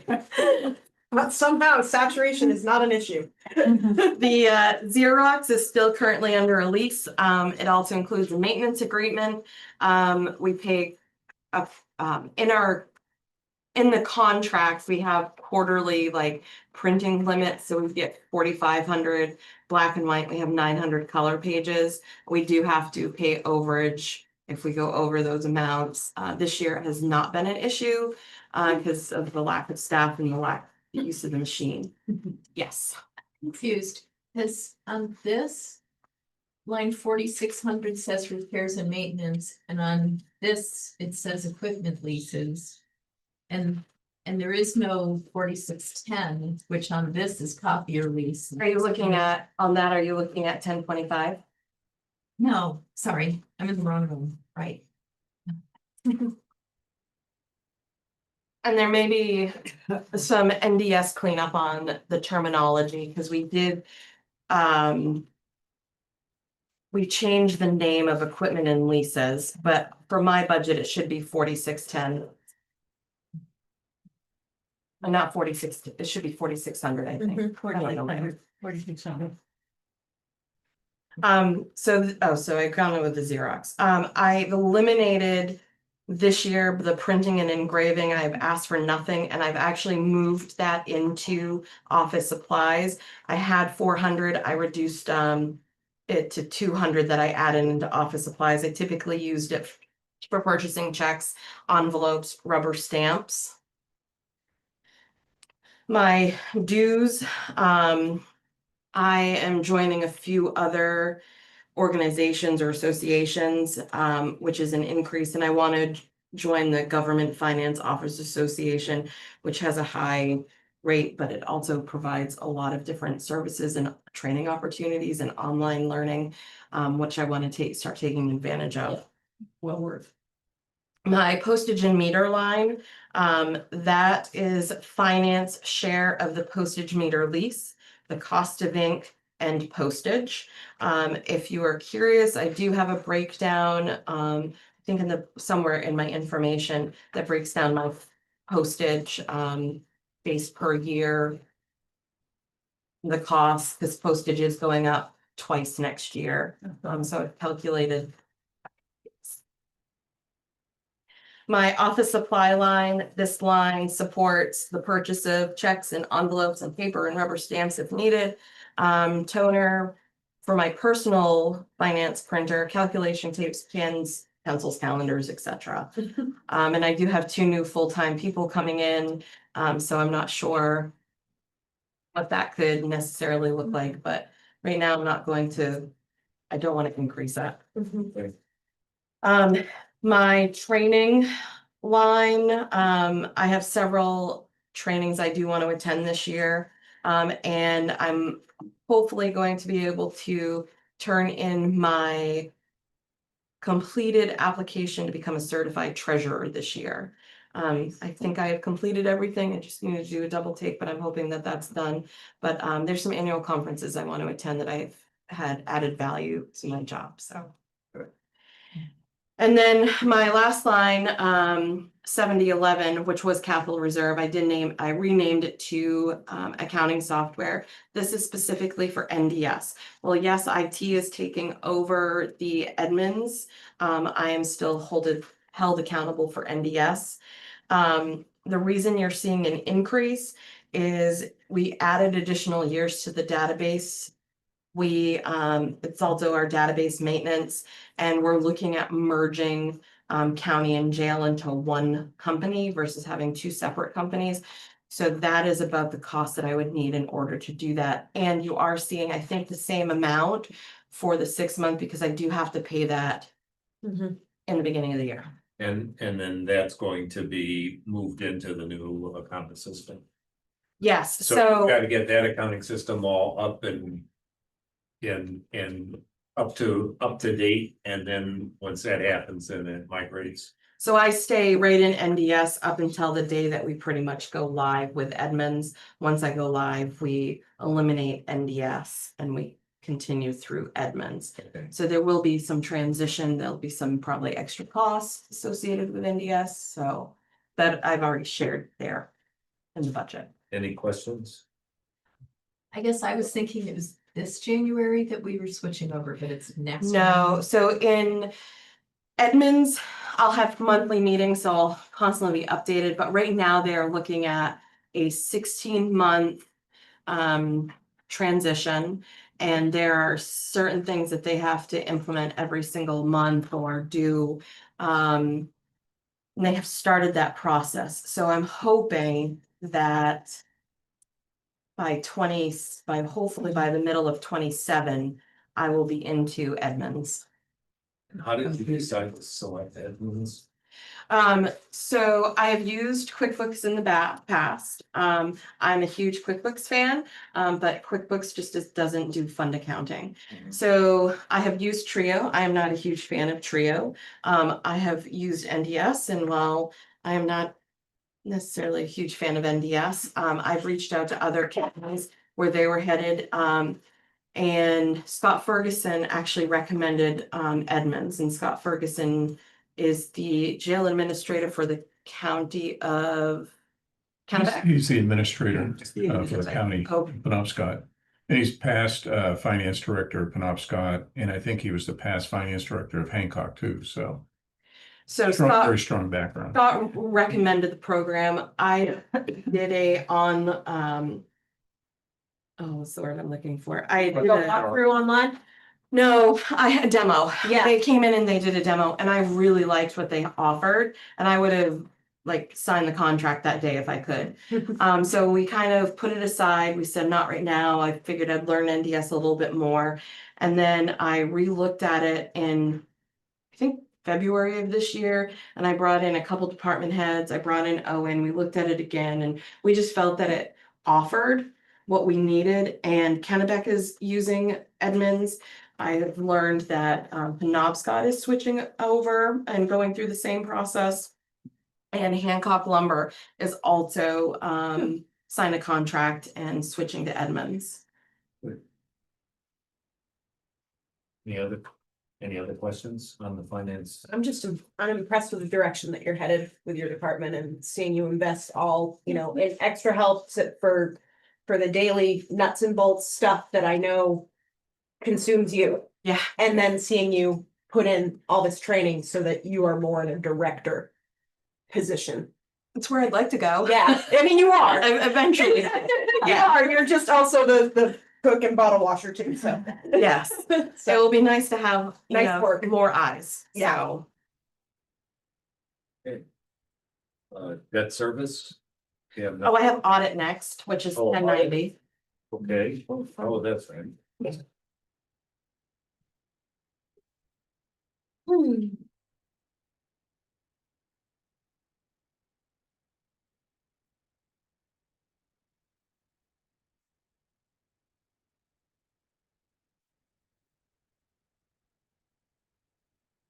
So I think I heard Kevin say that you were working on 24, 22, 23. 22 and 23, and you haven't done 24 yet. So I can give you the breakdown of this. Okay. So in 2024, we contracted with RHR Smith. And they agreed to audit 21, 22, 23, and then we signed an engagement for them to do 2024. They have completed the audit for 2021. They threw a hiccup at us with 22 and 23. The commissioners decided that they didn't like the hiccup, and we purchased additional data from Northern Data to get the information that the auditors were looking for. And they now have that, so we're awaiting our 22 and 23 audit. And then they are also helping us reconcile our 2023 bank statements for the general fund of jail and county. Once they complete that, then they can move on to the 2024 audit to complete that. They send us an engagement letter to sign for the fiscal year 2025 with a letter saying that they also needed the 50% deposit on that.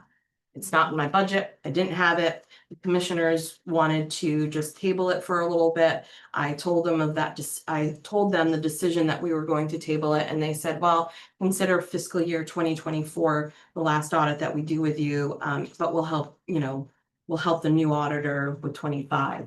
So we have not started the process yet to look for a new auditor.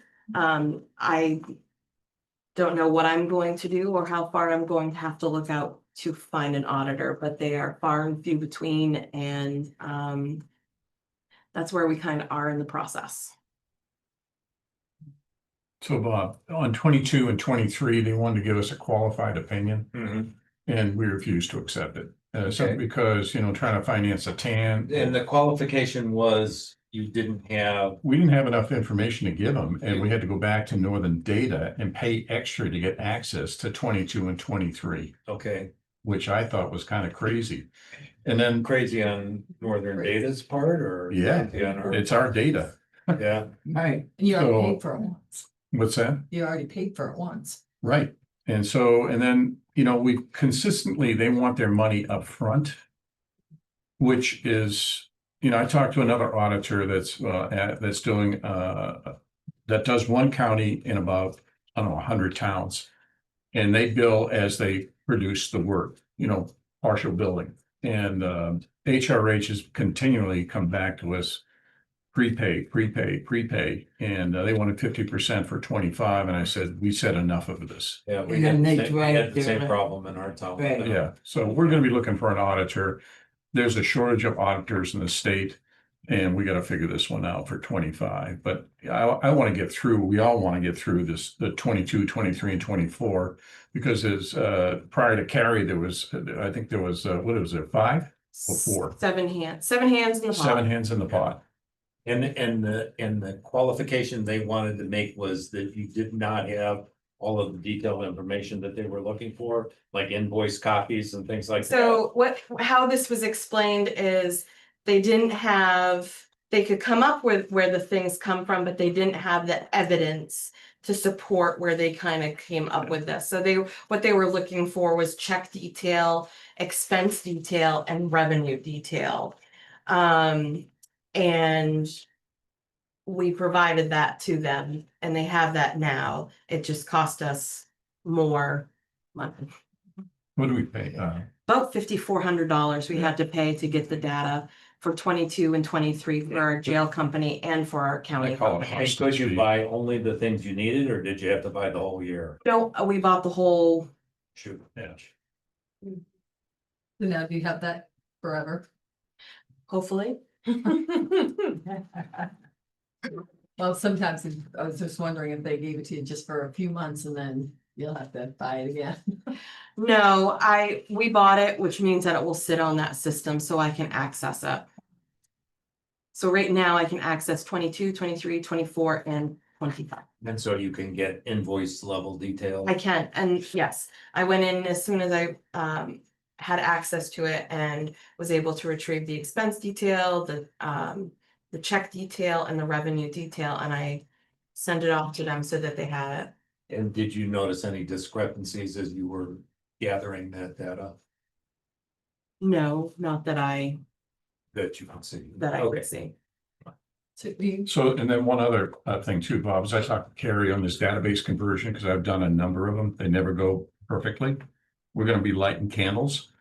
But I told her we want a database backup of not only the county and the jail. That stays untouched, but then then when they combine it, then we want a database untouched that we park. And then we work with the third database. So that way we've got untouched databases before we go touching anything, for the future. So I have a question about, because you guys get federal grants, right? Waldo County? Yes. So because 22 and 23 and all these years were not done, did that affect that? Because you must have single audits done, right? We've only had to do one single audit, and that was for ARPA. And ARPA single audits actually are all caught up to 24. So you must not get a 700 a year, whatever it is. No, we don't. No, ARPA was the only thing that we had that was That's over amazing. 750. And so It's very lucky. we have paid for those and we have received those up to 24, and Dale has reported those. So those, as far as a single audit on federal grants, is closed. And so now you have in your budget, you believe that you're gonna spend 20,000 in 2026 and 10,000 in the stub period. And Potentially. then it'll eventually go down to, and the audit, the commissioners have 25 and 15. Quoted by RHR, I was looking at $20,000, and that's where I started. When I proposed my budget to the commissioners, I said, I really don't know where to go with this, because I really don't have any quotes from any accounting firms. Well, it probably is. RHR was relatively a decent price, and Paid for nothing. I'm sorry. well, we have given them $67,700 $67,000? total. RHR has Oh. $67,700 of county money right now. And the result is only one completed. One completed, but they've got 3 to go. Yes. Yeah, that's enough. Till they get some more stuff handed over. Well, don't they need, I mean, I deal with RH Smith and Ron, and now I know why he's not answering my call, because he's been busy with you guys. But doesn't, he needs that information, right, to give a proper audit, all of those invoices and whatnot. Yep. Right, and so that's why you're at a standstill. Because you can't provide that to him. He has it now. Okay, good. And I was gonna ask, so does a county, like municipalities, you need to have these audits done every year? So Yeah. why What was the happened? county behind, yeah. All counties are behind in the state. I think Penobscot has finished 21, they're getting ready to close 22. We were all in the same boat. I think COVID hit. Well, but also the people that moved through here in a short period of years and how many of them, Yeah. that added to here. So when I started, the 2020 audit had just been completed. And That was August of 23 then. yeah. Yeah. And when I reached out to that auditor, because I was under the assumption that he had the information needed to do the 2021 audit. No, he did not. And I said, well, what's your projection on completing this or getting to it? And he said, I don't know. He was, I don't know if he was a single person or if he had a really small staff. But I said, we can't do this because I understand the importance of having our audits done. It affects the TANs, it affects people applying for federal grants. I mean, there's just a lot. We need to get caught up on this. So I started the research and I went on to the state auditor's website that listed the auditors for municipalities. And I reached out to about 30 auditors. 3 came back to me. Yeah. I was really hoping for one that was down in Falmouth. But when you say, hey, I need 3 single audits, 3 regular audits, you know, and they're like, well, gee, I'd love to, but I can't, you know, I'm looking at retiring soon, or, you know, I don't have the staff. I mean, it was just in a hard. Yeah.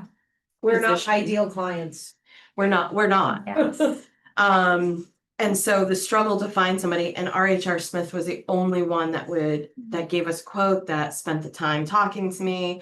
And And it don't is, they cover like the majority of the state? there was an auditor who had a lot of towns and he passed away unexpectedly. And those towns, I think it was over 100 towns, all was in the same position and they all had to find a new auditor. I mean, I went from from Aroostook County right down to York County to find somebody. I even reached out to audit firms that don't deal with municipalities to see if they would. Yeah. It was a struggle. So going forward, I plan to reach out to the other, you know, I plan on looking at the, you know, maybe Vermont, New Hampshire and Massachusetts audit sites to see if I can find any public auditors. And Should we increase this line item to I think Mary's 20s, you're not gonna get it for 20. No. no, What do you think, Mary? Well, 30 and 15? we're paying 30 currently. Yeah. Somebody we think is fiscally responsible. 35. So we'll take 10 off of the medical line off of jail if we can put the 10 on the audit. How's that? Oh, How'd that work? the 10 in insurance, because you'll self-insure. Not the self-insured line, but off the medical line in Malpractice? jail. The malpractice doctor? No, not the malpractice, the medical line for the residents or the prisoners or whatever. inmate dental Inmate surgical. and all that. We'll take 10 off of that. we already did No, we didn't. No, you didn't touch it. There's You still left 20 plus sitting on there, so we'll go half. He And knows put the something other we half don't here. know. Yeah, what's up? We already talked to the sheriff. We're willing to back off that 60 and go to 50. Sounds sketchy. It's the end of the day. Right now, right? We have 5 minutes. Well, I agree with Mary. I don't think that's enough, but I don't know what it's gonna cost you. And I do have a quick Let's question. start with the 30 better than the 20. 30 and 15 for now. So you're adding 5,000. Oh, no, 10,000. 30 for a year and then 15 for the 6 months, right? Yeah. So you cost me. And do you get a report that's useful to you from the auditors? They should, yeah. What kind of report? An auditor. The auditors, An when annual they give report, you an yeah. audit report, you Oh, look at it, you say, oh, that's a nice report. I understand everything in it. The auditors are giving And me. then it's made available. absolutely, I do. Well, that's good because 2021, the commissioners have reviewed it. Is It's it on made our available line. to the public?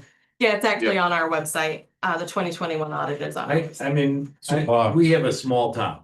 Yeah, we can run that, we can do the town on the back of an envelope, almost, okay, not quite, we could probably do it on Excel. Yet we get a 60 or 70 page audit report with more information than you can shake a stick at. Yes, And we if we're get, having problems getting auditors in the state, maybe we have a problem with the state requiring us to get too much information, but I understand that you've got to follow generally accepted accounting principles, that the government accounting standards board has to be followed and all that stuff if you want to follow it. So Bob, we did have the auditor come before us at a public commissioners meeting and question him, material qualified or findings and management concerns. We had those put in the minutes, and we don't approve it, we accept it. But then there was opportunity there to question the auditors if there was if any of the commissioners had any questions. Go ahead, Mayor. Commissioner Kelly. Jail corrections, which line are we taking from off? I think it's 4018. I think it is. Inmate medical, dental, surgical. Yes. Yeah. You should have 60,000 and then 30,000 for a total of 90,000. So that should go what? 50,000, 25,000, 75,000. Oh, that's 60 down there. Okay. Let's see. Okay. Did you say that? Thank you, Yeah. Mary. Wow. Oh. The one that's at, it's actually. Yeah. So it's going You're to. proud of yourself, aren't you? I got that one in. Seemed like a savings, it's just as. Yeah, back in the pancake breakfast. Very good jump. Oh, okay, so, yeah, by the way, you've got that on your calendar, right? It's November Yes, second. I do. I'll bring my own cutter too. What? I was not giving you the same job. So is the 10,000 coming off Get the it. 40,000? No, off of the 60. 60. It was a fake gift. Yeah. I shaved close this morning, but. Yeah, we did.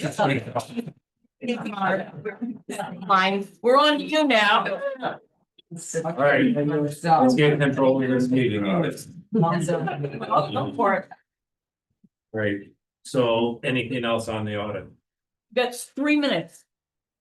Well, Right. 1095, I'm asking for nothing. Oh, I love it, moving on. Good. Fine. And then what else do we get? Interest, I can talk real quick. I actually reached out to Jake Yes. Miller, who handles our TAN. The interest rate has gone down to 5.33. That's a result of the September cut. I don't know. I did ask, but he didn't answer. What was the number again? 5.33%. From 5.6. So I recalculated the interest. We can drop the interest based off borrowing 6 million for 18 months, 495,556. Say it again. 495,556. That was 18 months. Yes, Okay. At 12 and 18. I was looking at it as a whole of 18 months altogether. And the TAN, I will tell you, I only borrow what I need. So I'm only paying interest on what I have borrowed. And you've been doing a fabulous job. Thank you. Yes. I tried. So it's 3 o'clock, Oh, I got one more. what do you got? Unless you want to do it for another day, which I'm okay with it. It's 2045 reserves. Okay. Well, we already kind of covered the sheriff. reserve. 2045. No, this is severance. Oh, yeah. Oh, this is a big discussion.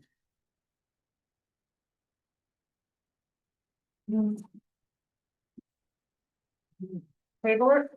Let's get it done. Over here. Up to the committee. You guys want to do it? Yeah, this is an important discussion. All right. Go ahead. All right, historically, for the last few years, the county has not asked the budget committee for funding for severance. Severance has been funded by, well, since from the sale of the old Superior Court that we had, we've used some of the funds from that to kind of keep severance going. Our severance account is used for terminations. This is retirements, resignations, It's used for bereavement, union contract language, which covers sick buyouts, vacation buyouts, comp buyouts. We also use it for unemployment because we pay unemployment versus unemployment just paying, no, we cover that. It also includes sign-on bonuses, and that's just to name a few things that severance covers. This year I asked department heads a very impossible question, and that was, who do you think will retire or get done? Of the 11 departments, it was calculated 9 people. I looked at their current rate of pay. Because when there is a termination or retire, it's based off their current rate of pay. I looked at where they are with their vacation time and where they are with their sick time. And sick is half. Vacation is full. So based on that, based on the calculations that I have, I'm requesting $236,000 for my severance line. Does that just cover those 9 expected ones, or does that cover? That just covers those 9. So in your reserve, you have a beginning balance? I have a beginning balance of about $79,000 in that account. I will tell you that I have another sign-on bonus that is going out at the end of December. That's about $3,000, and I have 2 pending, I think sick buyouts. One is for 300 hours. And I think I calculated that one to be roughly $12,000, and I think I have another one that's like $8,000 to $10,000. What were those? Sick buyout. Sick buyouts. So we have contract language that allows employees to buy time out, buy their vacation or sick time out. I And that's think in once a 25. year. That's in 2025. That's this year. This year I'm talking. Out of your 79 that you have on hand. I have 79 on hand, but it will reduce because I have at least 3 pending Right. expenses coming out of that. Yeah. So there's not gonna be much left of that. So, Potentially. so no. this is 55,000. barely reserves. This is not really reserves. This is like an operating thing, because we're talking about funding what needs to be funded for the most part. Yeah. We're not actually adding anything to reserves. No. So we'll be in the same pickle every year. Cool. Well, no, because it'll be a different combination of things being paid out Okay. and number of people. Right, I mean, I'm saying based on this is kind of hypothetical because it's being based off like a very impossible question, because these 9 people, none of them might not, but we have a generation of individuals Transitional. that have reached their 25 to 30 years here at the county that could potentially be looking at, well, I've served my time, Yep. I'm done, Yep. and these aren't small buyouts. Yeah. What do they get when they retire?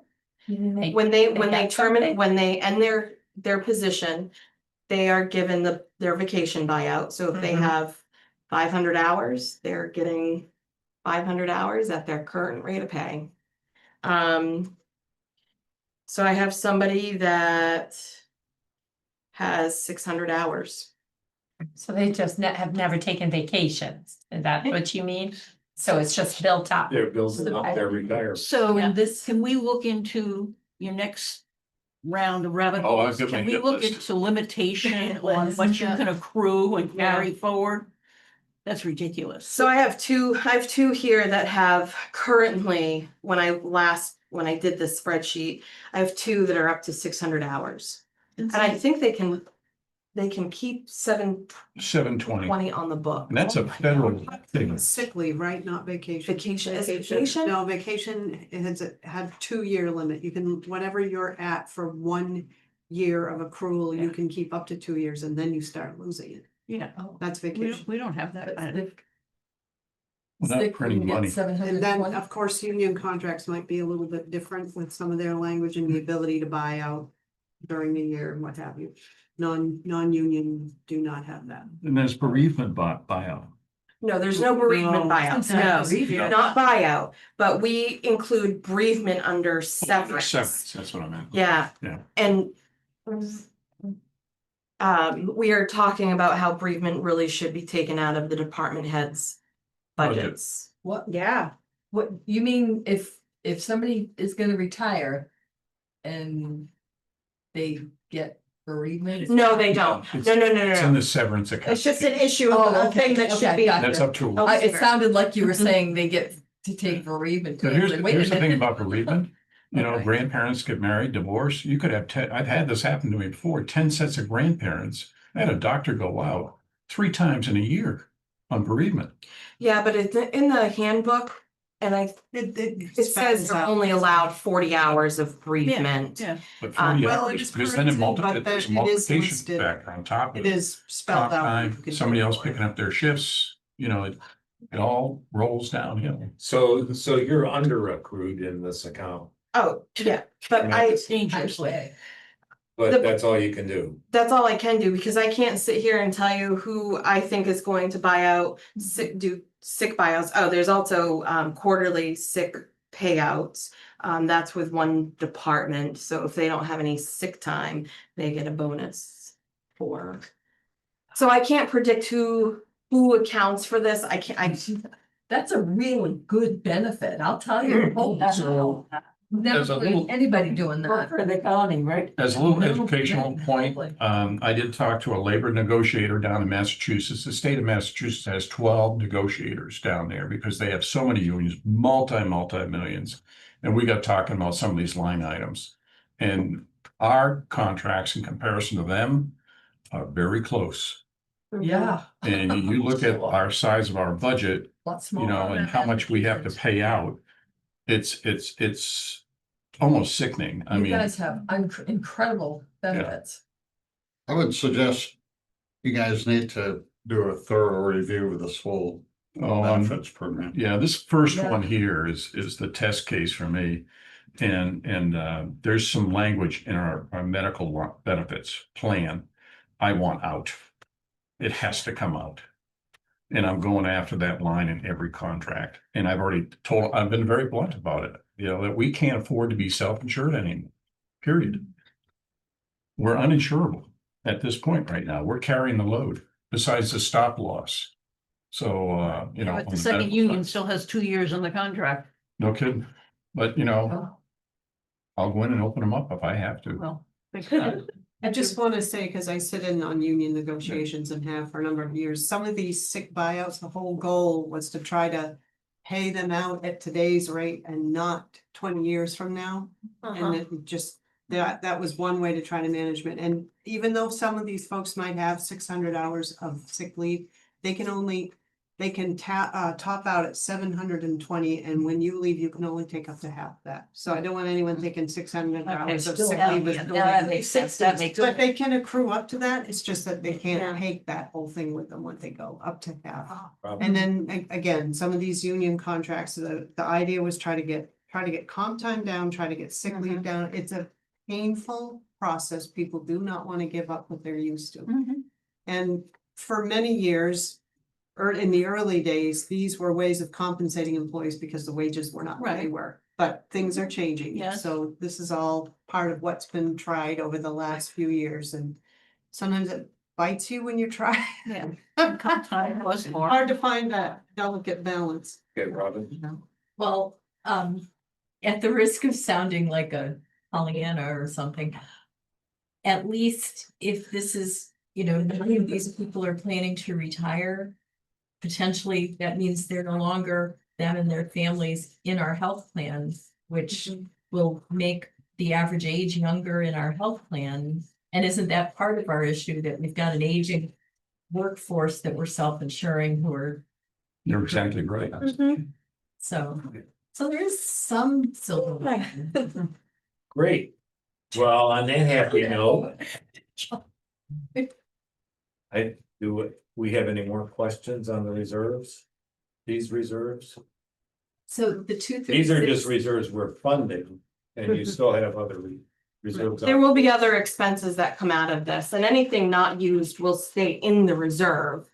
But this is, you know, I'm looking at what I can calculate, what I can say, hey, look, this is what I'm looking at. So this is bringing it up to 280. Potentially, if you take the 79 and take Yeah. out the 25.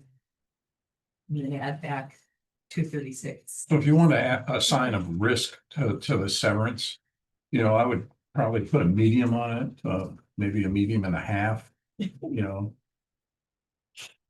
problem was the severance was coming before from anywhere you could grab money. Oh, the other big thing about severance, and this is important, so help me explain this, because this is when a deputy goes and trains. Yeah. And then we keep them for a little bit, And then they go somewhere and they else. go somewhere And else. he gets paid back. We get paid, we either have to pay if we take somebody in, or we have. If we lose somebody to another town, they pay us.